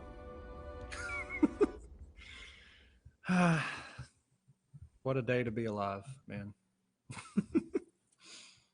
Well, we're going to Atlantis. Potentially 2Easy's last match here on stream against Rewind. And 2Easy's had some good plays, some good reads here and there, but more of them have gone in Rewind's favor. I mean, a couple of raw wake-up jump 2s, like a full combo, the back 3s, little things here and there have really added up. By the time 2Easy gets set up, he's usually down a bar. Yeah, and that is kind of the momentum of this matchup. If Catwoman can take the health lead, and especially keep you in this corner, it's very tough for Fate. He does have the forward 2 at his disposal, but it can get blown up. Especially by a character like Catwoman and a player like Rewind confirms. Rewind looking solid here.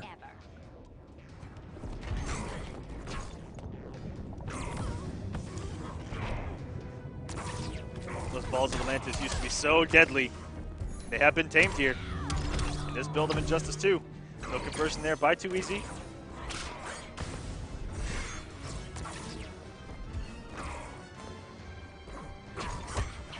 Patience from Rewind.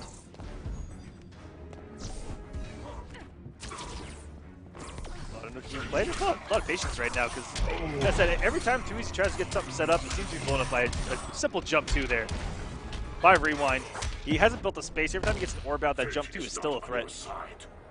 Karma's a beast. Fate has some interesting options against Catwoman's jump in. At certain distances, he can do back 2 or he can do forward 2 and go under the whip and actually punish her. Depending on the height, you can actually forward 2 trait cancel into a push and get a setup going. But you have to make that reaction, right when she jumps. You have to have that spacing down. Yeah, and I think if he's going to commit to, doing the knockdown into an orb, at least do a backdash so that he can't get a trade with you on that jump to, something. Right. Build that space and then try to set up. But like I said, every time 2Easy's been in a position where he can get something going, Rewind has come out of the gate, taking a big chunk of health before 2Easy's been able to get something going. And that is really what cost him here, because he tries to come back, there's just too much of a mountain to climb. There's another back 3. Still got some red onks. He can throw them down, get some pressure going, but oh, they just turned back into the yellow. Rewind takes it 3-0 over 2Easy. With the demon Catwoman. It looks like she has a little bit of devil horns right there with the black eyes and that demon shader. Pretty OD. Whoa. Whoa. OD? OD boys, we love you. For sure, man. All right, up next we've got Young Monster back on stream versus Slayer. I'm really curious who Slayer is going to pick here. If I were a betting man, I would say, against Wonder Woman, he might not go. I don't know on this one. This is a tricky pick. He does have a Black Adam. And I would probably say Black Adam probably, but yeah. Wonder Woman's surprise us all. Give us some Aquaman. Give us some young Trident Rush. Oh my God. Props to Aquaman in the game, because at least he came in the game pretty strong. Raiden, unfortunately, has been nerfed before he ever touched this game. Poor Raiden. If you want to block Raiden, just walk backwards. Hey, you never know if someone's just going to appear out of nowhere with Raiden. I hope so. And just destroy everyone. I hope so. You never know. Show us something.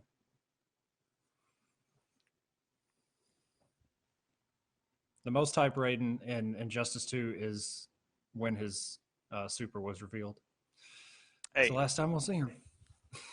But it's kind of unfair because everyone kind of grabbed him and then it immediately threw him down. and it's really hard to develop a character that way. And kind of same thing with Manta. I know Fox has been playing him like crazy, but other than Fox, Manta hasn't really been heard of. Biohazard breaks him out every once in a while. But even Biohazard went back to Swamp Thing now for his fun character. So yeah, a lot of these characters I think are still underdeveloped. Just need some more time. Need some more time in, some more, I don't know, exposure, or they're just bad. One thing that I noticed immediately after Raiden's release was, after a DLC comes out, you see on forums, on Twitter, everywhere, you see all these combo videos, tech videos. Raiden's lasted about 6 hours. And then they're like, yeah, he does some damage, but yeah. Oh boy, does he do some damage. He does some damage, but good luck getting it. No, I don't know. Hopefully somebody has the patience. I know Scars Unseen has been grinding with Raiden, trying to make him work. I don't know. Show us something. Scars Unseen, where are you at? We miss you. I don't know, man. We miss you here. Is Slayer going with Black Adam? Yeah, that's kind of what I figured. not a bad choice. For the classic, I mean, the world champion at this point right now, Black Adam. How clean Dragon played at E-League was frightening. Yes. I'll just say that he was playing very, very well. I don't want to know how much time he put in the weeks leading up to that. I just don't want to know.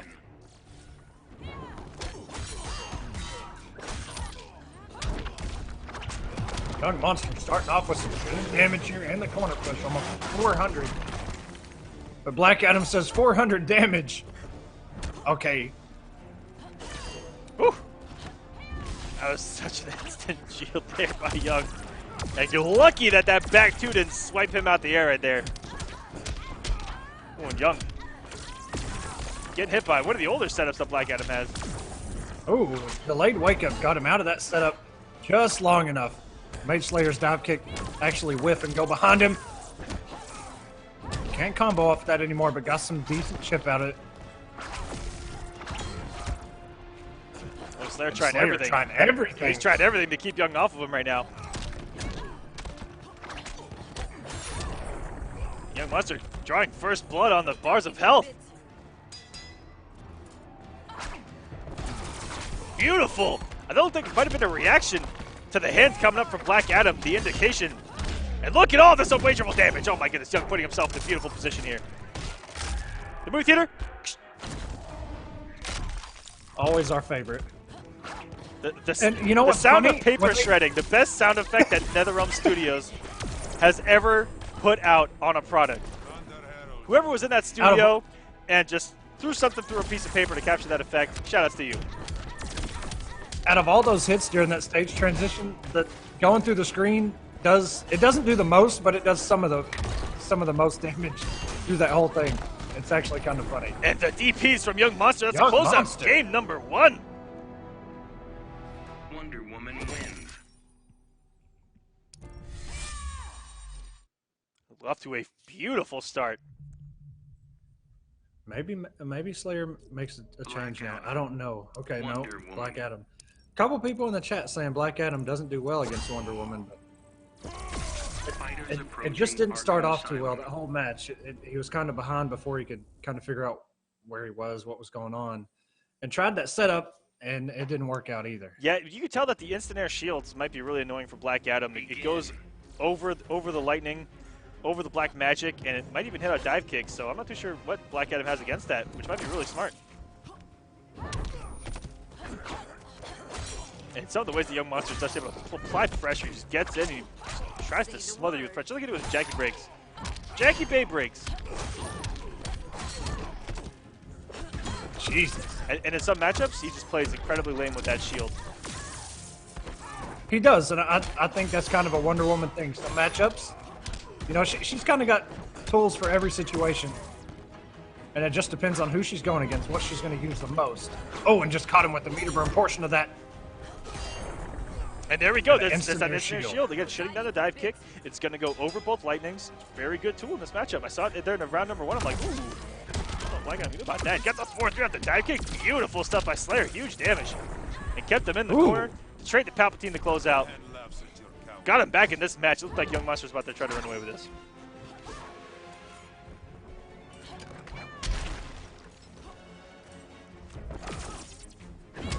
Oof. The call out. Ooh, just out of range to punish. But still use it as a way to get in, which is really nice. So no matter where on the screen, shield afterwards. It's a quick way in or punish. What's smart stuff?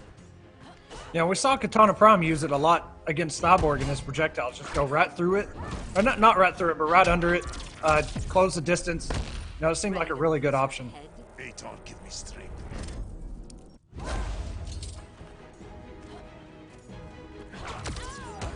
Oh. That dive kick comes so fast and a nice check there. Beautiful call on the backdash. Ooh, caught the startup of a back two nice there. Confirm.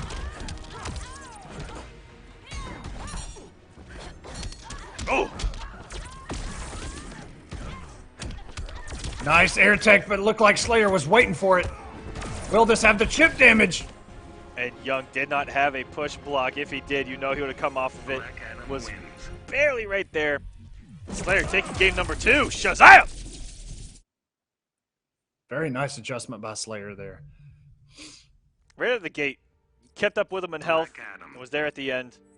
Beautifully played. Wonder Woman. But down to the wire, Young Mustard could be up 2-0. And even Slayer. Slayer was pretty close in game number 1. You know, like 300 health left. But this is a really close set. And this is the last match before top 16, ladies and gentlemen. Oh, boy. Can't wait to see those top 16 matches just to even set our top 8. All of these guys could be a top 8. It's crazy how everyone in top 32, so 32 people, you go through 1 through 32 and you go, oh yeah, I can see them in top 8. That's a stacked tournament. This tournament is stacked higher than all you can eat pancakes at IHOP.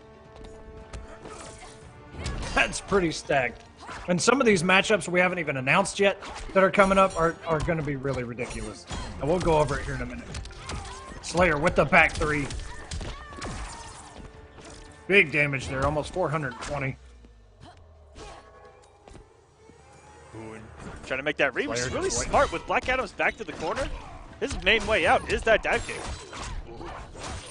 Decent damage here, but that's a conversion. And again, Slayer trying to find every way he can out of that corner. Ooh. Good blocks by Young Monster there. To the sweep! Oh, and you just beat it out. That did not hit the active frames, that lightning cage. But knowing Wonder Woman's sweep, even going back to Injustice 1, might have gone under it. Might have gone through the earth.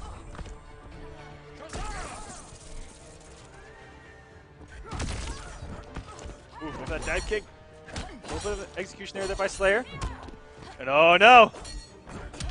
We've seen Young Monster put people in block infinits with that thing, it seems.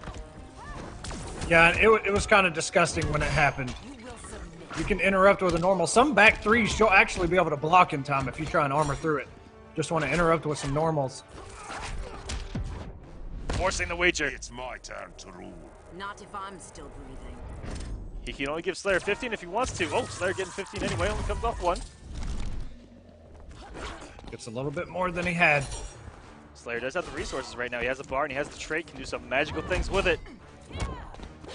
Oh, and getting away with murder there is Young because he had the bar. Slayer had to respect the meter burn. And oh, this is bad. Does have an air escape, but it won't mean anything against Wonder Woman in the corner. Nice read by Young Monster. He barely gets out. That one too wasn't active enough to catch him on the way down. And a shield bash. Oh my God. He wasn't even up yet. Oh, breakfast is served. That was the most meaty shield bash you'll ever see. The man was still sitting down when that hit. Oh my God, poor Black Adam. Talked about pancakes being the match. Now what's for breakfast? Shield bashes. 2-1 now for Young Monster, trying to send Slayer into the loser's bracket. That's already ridiculous. We mentioned some of the names that are in the loser side of the bracket, and we'll get into more of that when we reveal the top 16 lineup. All right, game number 4.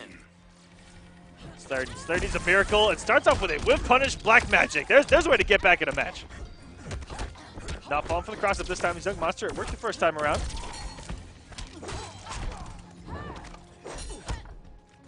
Ooh, going for the launcher. I like it from Young. Very rarely do you see the Moki with that low.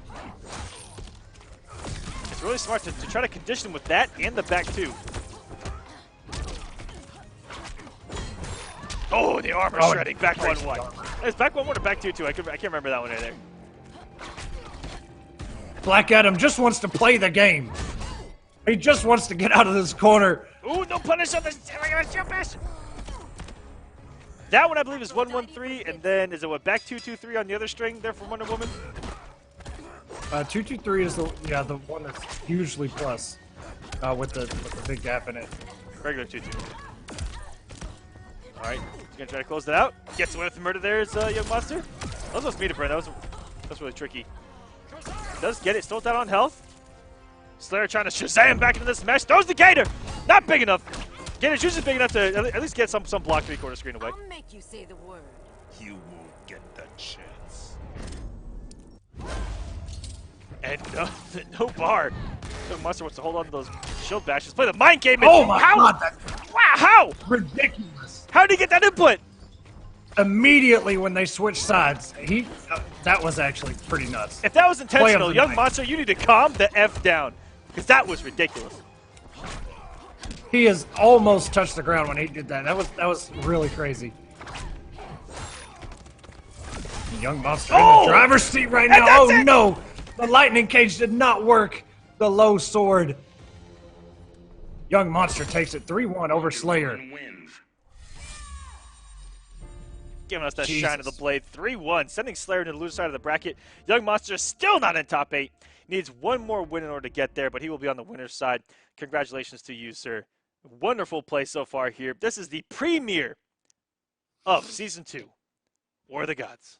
We hope you guys are enjoying as much as we are. But these matches have been lit. The match is coming even more so. And we will be right back with some more Injustice 2 action here on War of the Gods, presented by StreamMe. We'll see you guys in a few minutes.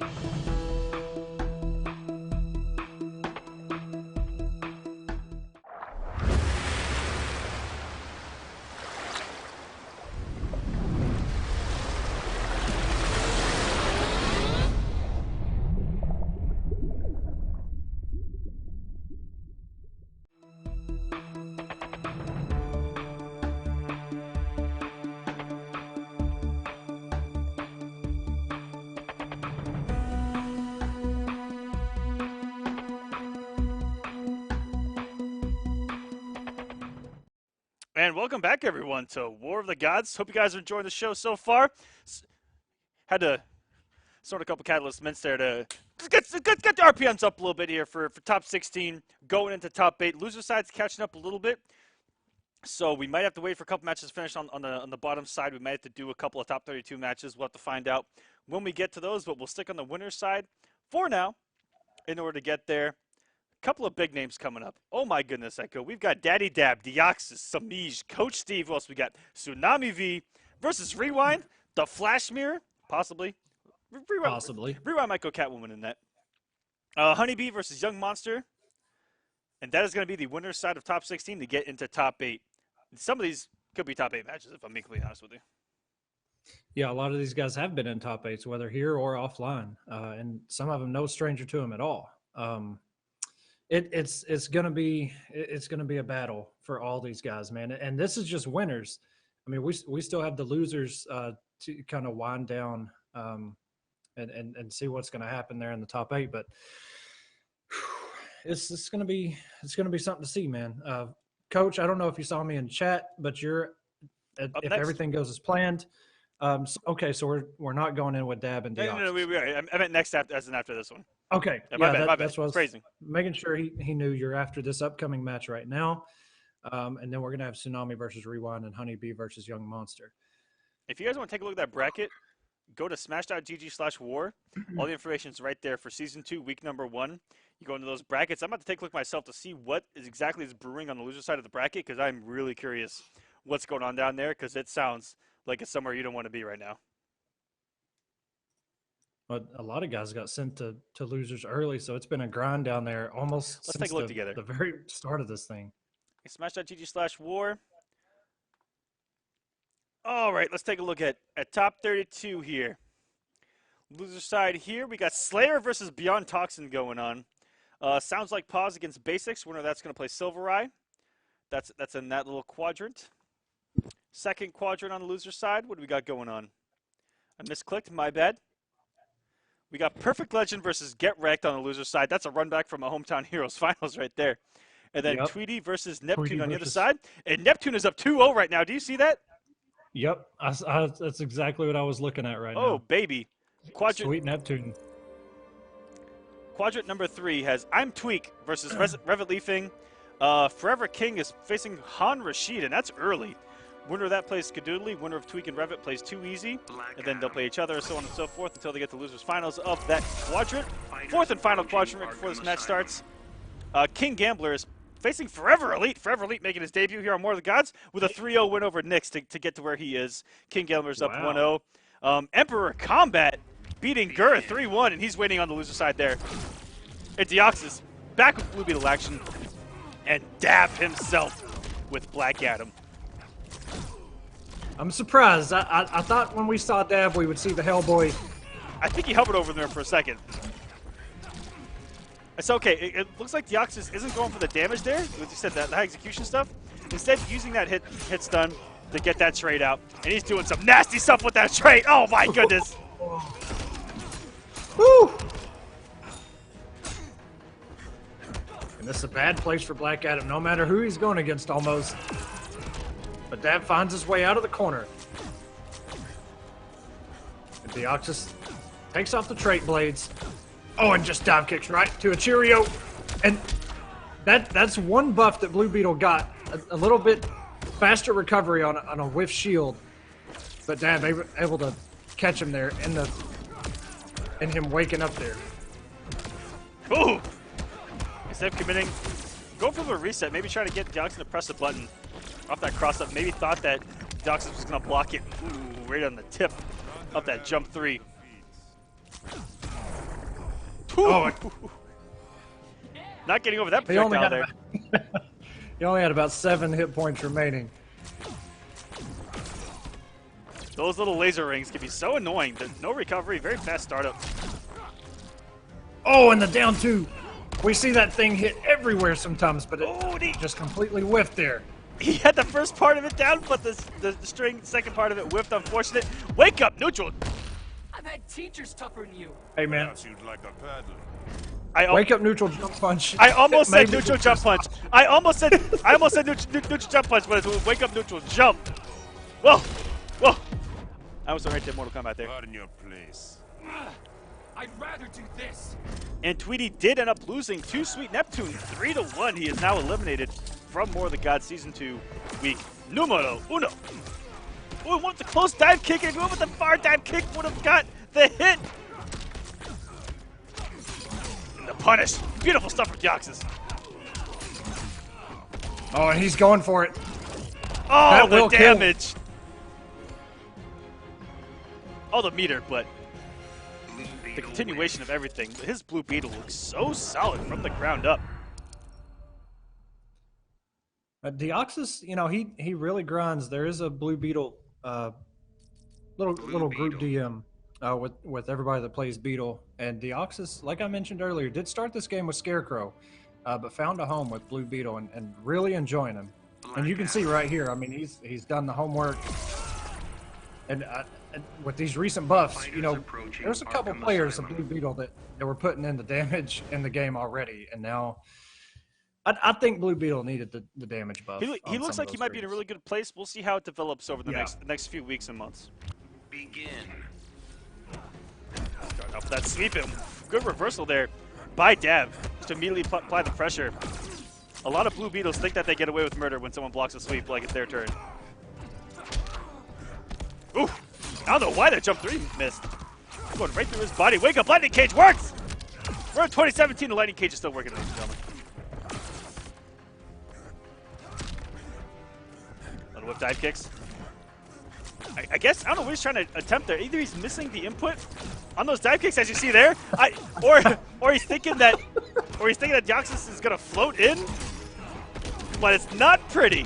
There's the conversion. 322. Could just be a little tease there. Maybe baiting Deoxys into doing something. I'm not sure. That's what I'm Knowing going Dab, to chalk to. But you know what? Might just be Dab just blocked the double overhead cross up.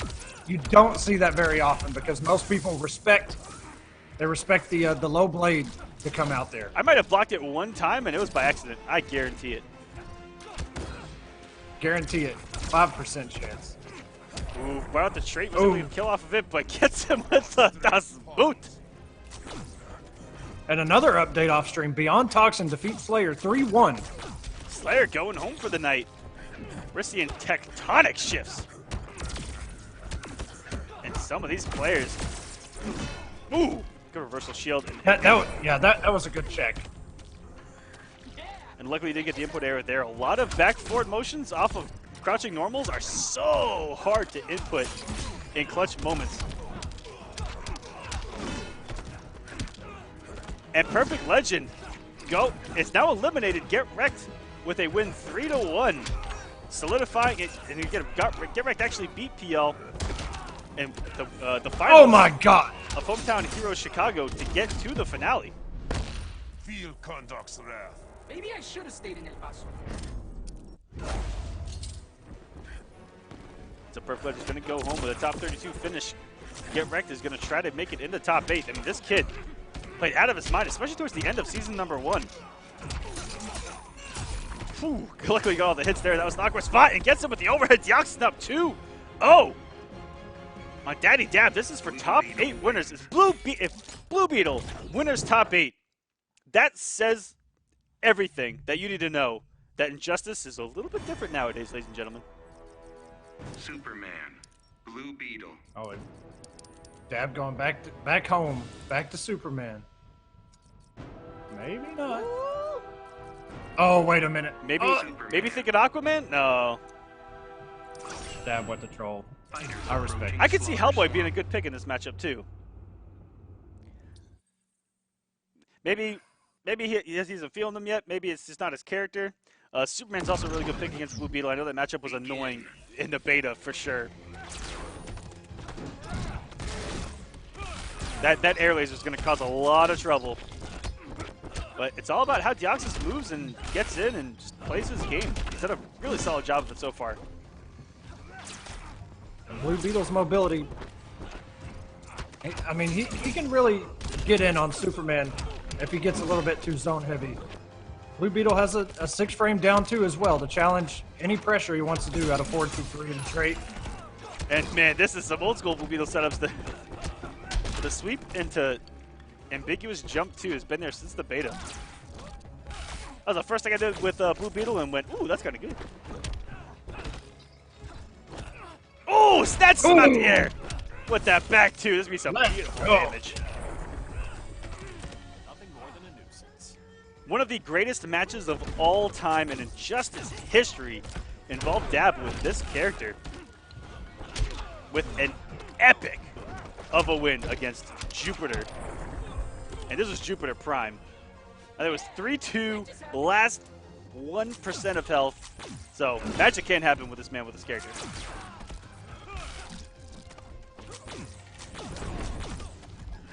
Oh, tried to do an air grab there. Does it again. The 4-2 and a conversion off of it.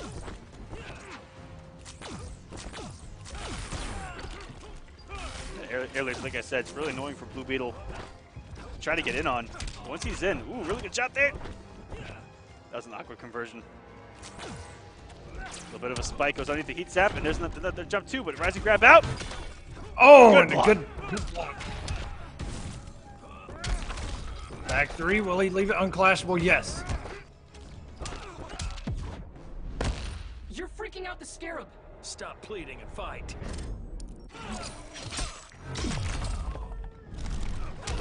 Ooh! Health is pretty much even between these two. Deoxys looking to get into top 8. It only needs a little bit of damage. Dab on life support. Ooh, thinking that Deoxys go for a backdash there.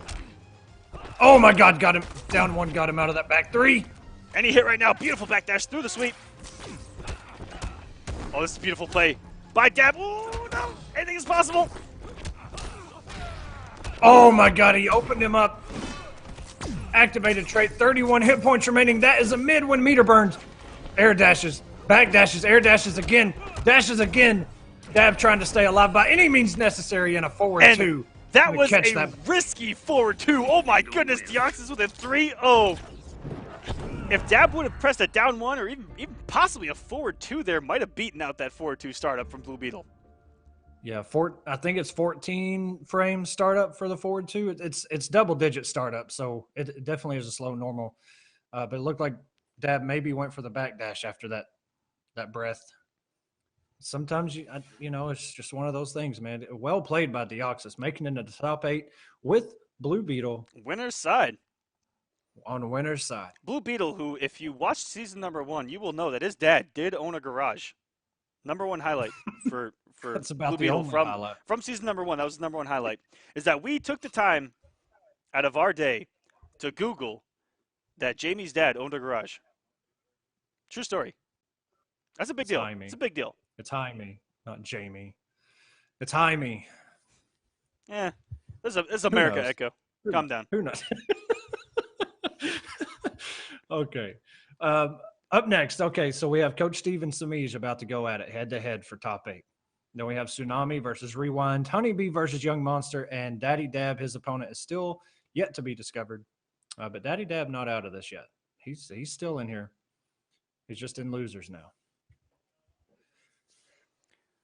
All right, Tsunami V versus Rewind. I hope we get to see a Flash mirror, honestly, because nothing makes me feel better than watching the Flashes just kill each other. You know, biastry fully intended there. Rewind may be savage enough to just do that. Rewind has run some pretty crazy matchups and things you think, he's probably not going to pick this character, and then he does. But pretty sure, so we'll see. I think we've seen him in a position where he had to have played the mirror before, and I think he went Catwoman. Again, my memory's not great at all, in fact. So I might be wrong there. We'll see what his pick is. Atrocitus can be very annoying for Flash as well. All you just, spam the breath that stops all Flash's advancement.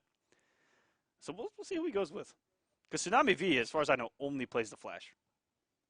Yeah, at least we haven't seen him play any other characters. And he's got Flash everywhere. His Twitter's got Flash. His in-game gamer card has Flash. At least I'm pretty sure it does. Yeah, this man is all Flash. And some of the tech that he was showing Man, I want to know what other stuff he was doing off Oh, I screen. know some of the restands. Some of that stuff was crazy. Yeah, they make me want to hurl. And we are going to see Catwoman versus the Flash. Yo. Fighters approaching the Joker's Got it! playground. We're in there. I can still make a good read from time to time. Just not in-game. Oh, Tsunami actually has a Joker on his gamer card. Begin. Blow me up, who cares?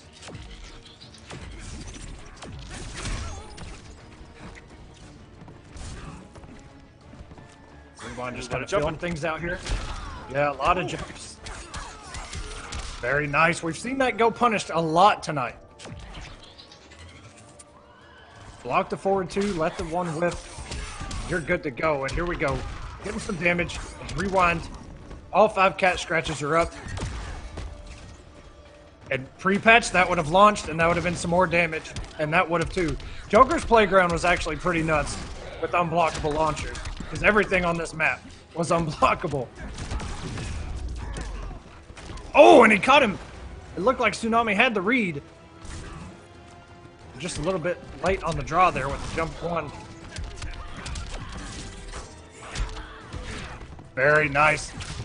Ooh, and catching him out of the startup. I've seen twice tonight that overhead headbutt has been beat out. And it's so rare to see that. Its priority is out of this world. But not tonight. Maybe a stealth nerf to it, I'm not too sure. And a beautiful punish. Rewind knows this character.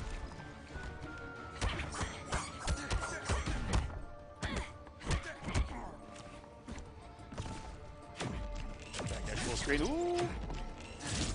Trying to guess his way in. Is he going to headbutt? Is he going to come with the overhead? There he is. Oh, perfect time.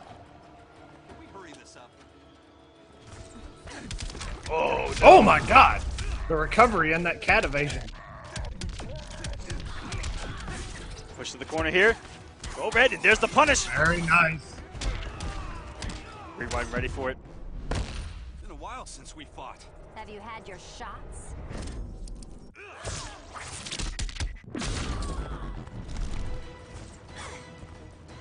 Tsunami a little bit behind here. Just needs one good read. Ooh, a little whip on the Nice approach. check by Rewind. Tsunami's close to getting his trait back, which is his comeback. There it is. Oh, and the dash up and the jump. Okay, if he can get Rewind to wait. Okay, this is so good for Tsunami right now. I'm a cat burglar. And you have the right to remain silent. Now Rewind cannot stop that trait if Tsunami gets a clean hit, but Tsunami doesn't have the bar to launch. Oh, he popped it early. And we're getting the cancels. Oh, and he let it rip. Goes with the overhead into a down 1-2. I do not like that he came off it that early. I would have waited till I had the bar and would have been there to get the kill. Air escape wouldn't have mattered. Good read for a cancel by Rewind, just in case Tsunami fell balls to press something there. And coming with the approach. Here we go. This may be it if he doesn't drop it. Just a little bit more. Wow, just enough. Got Rewind to beat himself enough at the end perfectly for the kill. Breaking the sound barrier, running into game number 2 with a win in his column. Tsunami V with Rewind's own character, taking it to him. Yeah, it looked like a couple mistakes there, especially when he popped that trait. Wasn't, you know, he started mixing up a little bit. Oh, wait a minute. We might see the big and red there we machine go. himself. Like I said, another good pick from Rewind in this matchup. The breath is going to be very annoying for Tsunami to try to get it on. And you saw it earlier, Coach. This character still has so many options. Everybody plays him different. A little bit of the same stuff, but everybody kind of plays Atrocitus a different way. They always have their own touch with him. And that goes for a lot of characters in this game, to be honest. Oh.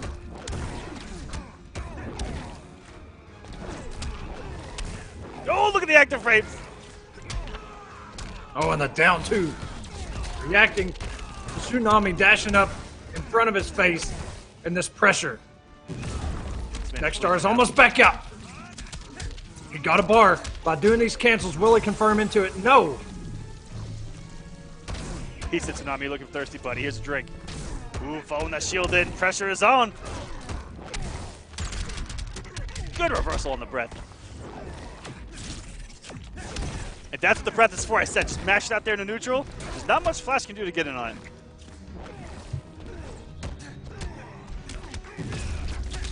Ooh, cut the back dash. Ooh, just caught him. I think he missed the running man stance in the middle there.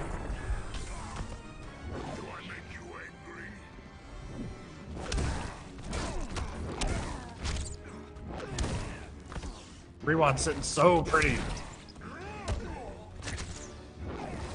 There's that breath. Ooh, trying to slide those DMs, but the recovery on that breath was still there.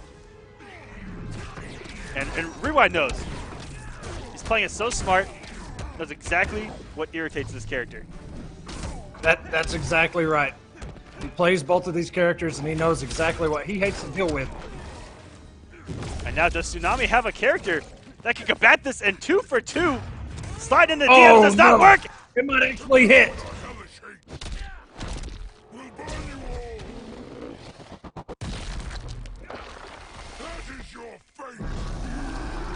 That may... Oh, just 3 health points Oh, and he remaining. puts on the blood! Oh, he my is God. dead! Rewind on the board. Atrocitus wins. 1, Smart 2, play by 1. Rewind. And we saw one of the best supers in the game. Together with our hellish hate, ladies and gentlemen. Woo! That was good. The sound right before that bull hits is actually... Yeah. I love it. It's so cool. Now, does Tsunami have another character? Because, again, I had a feeling Atrocitus was going to be on his mind just because of the way the matchup goes, the annoyingness with the breath, and Tsunami might be a Flash loyalist. Something that not even HoneyBee has been. Is there a new Flash Godlord in town? Tsunami's really been the only person to only use Flash, I think. Someone quote me on that. Because he may have come off Flash somewhere that I don't know about. But both Rewind, all these guys, HoneyBee, all have played multiple characters. Rewind does get the first hit with that grab. Wake up and a punish. Ooh, good ender, too, to get the corner position. Oh! Great interaction there. Rewind throwing everything but the kitchen sink right now. Everything in this stage has nearly been thrown or blown up. And this stuff's not cheap either. This is from Atlantis, okay?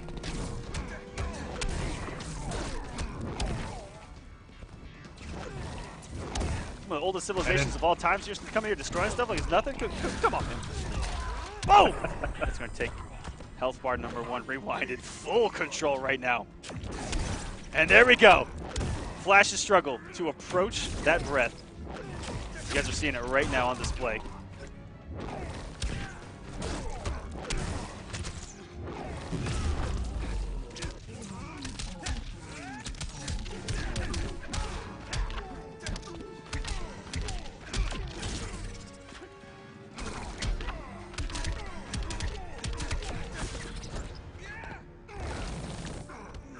And in the corner we go. What's me for breakfast? Ooh, the backdash and the breath, of course, to shut this down. Approach with the next star, coming to back 2-3, and the meter break cancel is just remaining plus, keeping the pressure on. Not even letting Tsunami breathe at this point. Oh!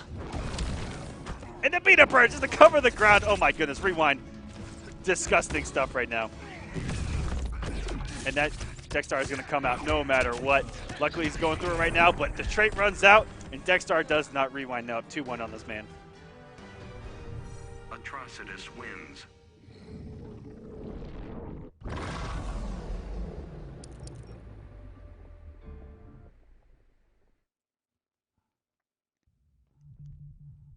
Oh, it looks like Echo has completely frozen. His internet may have just gone out. Rest in peace to Echo 2017 to 2017. I got to solo cast this bad boy. As a matter of fact, Echo never even left, okay? I got you guys. We're both still going to cast this match. All right, Echo. Coming into game number 3 here, what is Tsunami going to do differently against that breath? He's going to go to Red Hood. Well, absolutely, they're Aquaman. And coming in with Red Hood, you know, he's got the zoning options to get Atrocitus really off of that breath. And, you know, he's going to do a great job here, full screen. The double shot's not even going through the Atrocitus straight. My God. Oh, you're absolutely right, Echo. And coming in with the mix is Rewind, but it goes to no avail. Gets blocked by Tsunami, and he's going to get a corner here. And what's going to be for breakfast? There's going to be a bomb there waiting. No anti-air, though. There, on the approach, Rewind. Going to the corner. Wakes up with the blood puddle. All this risk from Rewind for no reason to start us off here in game number 3. Yeah, I'm not too sure why it's getting risky here. You know, he's got the lead. You might as well play it smart. It's a new character. You know, you got to do things differently. I mean, by God, he did another low puddle just raw. I'm not even sure what he's doing right now, Aquaman. I have no idea. You know, Echo, you're absolutely right. Getting risky for no reason here and doing another one. That could have cost him dearly again. But ends up paying off this time. Big drop, though, from Rewind. He's going to get a corner push. He is, but the reversal on the lunge. That's going to take the first bar of health. Tsunami getting back the satch. Can we see a game number 5, ladies and gentlemen?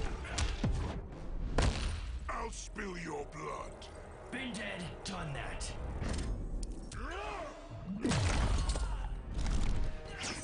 Still holding on to the first bar of health here is Tsunami V, throwing them daggers, and that has got to be the 5th raw puddle we have seen from Rewind out this match, and it has worked half of the time. Rewind getting risky? Well, you know what? As our boy, Doughboy once said, you got to risk it for the biscuit, ladies and gentlemen. Absolutely, man. But this lunge paying off, the zoning paying off for Tsunami. It's forcing Rewind to make these mistakes. Not as safe as the matchup with the Flash, where you can just spam that breath coming into this match. And here we go. Don't make me snap your neck. You'll bathe in your own blood. Another raw puddle. Are you kidding me right now? Rewind is absolutely savage, and he now has the health lead in this match. Who would have thought with the big risk that he took early on and the chunks of health that he lost for doing so. Gonna get a huge combo here. Big drop. Atrocitus combos off background bounces and back 3s and forward 3s are really wonky. The big normals that this man possesses. But that's why they call him the Big Red Machine. Jump 2, this should close it out. Could have done a back 2 there, and Rewind takes it 3-1 over Tsunami V. What a comeback there in game number 4, advancing winner's side. Top 8 for this young man.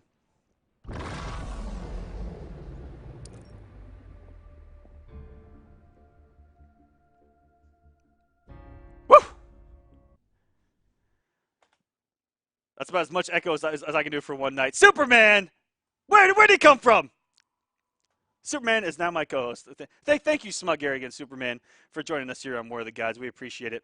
Echo is trying to get his internet back up, but just in case not, you know, rest in peace, again, 2017 to 2017. And if you guys want to, you know what? Echo will never leave, you know, if you want me to, but that voice is can get a little rough over time. What a night so far. Okay, Coach Steve, my bad. We accidentally skipped your match. I know that you're trying to go back to what you do, which is play footsies apparently. And you will be right now against Semiij. This is going to be a battle of footsies right now. Semiij. It's really like to call him Semj around here, or Semji, whichever you prefer. Versus Coach Steve, Panda Global, and Noble going at it. 2 of the premier organizations here in the NRS community.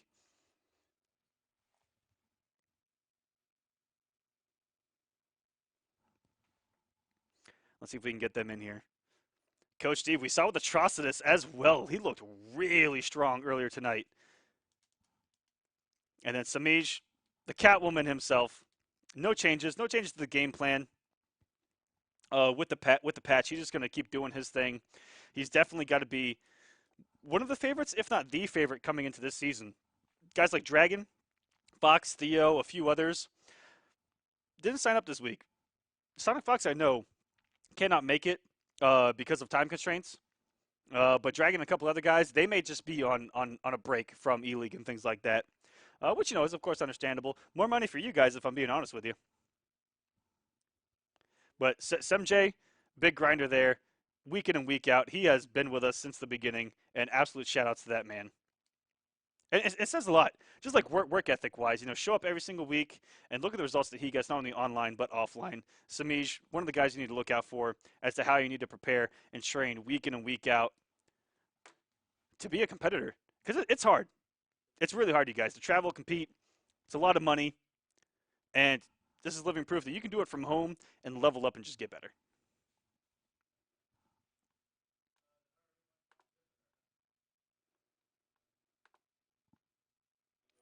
Oh, yep, he got hit with an outage. Yep. All right, so we'll see if Echo's internet provider can get that back up for him. If not, rest in peace, my man. We got Catwoman versus Atrocitus. This is gonna be Atrocitus here from Coach Steve. Atrocitus. Coming in here. This is again another match. Winners top 8. Or sorry, winners side 4 top 8. This is winners top 16. And actually, let me pull up the bracket as well. After this match, I'll go through the loser side of the bracket because we were expecting there to be a couple delays on the loser side, but loser side has caught up fairly well, which is really good to see. Ooh, there's some crazy stuff going on at the bottom. Let's get in this match. This is going to be Semiij versus Coach Steve. Panda Global Double going at it. What it converts up that down 1. That wasn't even a cancel on the down 1. It was a down 1 into a raw punch walk there from Coach Steve. That was ridiculous. And the active frames on the puddle. They're paying off, but doesn't do a safe call out on Dexstar. It eats a cat dash for that mistake. And now he's going to back to the wall against one of the most frightening men in NRS esports right now. And that is Noble Semiij. The knockdown. A million options to stay safe there. The neutral jump 1, the jump back 2. He can, I think he can dash up a couple times, go for the neutral jump 1, and it will cross up. He's got so many options, and it avoids all the safe wake-ups that Atrocitus actually has, except for the up breath. If he makes the hard read with the up breath, which we know Coach Steve can make those hard reads, can actually catch an air jump and a full combo on the anti. Ooh, the whip catch and the walk back. Semiij off to a great start. And ooh, that cat dash was about 4 inches away from punishing that call out again. Semiij showing off his reactions.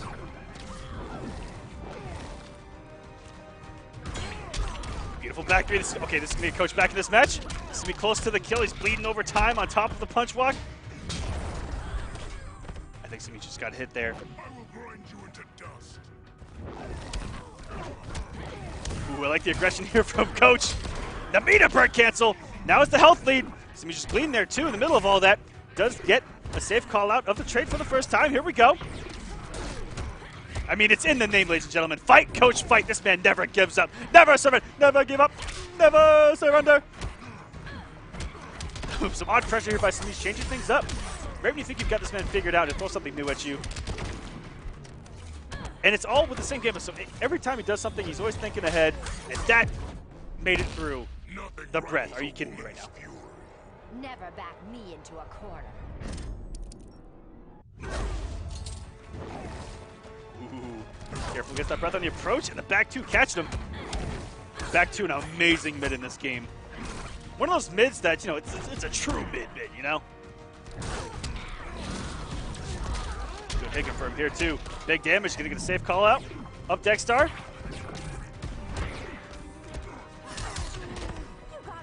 Semiij. Oh my goodness, are you kidding me right now? The back 3 hit behind the punch walk. Oh! Put that in the archive of things Catwoman does that makes me throw up. That was disgusting.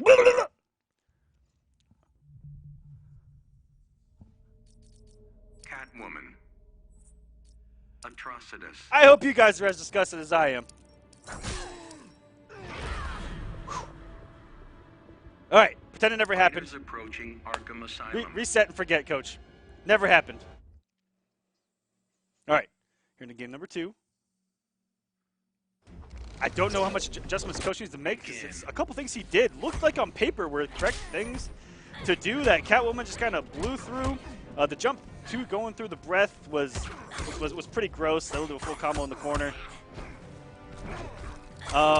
He definitely cleaned up the trait calls after losing his first bar of health. He got punished once for it, almost got punished twice for it, and then safely called it from then on out. So that was one adjustment that he made, and even right there, goes punished immediately.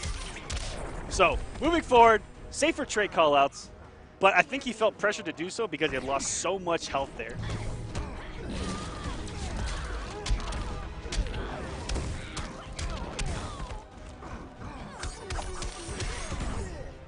their escape, but not today.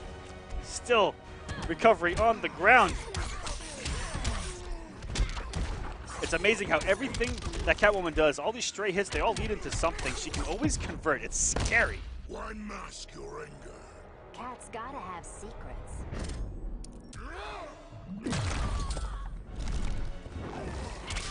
Oh, and that breath is just not as effective against Catwoman as almost every other rushdown character that has no projectile.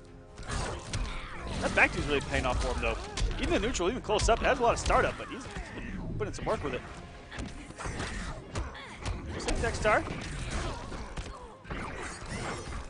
Oh my gosh, Semiij just finds a way. Like life in Jurassic Park, this man finds a way to get out of tricky situations. Oh, beautiful punish there. Back three, into the 4-3, just closes out with the jump three there. Beautiful stuff by Semiij. To go up 2-0 now on Panda Global's coach Steve, who came in not having entered for quite a few weeks, and he's playing really well. I'm glad to see him back. He's down 2-0. Are we going to see Hellboy, though? Atrocitus. He's going with Atrocitus. What stages are we going to get? Are we going to get Kondak or Atlantis? Fighters approaching And we're going to get Kondak. Kondak, what a beautiful stage by NetherRealm Studios. Some of the statues look nice and real. Echo, where you at, buddy? Still out here? Okay, cool. Begin. Ooh, that was a risky Trey call to start us off, but doesn't go punished. Semiij's not reacting. And that would have been unblockable first time around, but Coach Steve's still in the driver's seat. Put up the bleed and went for a meaty stand 3. And like I said, Semiij's just able to find his way out. He finds his way out of the corner so fast.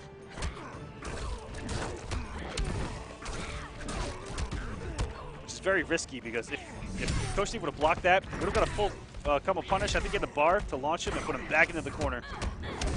Atrocitus is very good after a back three or something to forward dash and then get something into a punch block, get you right back in the corner. And the knockdown on punch block is very good.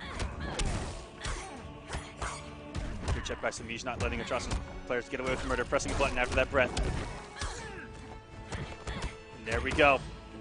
Actually, that may be a punish. That was a -10 now after a couple patches ago. Ooh, that's backdash and not active enough on the Catwoman jump. Catwoman jump is so good at avoiding so many special moves in this game.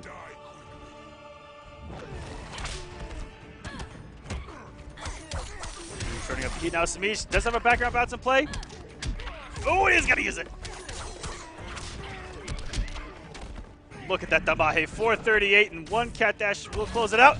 Oh, I don't know if the reversal would have punished with that shield out there. Tricky stuff.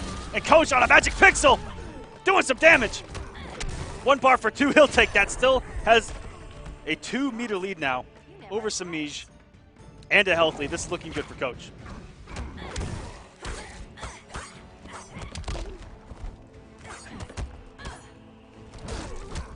Waiting his turn, throwing out his safe string of his own. Oh, the meter bird breath.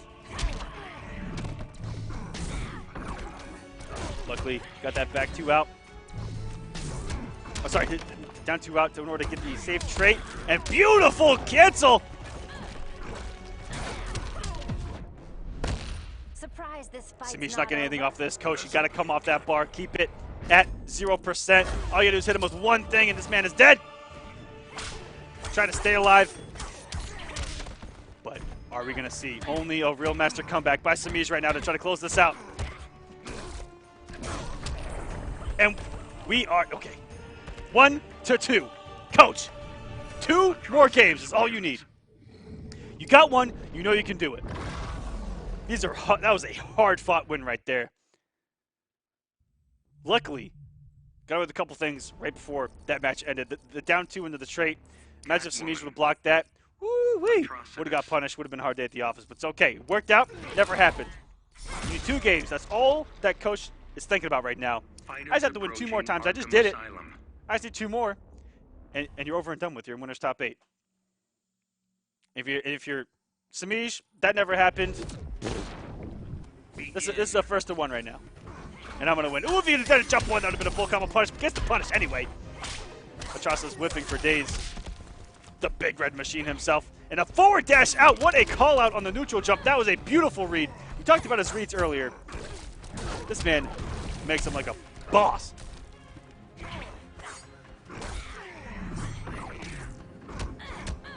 Dexter out.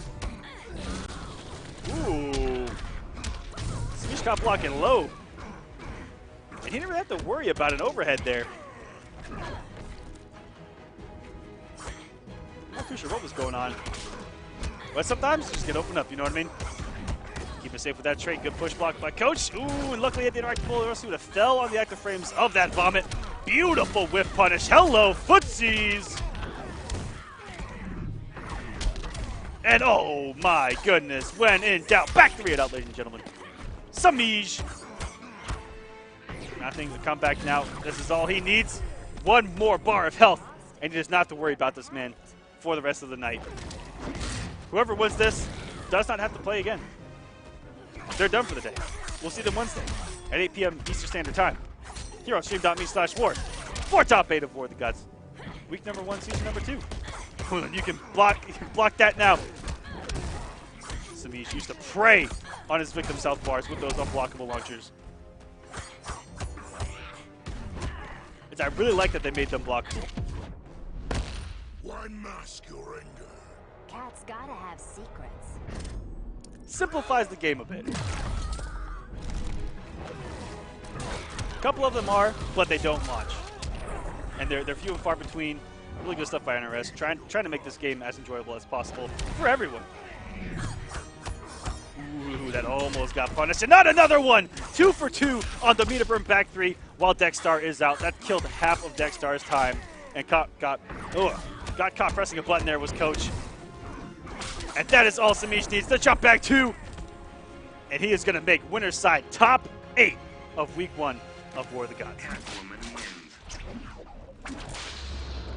Coach is going to move into the loser side of the bracket, which I'm actually going to take a look at while I get this next match set up. So, Rewind with a win over Tsunami V.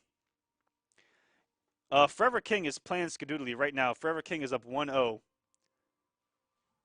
Forever King got there with a 3-2 win over Han Rashid. Wow, that was really close. And so the winner of Forever King and Skadoodly will play Revit Leafing. The winner of that will play Tsunami V for top 8. And that's in the 3rd quadrant. If you guys want to follow along on smash.gg/war, you can too. We got Beyond Toxin versus SylverRye happening right now on the loser side. And that's of quadrant number 1. The winner side of that is HoneyBee versus Young Monster. So whoever loses that is who they're going to have to play eventually. And that's actually who we got up next, HoneyBee versus Young Monster. This is going to be a good fight. Wonder Woman versus Flash is a pretty good matchup for Wonder Woman, if I do say so myself. On paper. Again, I'm old and washed up, so don't take too much stuff I say to heart. I'm right sometimes, though. Give me 5%. All right, Young Monster. I'm not used to solo casting, guys, so cut me some slack. All right, my voice is going full throttle. Give me a break if there's any dead time, like I do invites and all this fun stuff. But glad you guys are here. Echo wishes he could still be here casting.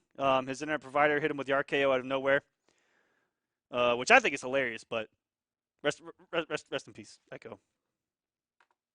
Maybe he'll make an appearance in this next match. So, Coach Steve is going to go down where he will play Sweet Neptune for top 8. Sweet Neptune's been playing out of his mind. He made top 8 in Kombat Cup. Now he's here doing Work and Injustice. My man, Neptune. That was a 3-1 win over Get Wrecked. Woo! This boy good. And let's see, that's quadrant number 2. Let's take a look at quadrant number 4, and then that'll be it for the bracket. Deoxys put Dab in losers. Dab is playing Emperor Kombat, who I only see as a Firestorm player. He went through someone that I think is a Heidi, if I'm being honest with you, that just says sponsor me. And he beat Gur 3-1, and then he beat Forever Elite 3-0 to get here. Those are good wins. Forever Elite we haven't seen yet, but I heard that his Harley is OD. Forever Elite 3-0'd Emperor Nyx, and he 3-1 King Gambler to get there to loser semifinals. But yeah, you guys just saw the bracket. That's where top 8 is sitting at. HoneyBee is here, just waiting on his opponent. That is going to be Young Monster. I guess that's going to be an up-close battle. You know, really good normals between them. Flash is going to have a hard time dealing with that shield, but I think that HoneyBee might have some answers. HoneyBee's one of those guys that, you know, he gets in and he mixes and he does the big damage, all that fun stuff. It's going to be if Young Monster can keep him out, which I don't think is going to be the case, but Wonder Woman's still really good up close that can fight him.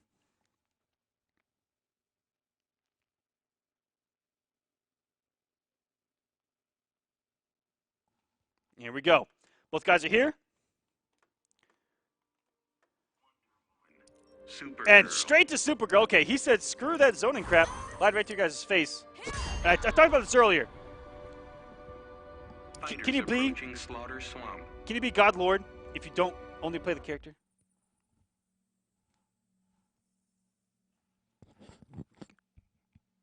Thought for your thoughts. No, he still is.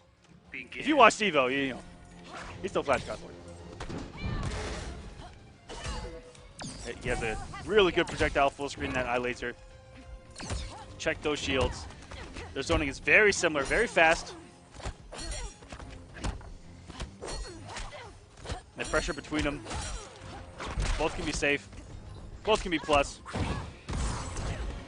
Wonder Woman does have the gaps in. Very rarely do you see it. On Supergirl's side, what a conversion from Young Monster. Young Monster's got some inputs out that look humanly impossible to happen on the fly, to get like a reversal, unless he's putting in a different directional thing and getting it on accident and kind of option selecting himself. He's gotten some great inputs tonight with people trying to cross him up and everything.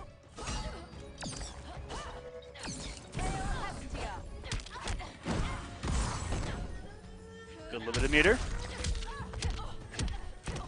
Oh no, dropping his B&B.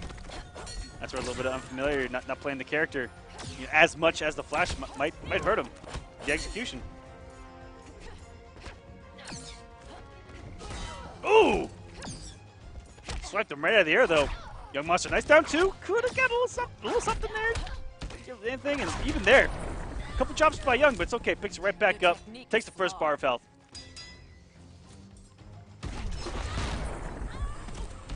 Which part of you hurts the worst?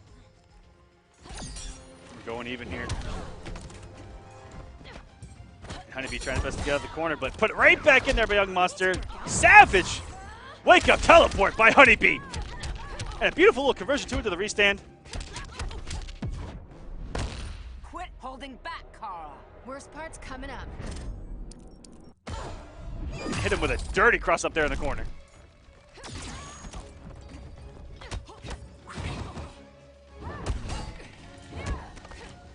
Ooh, and that's multiple times we've seen him get away with the meterless shield bash, especially when he has the bar. That's just so scary. When characters have special moves that they can meter burn to be plus, and you see that they have a bar, the meterless can just go unpunished. Good mind game to play if you're playing a character that has that ability to play that mind game. Use it to your advantage, guys. See Young Monster here, throw him out when he has a bar, goes unpunished. He still has the bar, moving forward. Amazing down two reaction there by HoneyBee. And again, another drop combo. In the corner we go. Another teleport. The same exact situation has happened twice in that corner. Oh my goodness.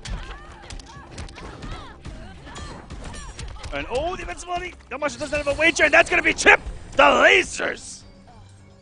HoneyBee taking game number one. So close between those two. Looked a little awkward when it came to combos, but HoneyBee will clean it up. He's just getting warmed up. Let's see what he can do here in game number two. And we're looking at Young Monster. He had great positioning, but to fall for the teleport twice in the corner, that one hurt. It put him in the corner. Decent damage for HoneyBee. And HoneyBee can restand, he can loop, he can do whatever he wants off that teleport there. So Young Monster, if you get him in the corner again, maybe wait. But then there's the mind game of now HoneyBee has conditioned you to thinking he's going to teleport and make you wait, but then he's just going to put the pressure on in front of your face. Mind games, ladies and gentlemen.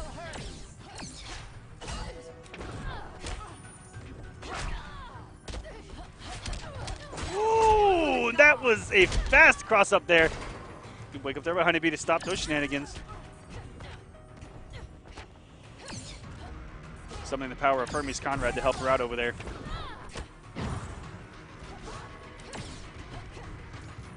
Both of these characters have a very similar projectile.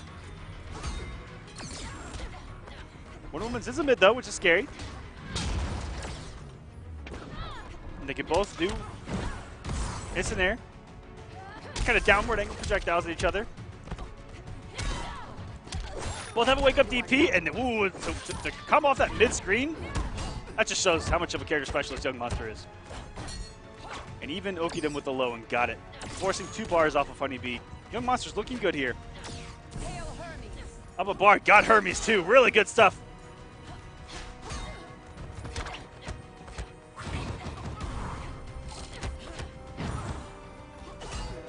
That instant shield dash, the execution of Young Monster, always on point. And he's known for that. He's known for having those tight execution combos down. Every time I see him convert the corner of Wonder Woman, beautiful stuff.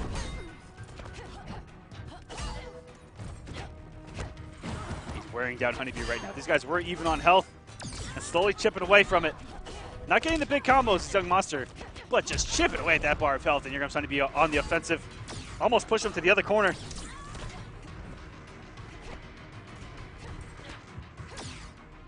I saw that input error, HoneyBee. Ooh, look at the patience with both these guys. Trying to walk down Young Monster. Is that forward walk? Pretty decent forward walk there is Wonder Woman. Walking with confidence. Walking tall though, the shield. Beautiful stuff. Catching the start of the laser. Which is really good moving into this bar of health because he just now got enough to actually shoot a laser. Got the kill, and now he's got his back to the corner. But he did put himself in a pretty decent position there.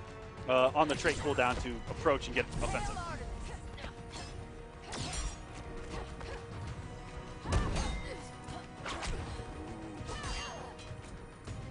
Did have a buff there too.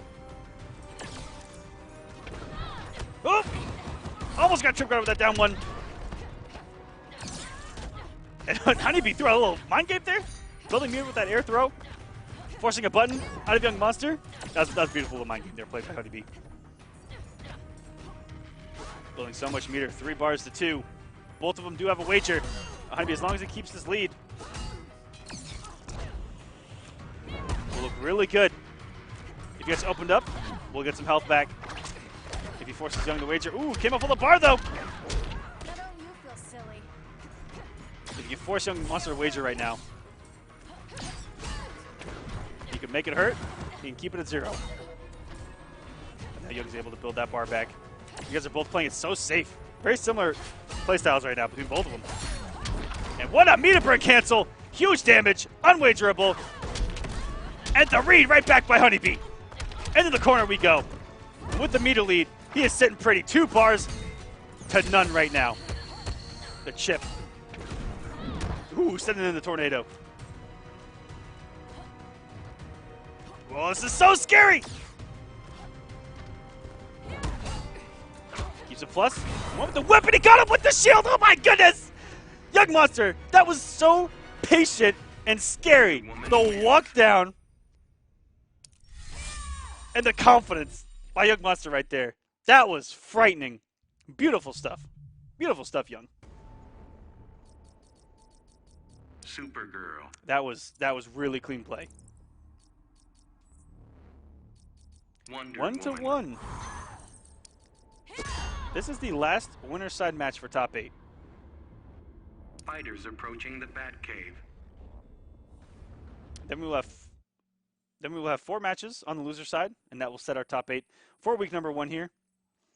Thank you guys for watching from home, by the way. You guys are absolutely awesome. And sorry that, you know, we're solo casting. Echo's internet provider. Again, if you guys are just not tuning in, hit him with the RKO out of nowhere. And he's out of internet right now. So God knows what he's doing. Without internet, what would you be doing, you know? Talking to people? Going outside? Are you mad? But if you guys want, I can actually talk like Echo, like he's actually here. Going on with the down one shenanigans. You guys know that Supergirl players like to hit those down ones. That's right, Echo, and what a beautiful parry there on the laser from Young Monster, but back to full screen we go as HoneyBee. These guys are dead even. This has been a beautiful match when you're looking at just solid fundamentals of Injustice 2. And a couple of crazy game plans implemented from HoneyBee, building so much meter. Trying to force something from Young Monster, and he has a few times, even baited out, he caught it a couple times to teleport. Again, really similar projectiles. And with Hermes, they both have an air dash. So it's Hermes here. Good block by HoneyBee. And barely made it over that Frost Breath.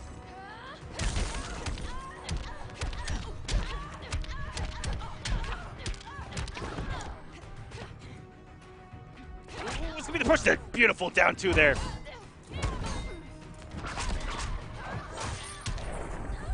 Beautiful stuff by Young Monster once again. Just fighting and clawing his way through HoneyBee's health bar. Not doing damage. Now there's HoneyBee. These guys just chipping away at each other.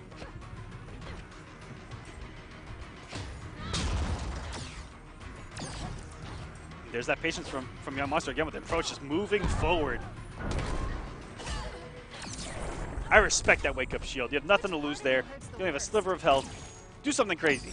You have nothing to lose, ladies and gentlemen. Brian Metzko, that's right. I haven't worked on my Echo impression. Just a little bit. My voice is already getting a little raspy. My voice is working double time right now, but you know, it's okay. It's all good. That's the job. Ooh, beautiful down two there. Back to the corner we go. Immediate aggression by HoneyBee once the space was there. Forward action down one.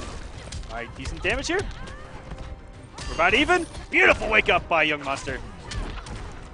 And oh my god, he actually got the back two into the meter burn cancel. That was unwagerable damage. And does not get away with the murder on the wake up DP. And HoneyBee gonna do some good damage here. What's gonna be next? Back to full screen we go. No zoning from either two. This is gonna be down to the wire, ladies and gentlemen. 141 to 256 damage. Building that meter is HoneyBee. If he finds himself in a clash situation, he will win it. And coming off the bar once again is Young Monster. This is what Young Monster did in the last game, and it actually paid off pretty well. But back to the full screen we go. Now HoneyBee does have a super just in case if he wants to get reactionary with it. And putting out the breath. By God!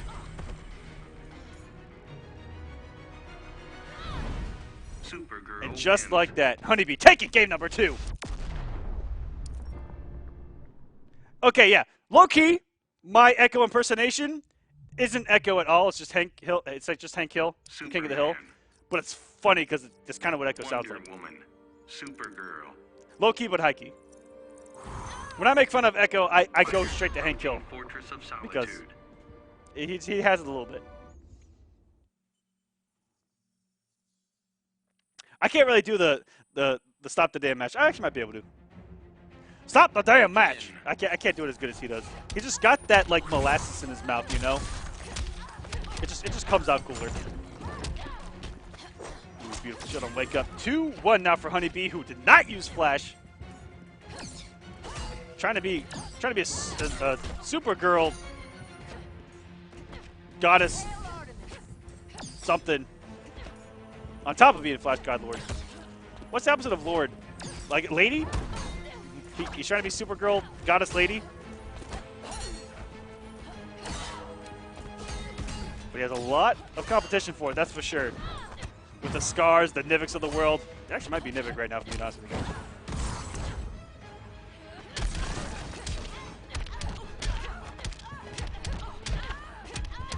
In the corner we go. Big damage here by HoneyBee. Finally, we're seeing some damage.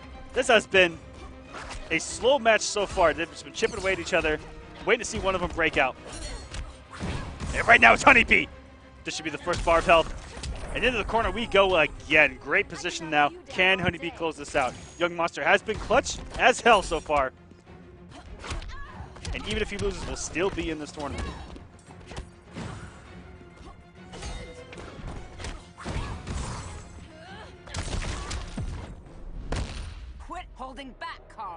Whatever you say. Getting what health he can back. HoneyBee's really put on the pressure now. No wager, no meter. Huge health lead. Are we going to see Young Monster get risky finally?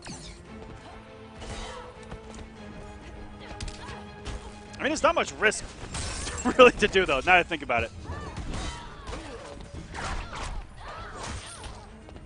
Ooh, he's getting crazy, though, and I like it. Maybe he does get a back throw. Again, more pressure applied simply by his back being to the corner and get some raw hits with the sweep and a shield bash there.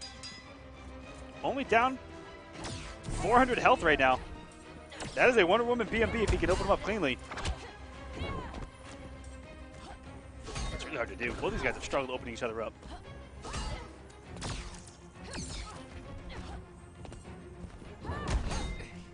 Good shield bash there.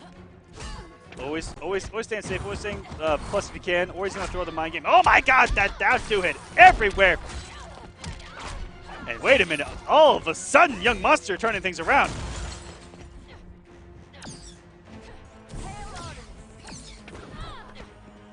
Ooh. He got Artemis. I'm not too sure if he wanted. I don't know if anyone really wants that. Huge beat up for a cancel. Didn't go for another one, though, which would have been more damage.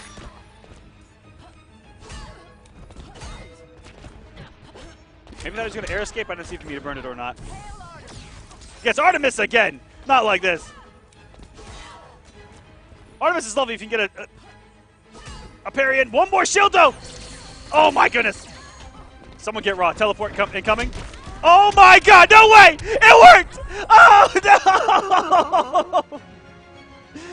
Oh, Young Monster. You just got to call it there. You just got to go. He has to risk it. And he did it. He actually did it. And it worked.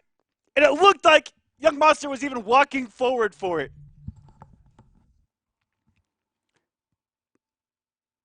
Right in the feels. Oh my goodness, ladies and gentlemen. Whew. I'm so sorry. Rest in peace. But it's okay, Young is going down the loser side of the bracket. As you see there, our winner's side of top 8 this week is set. HoneyBee versus Deoxys. Flash versus Blue Beetle. Who'd have thought? Semiij versus Real One at the bottom. No surprise there. Those two, incredibly solid. Probably going to see... I'm not too sure. I think Rewind will come off of Flash and do something crazy as well. He'll probably do the mirror with Semiij. I think we saw that during the finale where he actually just played the Catwoman mirror with him. But coming up next, we will set the loser side of the bracket. But let me take a quick break. Let me give my voice like a minute rest, and we'll be right back with the loser side of top 16 going into top 8, guys. Give us 1 second.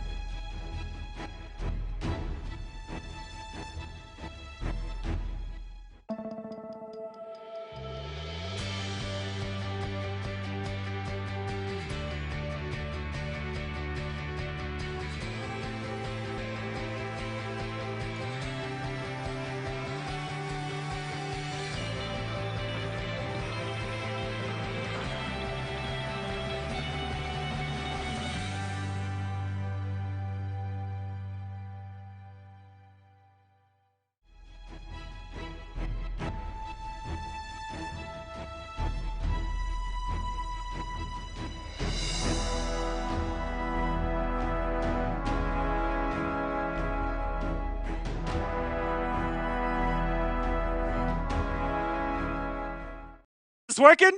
Can everyone hear me? Everyone, okay, it's not Echo. Okay, wrong name under there. But guess what? We have a guest, real quick. Welcome, everyone. Okay, wait, wait 1 second.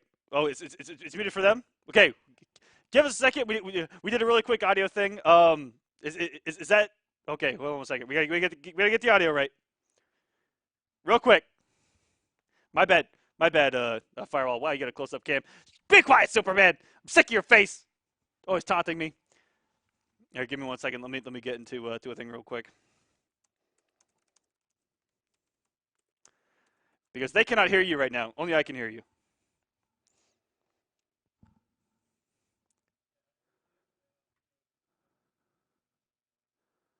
Interesting. Yes.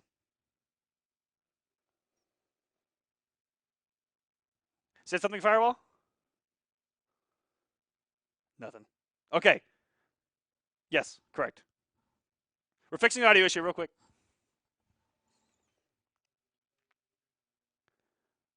All right, give us 1 more second. Yeah, one intermission. This is just a quick fix. Give us 1 second, guys. But Firewall is going to cast the last 4 matches for us. It's going to be epic. Trust me. We'll be right back.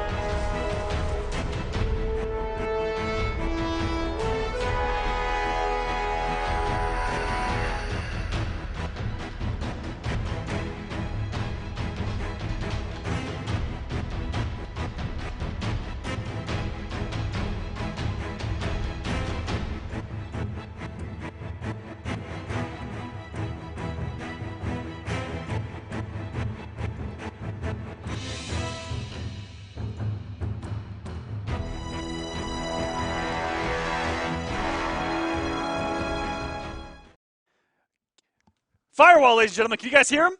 Yo, what's going on, guys? Can everyone hear this man? Please, oh please. It's been so long since I've commentated. Please, oh please, hear me. Here we go. Can they hear him? Hey, we got him! Firewall joining us in the clutch in about 5 minutes. Set up, joining us here. Firewall, thank you, and welcome to War of the Gods. We appreciate it. Not a problem. It's a pleasure to be here. I've been dying to get on here. Yeah, 4 matches, I'll take it. Yeah, I'll absolutely. Give my voice a rest because this man is about to hit you guys with some crazy ass casting. Cannot wait. All right, guys. Let's see who we got lined up next. We got 4 matches left. We got Dab versus Emperor Kombat, who's killed everyone, making a debut here on War of the Gods. And then we've got Sweet Neptune versus Coach Steve, Tsunami V versus Revit Leafing, and then Beyond Toxin versus Young Monster. The young brothers are here showing up here in week number 1. The young guys, the new generation coming in the clutch. Love that Young Monster. And if you guys don't know, that is not Echo anymore. It is Firewall. We just couldn't change the graphic in time. Our bad. But yes, that is Firewall, who is low-key a legend on the streets when it comes to casting. If you guys don't know, on the down low, on the low-key. Well, it all got started at TCW, thanks to you. It all just happened. So Yeah, you guys really came in the clutch. So I really appreciate it. It was my pleasure. And then I actually found something that I prefer doing in the FGC. I no longer try and compete. More times I could get on the mic and commentate, the better. So that's what I love to do. And I apologize if my daughter is crying in the background. She's only a few months old. So. She just wants to see more injustice. She does. She does. All right, let's get Daddy Dab and Emperor Kombat in here for our next match, guys. 4 matches to go. We appreciate you guys sticking around and getting us through our technical difficulties. Rest in peace, Echo, 2017-2017. His internet went kaput, and Firewall has rejoined us here. Oh, there we go. Graphic changed. Whoa, our production team is on point. Yo, shout-outs. All the guys in the back. You guys are awesome. Rickety Rao in the back there is our actual producer. Who fixed the graphic? Let me know. Oh, our boy Your Nightmare is in the back fixing the graphic on the fly. Shout-outs. Shout-outs to you. Thank you. Thank you so much. I feel like part of the team. Now we're talking. All right. All right, we got both players in here. Let's see if Dab sticks it out with Black Adam or Superman, or if he goes with something new. He's one of those guys that likes those legacy characters. He's just incredibly strong fundamentally. And then you got Emperor Kombat, who I know nothing about, but I do know that he picked Firestorm. Thank you to Smash.gg. And Firestorm is in talks right now of being a dangerous character. We're talking absolutely. We're talking vortexes over here. Firestorm. We're talking new bandwagon, new zoner. Got a lot of potential.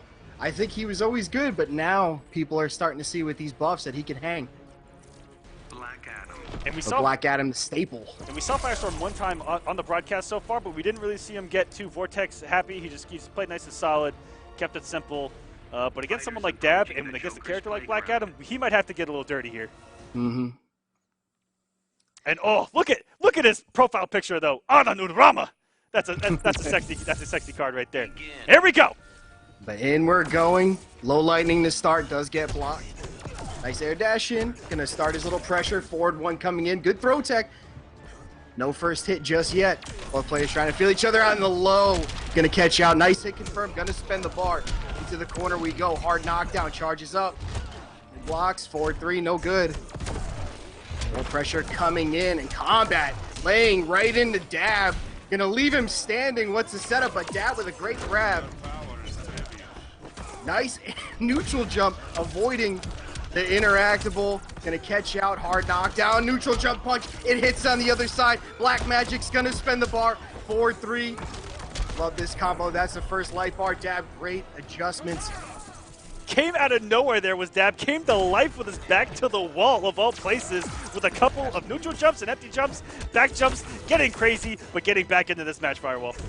Absolutely loving this. Good air-to-air exchange from Dab. Misses the Black Magic, but pushing into the corner. Does catch out. Great throw tech, though, from Kombat. Using that meter burn, no good. Black Magic will get punished full screen. Tries to go for the low, no good. Nice. Meter burn, dive kick, and that's going to force the clash. I do not falter.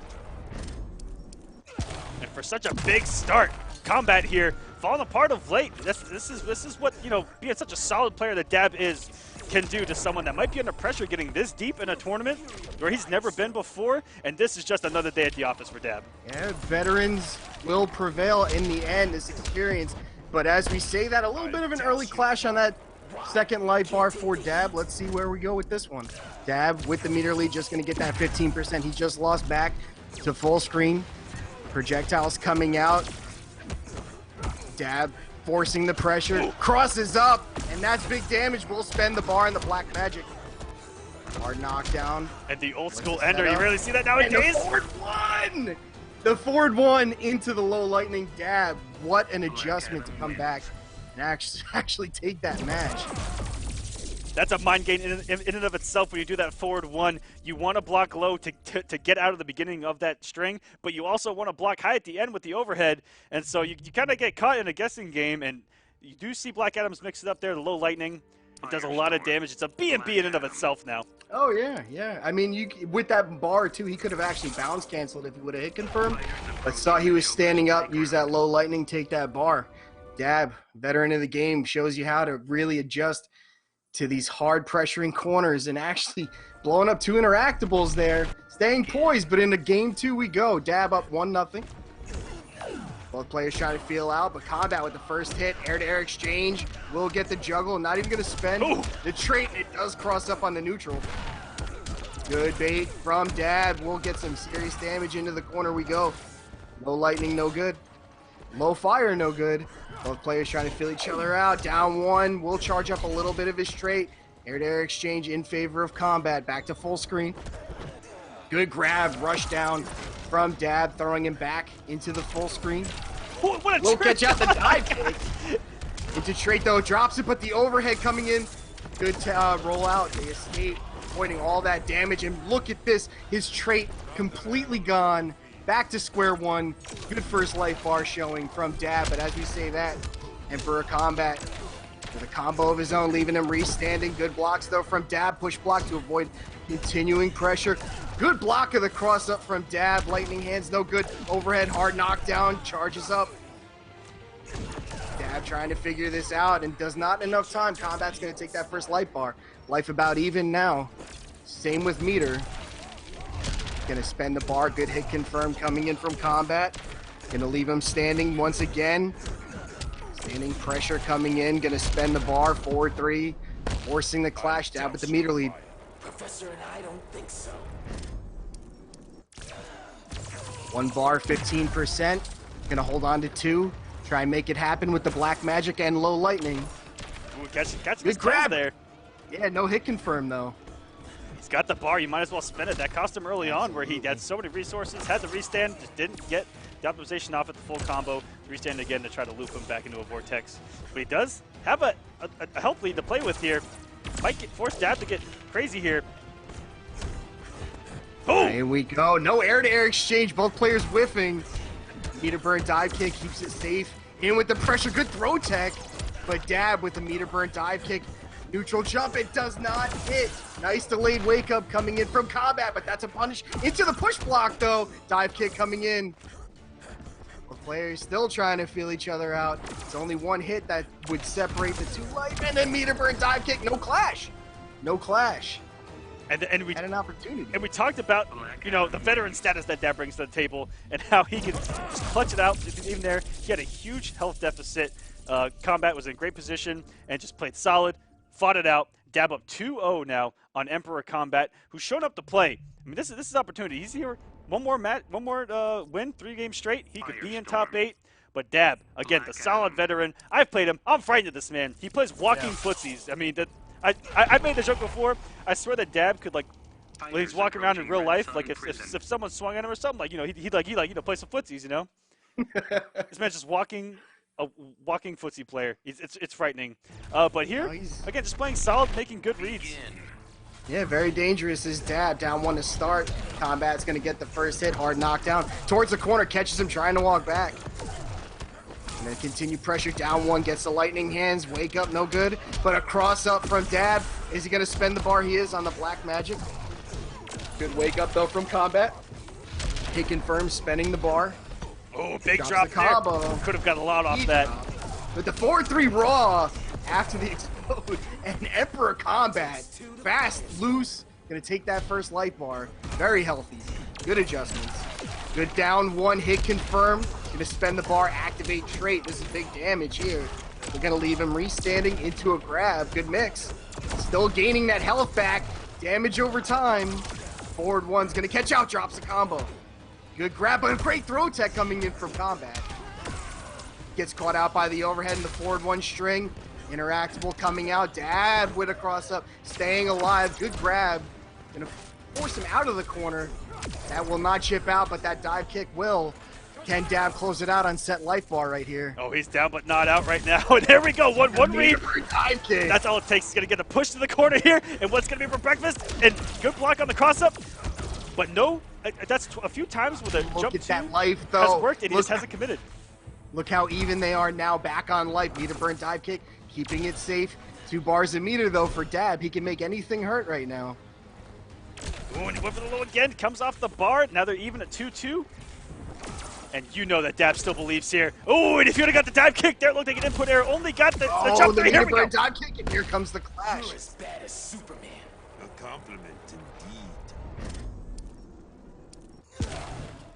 All right, Kombat 15% for his troubles.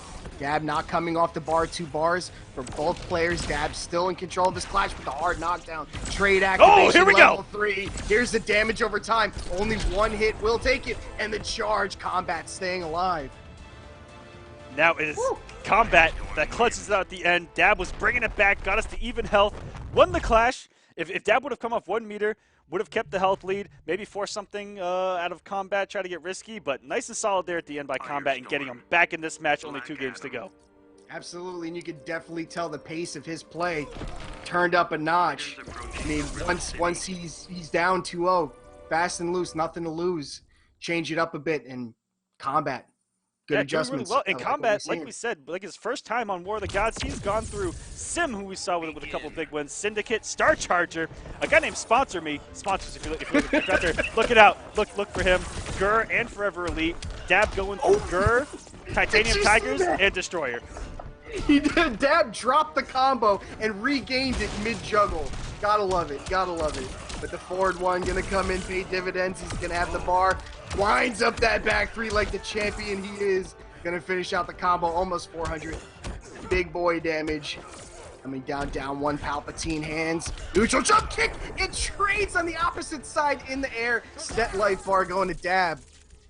Whew.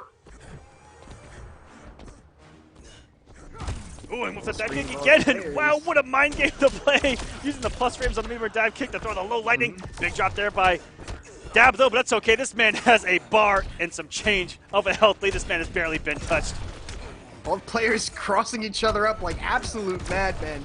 Pressure coming in though from Kombat. Staggers, good block of the raw forward 3. More pressure coming in. He's gonna meter burn it. Maintain. Down 1 Palpatine. Hands into down 2. It's so quick. Got him, Professor. Interrupt. Forcing the clash. Kombat pretty much get his 25%. Dab, no need the life lead like that to spend any of the bar. Lightning trading out with Fireball, and he will hit confirm, activate trait. That's going to leave him standing again, but it doesn't convert. And here comes Dab, and the bounce cancel for the added damage. Hard knockdown. Dab, what does he go for? Meter burn dive kick, no good. Oh, he goes, and what a whiff punish on the missed interactable, but drops the combo. He's still alive. Last glimpses of hope for Kombat in this tournament. Good push block to stay alive, but it's chip out on the forward 1. Kombat. Dab. Black Adam wins. Dab making top 8 in his first week of War of the Gods. He had evaded it for so long in season number 1. Season number 2, off to a great start. He's going to get great points. But Kombat coming out of nowhere, playing out of his mind, getting 9th place, that's a good job. It's a good start. It's a good Welcome, start. sir. You got a lot of points. Points do go to top 32 here on War of the Gods, so great distribution there. It's only week number 1. If you do that well, consistency is key when you're doing these long circuits, and we got a lot of weeks to go through. So, man, good job, and we will see you next week, hopefully, here on War of the Gods. And Dab is going to move on, and we will see him Wednesday at 8 p.m. Eastern Standard Time. There's your bracket right there. HoneyBee versus Deoxys is going to start us off, unless we go from the bottom up. But anyways, round number 1, HoneyBee Deoxys, Semiij Rewind, and we'll see whose Dab opponent is later on. The next matchup on stream, Sweet Neptune, what a surprise there, and Coach Steve. Ooh, I love Coach Steve as an Atrocitus main. I've got character envy. Love the way he plays. Love the way he plays. A little bit of swag, a lot of safety. Guy's solid. So I can't wait to commentate this Atrocitus match. Oh, it's Firewall. Your mic might be cutting out now. Mike's cutting out. Oh, maybe not. Keep talking. Keep talking. We're here. Oh, there we go. We're good. We're good. All right. We're good. Just checking. It's starting to get a little glitch out, man, but we're good. All right, so Sweet Neptune and Coach Steve. Sweet Neptune, I believe, going with Sub-Zero. And Coach Steve, I mean the Big Red Machine. Atrocitus. Absolutely. You know all about Atrocitus, Firewall. Yes, I do. It's my main man. Got him all over the fight stick, too. Now, just a big fan. Firewall, the only man I know that was like an Atrocitus fan before Injustice 2 was ever announced in Atrocitus. He had the Red Lantern hat years ago. So no one can say that he was like a bandwagon or anything. No. Actually, there's pictures of me. It was either CEO 2015 or 2016 of me wearing the hat, even before the game was announced. So There ain't no bandwagoning there. Whether if he was top tier or the worst in the game, I was still going to play him. So big fan, big fan.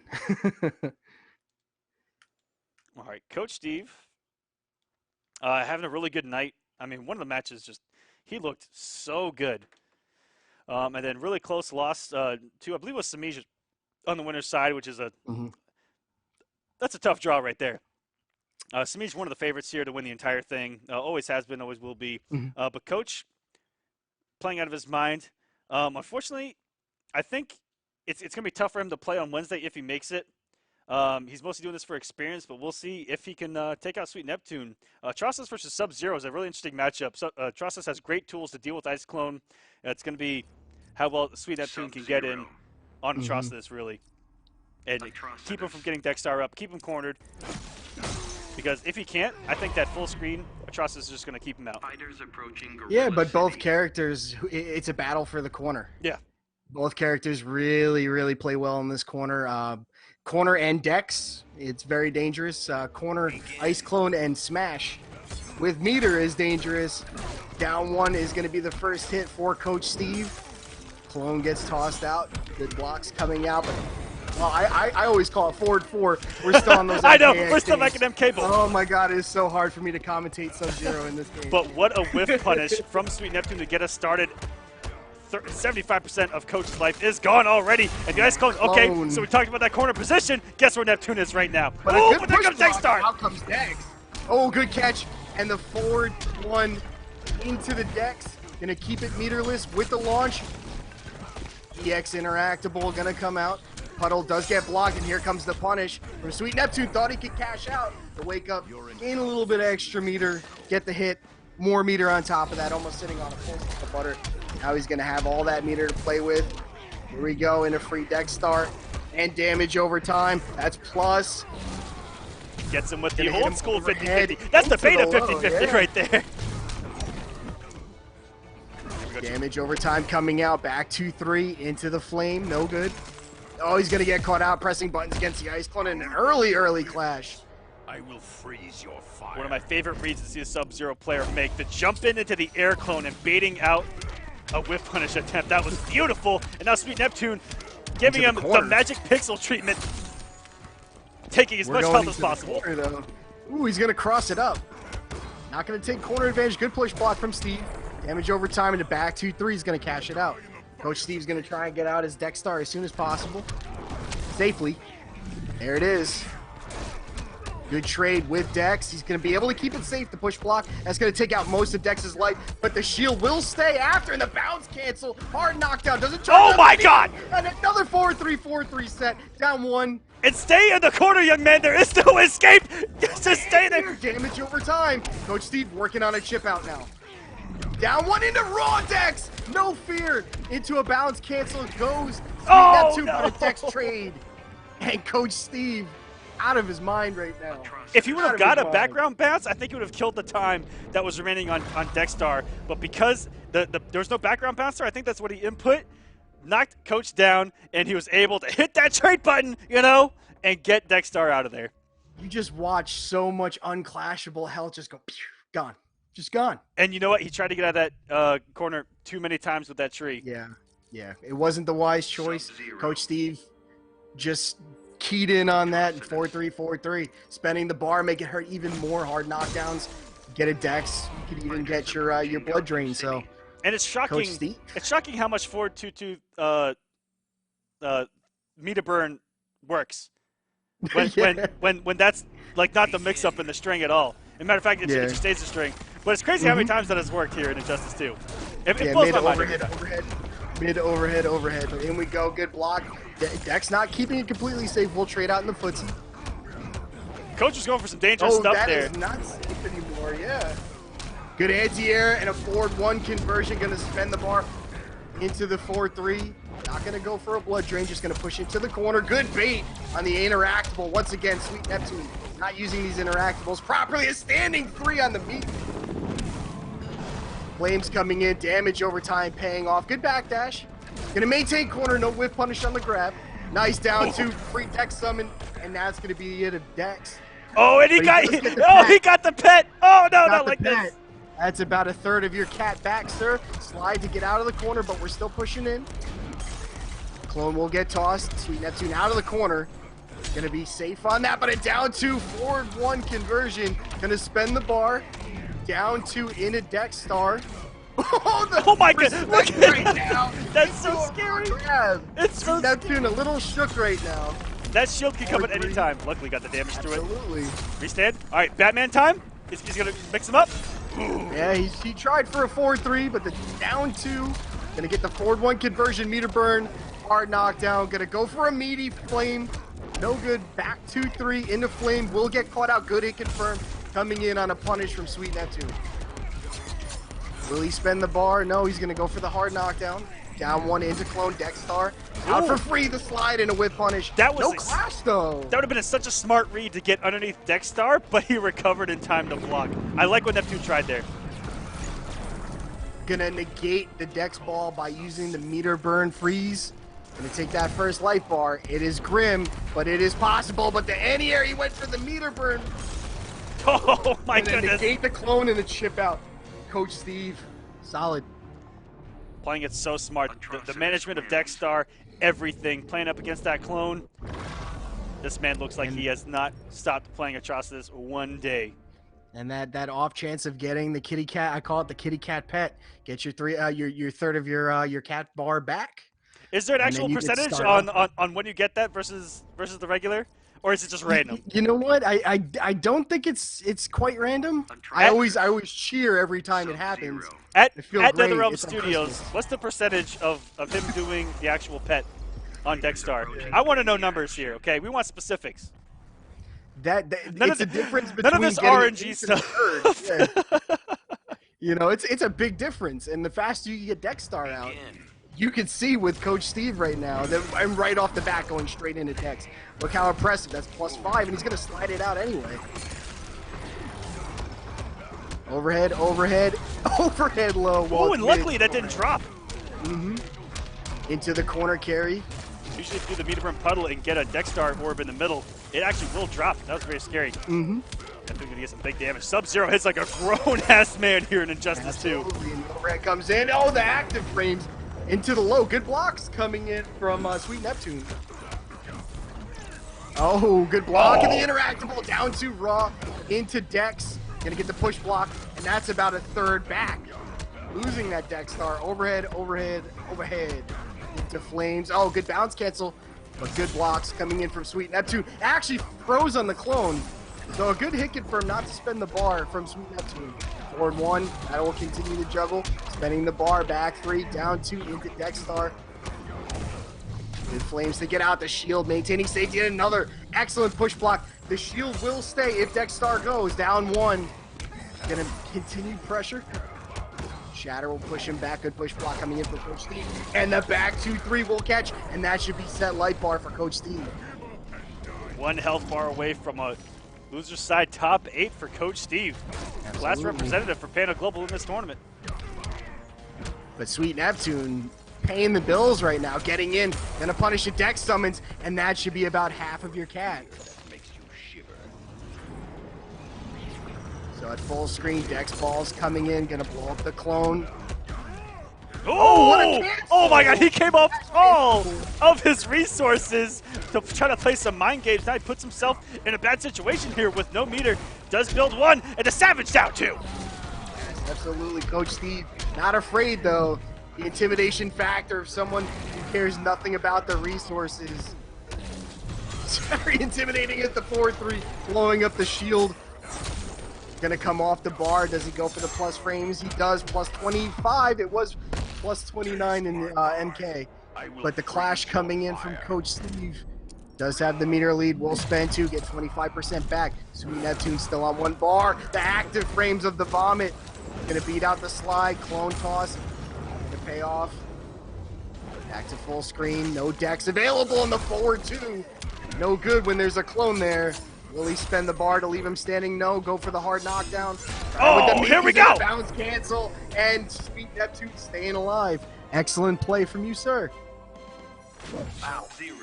Sweet Neptune. In the face of adversity. Sweet Neptune. He's talking to the actual gods of injustice right now. Almighty Neptune. getting in the assist. 1 win on the board. 2 more to go. Can we get another game 5? I think we've only had 1 tonight. And that's just shocking. Sub-Zero. I also Well, love hitters. if it's something to take away from this first week is that we have seen some great variety of characters, especially early on. So shouts to all you competitors. We got a Blue Beetle in Winner's Top 8. What? Yep. Everybody's sleeping on that character. Are you kidding me? Don't do it. In 2017, we have a Blue Beetle in Winner's Top 8. Ooh, Neutral jump 2 to start it off. Neutral jump 2. That's very interesting. I mean, it covers a lot of ground, forward. Yes, it does. That's his best jumping, his best jumping normal. Back 2-3, that's plus, but he's going to avoid it with the clone. Here comes Coach Steve using that cat to his fullest. Nice down 2, forward 1 will convert. Spend the bar, forward 3. Leave him re-standing, damage over time.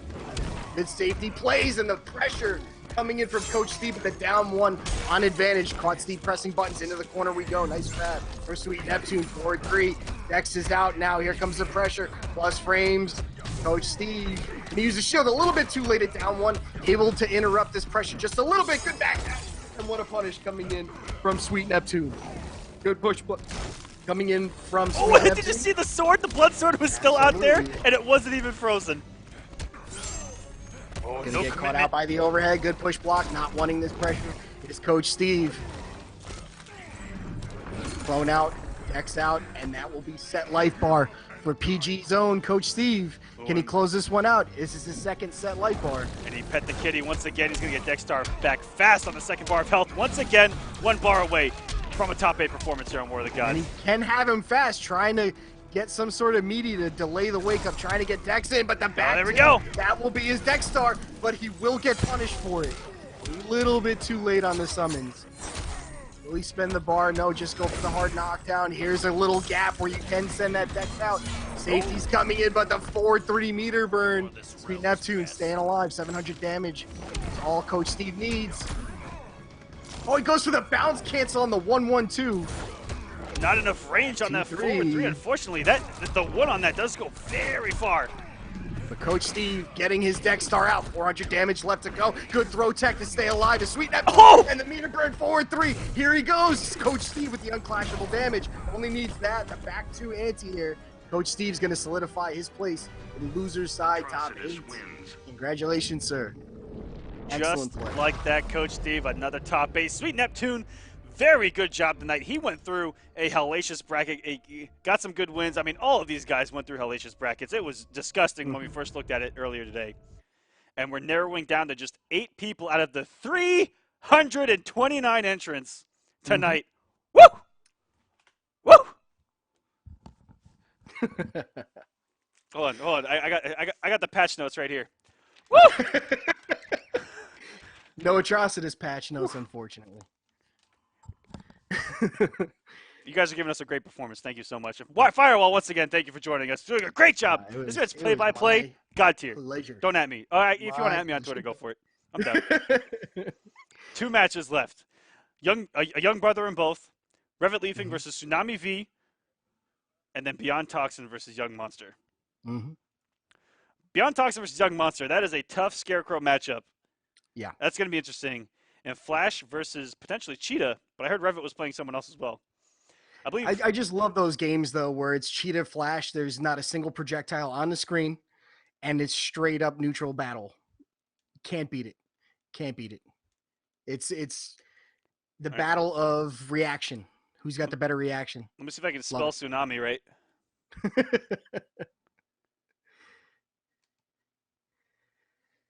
There we go. All right. First time seeing Revit Leafing tonight on stream. We've seen Young a couple times. Young Monster's had a really good night, playing incredibly solid. Yeah. That Wonder Woman's looking better and better every time I see it.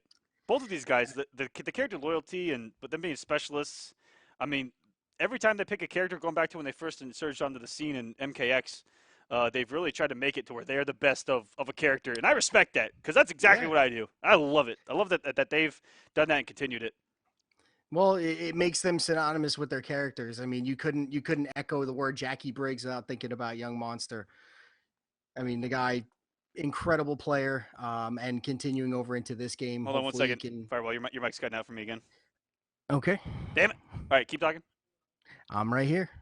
Young Monster, Best Wonder Woman. A little bit. This Discord's acting funny, guys. Sorry. Again, this is a setup that we did in 5 minutes, so it isn't perfect. Let me re-put you in my ear just in case. Oh man, nope. I don't have him. Give us one, guys. Give us 1 second, guys. Fighters approaching the Joker's playground. Yeah, actually, even if I can't hear him, he's just gonna go ahead and solo cast this next match. We all know he can. This man can just solo cast all day. So go for it. Take it away, Firewall. Begin.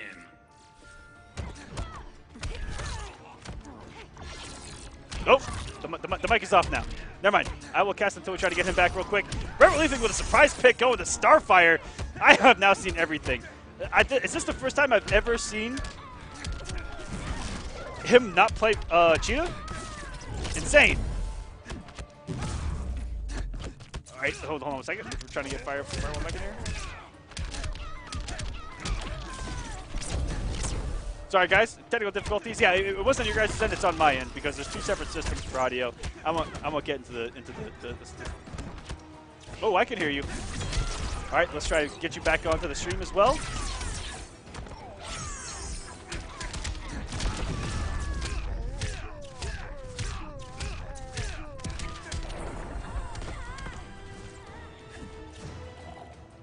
Bet you didn't see that coming. All right, we'll let re-get him for you guys again.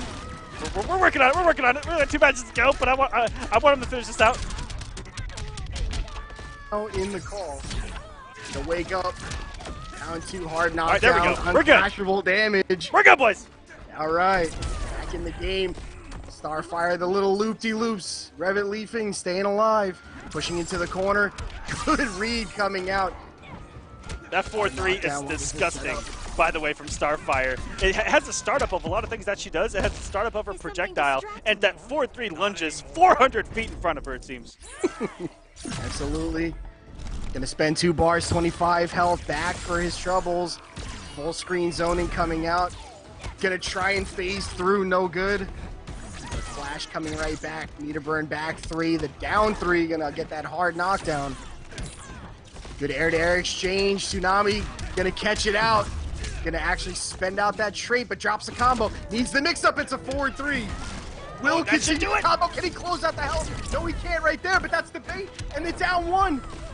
Will close it out. Tsunami by the skin of his teeth on a drop. Almost lost that one. I can definitely see why Revit picked up Starfire. A lot of similarities between guess what other character he played. Pyromancer Tanya. A couple similarities right there. Really good zoning, stagger heavy pressure. Really good job. Almost mounted that comeback. And you see there, Tweedy chiming on the matchup as well. Has a lot of knowledge in that. And going right to his bay. Cheetah with his back to the wall, down a game against Tsunami V here. Tsunami V made a name for himself at Summer Jam this year with a big win over Slayer there, and I think got top 16, doing a really good job, and has that sexy new Justice League skin. That thing is so bright. And you need the nth metal skins now. I mean, you're not playing the game without nth metal skins. If your character has it, just go for it. That or tournament. ECT. My bad. That's Summer Jam. ECT. Thank you, John Nitty in the chat.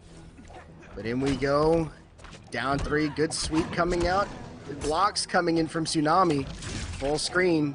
Both players trying to figure each other out in this neutral. Full screen into the trait we go. Gonna get the background bounce. What's the setup? Good back dashes, both players. Just backing off. Running man stances, trying to gain that meter. Will blow up the interactable. Good down 2 punish coming in from Tsunami. Gets the background bounce. Running man stance and will catch out with the down 1 into the trait. Great confirm. Gonna drop the combo. Will get caught out with the DP. Back to full screen. Rushdowns coming in. Oh, almost caught him back on the rollout. But will catch that light bar with the down 1. Tsunami looking fresh, a little bit better, a little bit stronger on this set. Ooh, my admin brought up something very interesting. They actually met tonight. Tsunami V is who put Revit Leafing in losers 3-1 in winners finals of their pool. This is a run back, and Revit Leafing known for doing really well in these run backs and mounting a comeback here. Here we go. Just as you say that'd be close to cashing out. It's not. Just a little bit of chip in the interactable will do it. Even on their life bars, even on their meter, couldn't get any closer. Both players also a trait.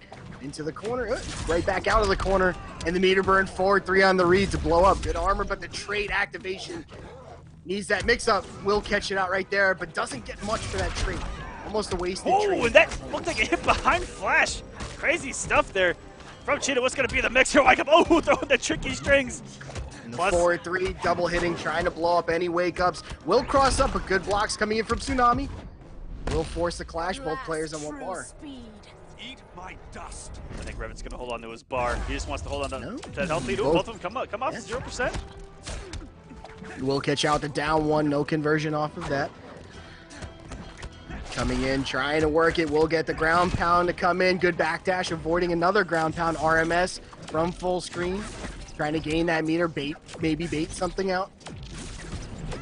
Ooh, 4-3 from deep. That's what running a stance is all about. RMS, yeah. It just baits you to try to do something. You down. To stop the approach from Flash. But 2 bars can do what he wants. Will he spend one, keep one? No, he will spend both. Gain back 25. Figures he can get that bar back fast. RMS in a ground pound. The blocks coming in into the trait, and the overhead will catch out on a backdash. Background bounce forever to get that back 3, and he drops it. Barry Allen two's a little too fast in his own trait there, breaking the armor. He blows up the 4-3. Absolutely fantastic result for Tsunami, but gets hit by the interactable. Both players. What a read! Anti-air! Are you kidding me right now? Tsunami living up to his name, putting one in the air to catch Everleafing out of there and going up 2-0 on this man. What a beautiful read. Excellent anti-air. And paying off, taking that game up 2 games to nothing. Tsunami. Whew. That was pretty. That was pretty. Amazing stuff there. That was a read of a lifetime. Spinning those hands, getting him out of the air with a clean kill. Ooh. Cheetah. Shout outs to Zoom for giving him that tech. Whew. Sticking out with Cheetah. Here's Revit. I mean, really close game. That was down to the wire. Tsunami did some amazing things at the end. It looks fantastic when it works, but it would have made him look like a fool if it missed. That's the beauty of a read. Begin. All right. Game 3. Tsunami trying to close it out here. 3 games to nothing. Can he do it? Interactable's not paying off just yet. Both players at the full screen. RMS is trying to bait out. We'll get the first hit on a ground pound. And the neutral jump. It actually crossed up too on the forward advance. Good shot here for Tsunami, who's trying to put the final nail in the coffin here against Everleafing. Putting out the interactable, nothing goes there. One for the hard read again, but this time the no avail, but I respect it here. He's going to spend the bar with the claws. Big girl damage. Good blocks coming out from Tsunami. As I say that, misses the last overhead. With the 4-3. Good blocks because plus frames. And the ground pound, what a hit confirm. What a hit confirm. Tsunami on set life bar. Spending out the trait, will spend the meter. Trying to face the interactable, just out, and another attempt at that read, but the down 1 will catch out into the down 2 back 3. Drops the combo, no whip punish though, and the DP will get punished. Forcing the clash is Tsunami. Eat my speed force. 2 bars apiece spent. Tsunami says, no sir, I do not want to work that hard to get that life bar right back. Ground pound just out of range. Good bar spend coming in, and I don't think he wanted the background bounce there, to be honest. The scaling here, I'm not 100% sure that this will kill. It will not. Yeah, he's much better off going for maybe a 4-3 there, just closing out the old-fashioned way, keeping his back to the corner. Tsunami's now got space to play with. Brainiac behind there, gonna judge every single move that you do on the stage. Went for the read again! Another hard read was just off. Just off. Back to full screen. Ooh, Kitty's got claws now. Yes, this is big girl damage. Look at all of this just for a couple swipes. 273. Big girl damage. RMS coming in. Goes for the overhead. Catches out with the rest of the string. This is big boy damage. Can he close this out with the amount of bar? He goes for the rollout. And that is it! Close it out now. Air escape is not an actual part of the game. It's not a mechanic of the game when Flash has you in his trait anywhere on the screen. The mechanic, the mechanic is removed, but you know it was worth something because you're dead either way. Mm-hmm. You had to throw it out, hoping maybe to get a drop combo. Even though you could pick it up right again, it's worth the shot. You have no other choice. But Tsunami putting the screws Well played. Well played. All right, coming up next, our last match of the night. Last match tonight. That means Coach Steve is going to go on to play Tsunami. That might be another rough day at the office for Tsunami. He ran into Rewind, who went to Atrocitus and just could not do anything against it. But ended up, I think, coming off of Flash and doing really well. I can't remember. But Flash against Atrocitus against that breath is really hard. And we'll see who fills that last spot right now. Is Young Monster going to avenge his brother right now and make top 8? Or is Beyond Toxin going to sneak in there? Beyond Toxin's been quiet of late. But I've seen him playing a lot more, streaming a lot more, and doing really well lately. And with a couple changes to Scarecrow, we'll see what he's all about here. He's got the opportunity. Wonder Woman's a tough matchup, but I think Juan can pull it up. Another. We can't even say new generation because he's been performing so long in the previous game in MKX. I think he's earned his veteran status. But he's still really young. That's what's so scary. Very, very young. But this might go very similarly. Whoa. To when Young just played HoneyBee, where HoneyBee said, I'm not playing that matchup because they have the same secondary character. He also has a Supergirl. And we might see Supergirl against Young Monster here. If he did his homework and watched the previous matches, it always pays to do a little bit of homework here. Because that actually was his character, even going back to the beta, was Beyond Toxin. He's been a Supergirl player since day one. But with Scarecrow out, everyone in Florida picked him up. As you probably know, being down there. Every Ermac, I think every Ermac player picked him up. Every single Ermac player picked up Scarecrow. When the game came out, 3 big Ermac players right out of the gate. Big D, Toxin, and Ragnarok were all playing Scarecrow, and we were just like, okay. Yeah. and then there's another big Floridian playing Scarecrow by the name of White Boy. Yeah. And that's why Florida is one of those, just become a land of something. It was Doomsdays and Injustice 1, Ermacs in Mortal Kombat X, and with Scarecrows and Injustice 2. The next game that comes out, we're anxious to see what all of Florida picks up and invades it. So they all pick up one character, and they lab together. Here, I got to reverse it. So Florida's down here, right? They all pick up one character, and then they just invade out. Yeah. They made it all the way up to Indiana. Shout-outs to Ragnarok. He's got a very solid Scarecrow, very knowledgeable player, and he bestows said knowledge across the community. So shout-outs to him. And he puts out content every day, it seems. Excellent content, but into this game we go. Both players activating their trait, trying to fill each other out at full screen. Interactable will take first hit. Shields, great spacing coming out from Young Monster just within that shield range. Trying to shoulder charge his way in. Down one will stick into command grab. Back to mid-screen. Trying to use his neutral to gain advantage over Young Monster. Trait back. Active for both players and good punish on the teleport. Still punishable on the other way. Too many recovery frames. Shoulder charge into the corner. Down 2 into the whip. Down 1 into the EX Fear Gas. Gonna spend that bar into the corner with a restand into the Traumatize. Jump in, but no command grab off of it. Spend the bar to maintain safety. Fear Gas. Step it out.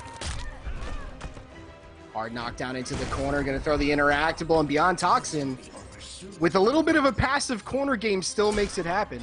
Down 2. Oh, what a big down 2 that is. Oh my goodness, it almost converted off of that as well.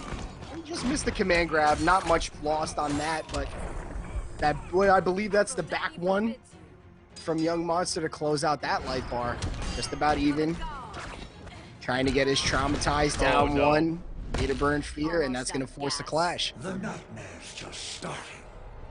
Worst possible scenario, too, for Young Monster. He put himself in the corner against Scarecrow, plus Frame City. Huge damage on deck. We'll get Demeter. Going to try and throw out that shield. Down 1 will stick. Jump 3. Overhead coming in. The meter burn. Back 3s, and both will forcing the clash. How do you Young Monster standing toe-to-toe with the Scarecrow with the meter. Both players no bar. And how do you beat plus frame armor? You do it right back to them. Yes, you do. You blow right through it. These guys are fire with players. fire. That's right. Ooh. Young Monster now has a stick of meter to deal with. Into the corner. Look at the spacing. Spacing is right. Hard knockdown. Tries the neutral. And the shoulder Watch out charge. for the Traumatize. Meter burn. And 3 3 shoulder charges in a row from Young Monster. We'll close it out.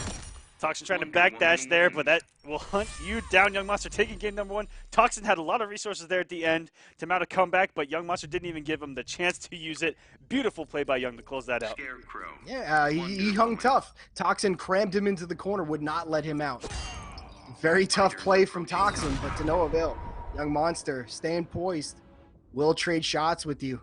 Finally gets him back 3 straight shoulder charges, 2 with meter. And that will take game number 1. Let's see how game number 2 goes on.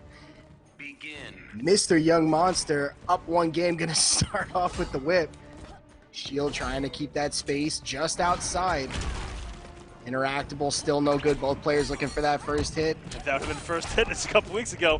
It would have. And first blood going. Young Monster trying to get some corner pressure going. But he is locking down Toxin, but that interactable will get him out with enough recovery frame safety to get that teleport. And here's a whiff punish coming in from Toxin.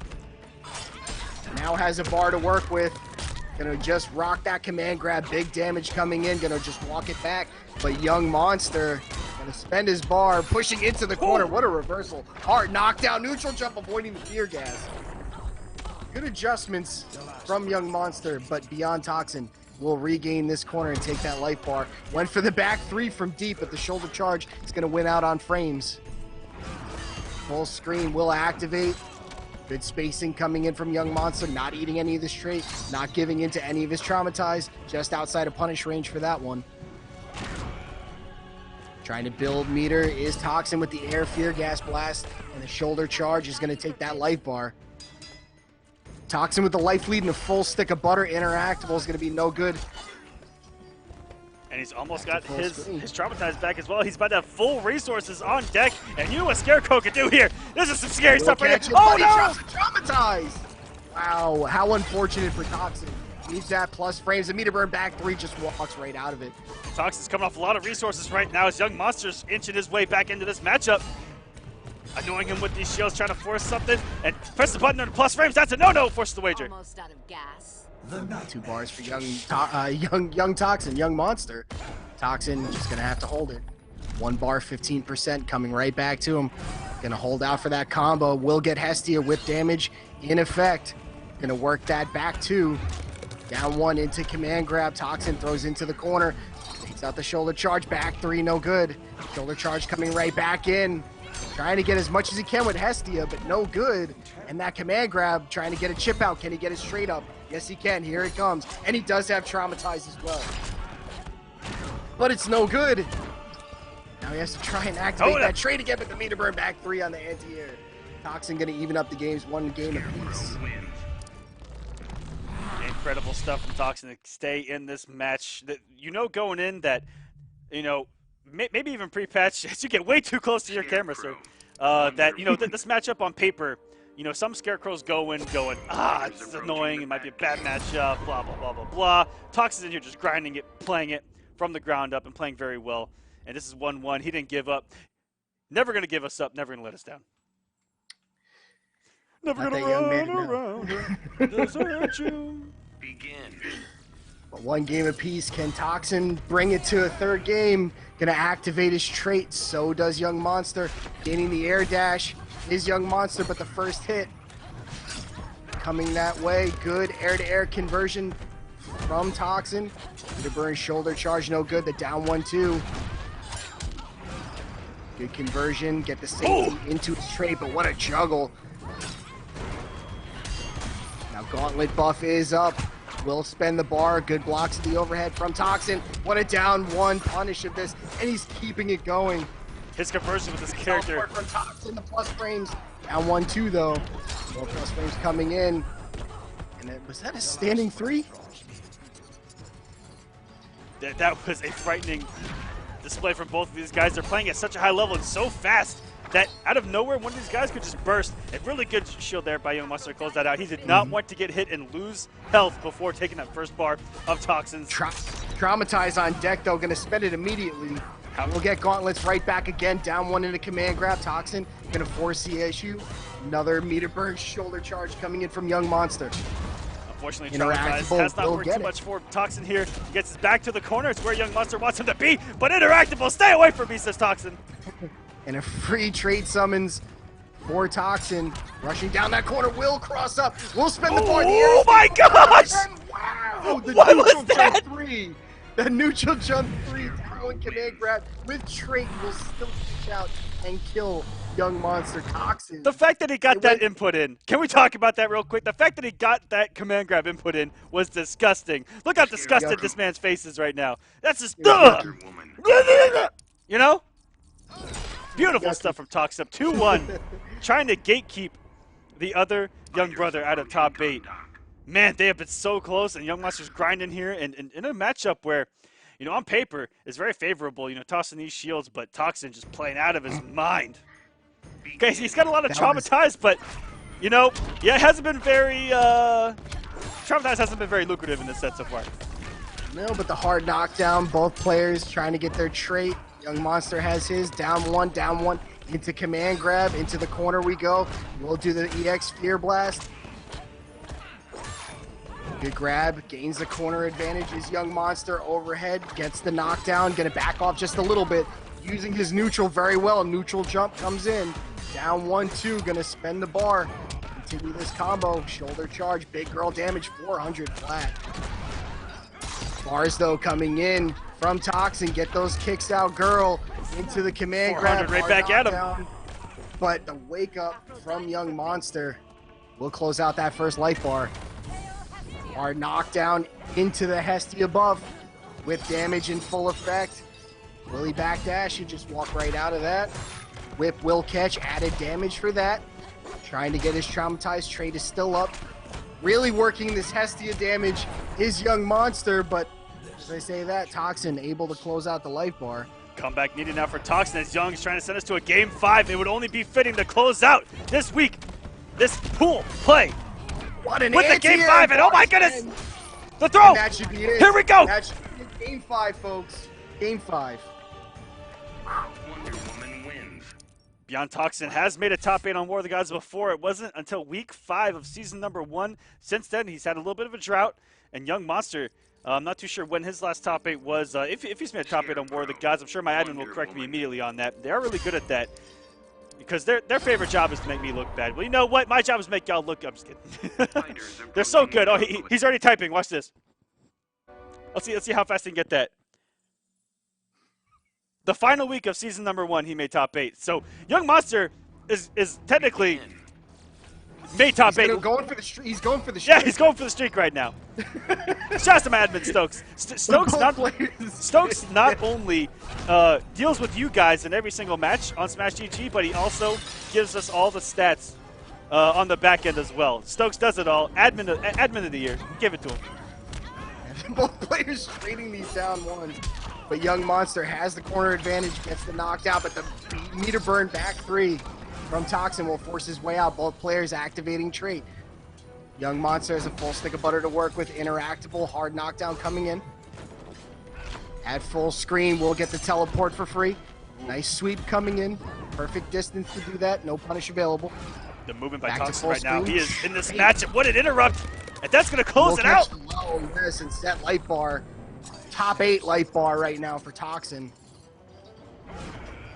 Full screen will get very close to his Traumatized with this trait. Into the command grab we go. Almost has it. But the meter burn shoulder charge will get back to back 3. Just out of range. Good shoulder charge once again from Young Monster. Now has Traumatized. Gotta be careful. These are plus $1 billion there. Yep. And the cross. Oh, does not cross up. No punish available. Spends the bar. Finally! Traumatized. Meter burn back 3. Back 3. Trait back up. Down 1. Crosses it up. No clash. Here it comes. 3 bars. This isn't over yet. Grim situation for Young Monster. He's got a mountain to climb if he wants to get back in this match. Toxin playing out his mind when he needs it the most. Clutch Game 5 here. Can he close it out? Trait chip out. Looking to chip out with this trait. Shoulder charge in. Down 1. Has the bar to spend. Just going to get out safely. Meter burn shoulder charge. Almost out of resources is Young Monster. Overhead coming in. Good confirm. Good conversion from Young Monster. And what a go. Do you guys believe in magic? Let's see if Young Monster can real master comeback this to get top 8. He needs a comeback in HoneyBee proportions. Can he get this? But trait is active. Doesn't have the meter to continue, but the trait still chipping away. 52 damage is all Toxin needs to close it out and solidify top 8. 45 damage to go. Will oh, no, that's going to do it! Is going to take it. Toxin, welcome to top 8, brother. Wins. Beyond Toxin making his second top 8, I believe, here on War of the Gods, and starting off the season right. This is how you start the season, get those points, and it's going to carry you throughout the season. Congratulations, sir. And Young Monster, a really good job tonight, playing out of his mind. I love watching his Wonder Woman. He's got all the conversions. If you guys want to learn Wonder Woman, you look at that man, because he's got it all down. There's your top 8 for week 1 of season 2. Congratulations to these guys: HoneyBee, Deoxys, Semiij, Rewind, Toxin Dab, Coach Steve, and Tsunami V. You guys have been amazing, and we will pick back up Wednesday at 8 p.m. Eastern Standard Time. A humongous shout-outs to my man Firewall coming in the clutch for the last 4 matches. Hope you guys enjoyed his appearance. His work schedule's a little savage, otherwise we'd try to have him on more. But you know what? We thank you so much for joining us here tonight, buddy. Man, it was my pleasure. Just glad I could help out. Absolutely, guys. And once again, thank you to you guys for watching at home.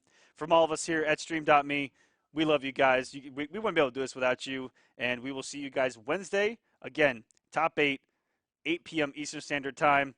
We'll see you guys there. You guys have a wonderful week. Thank you and good night.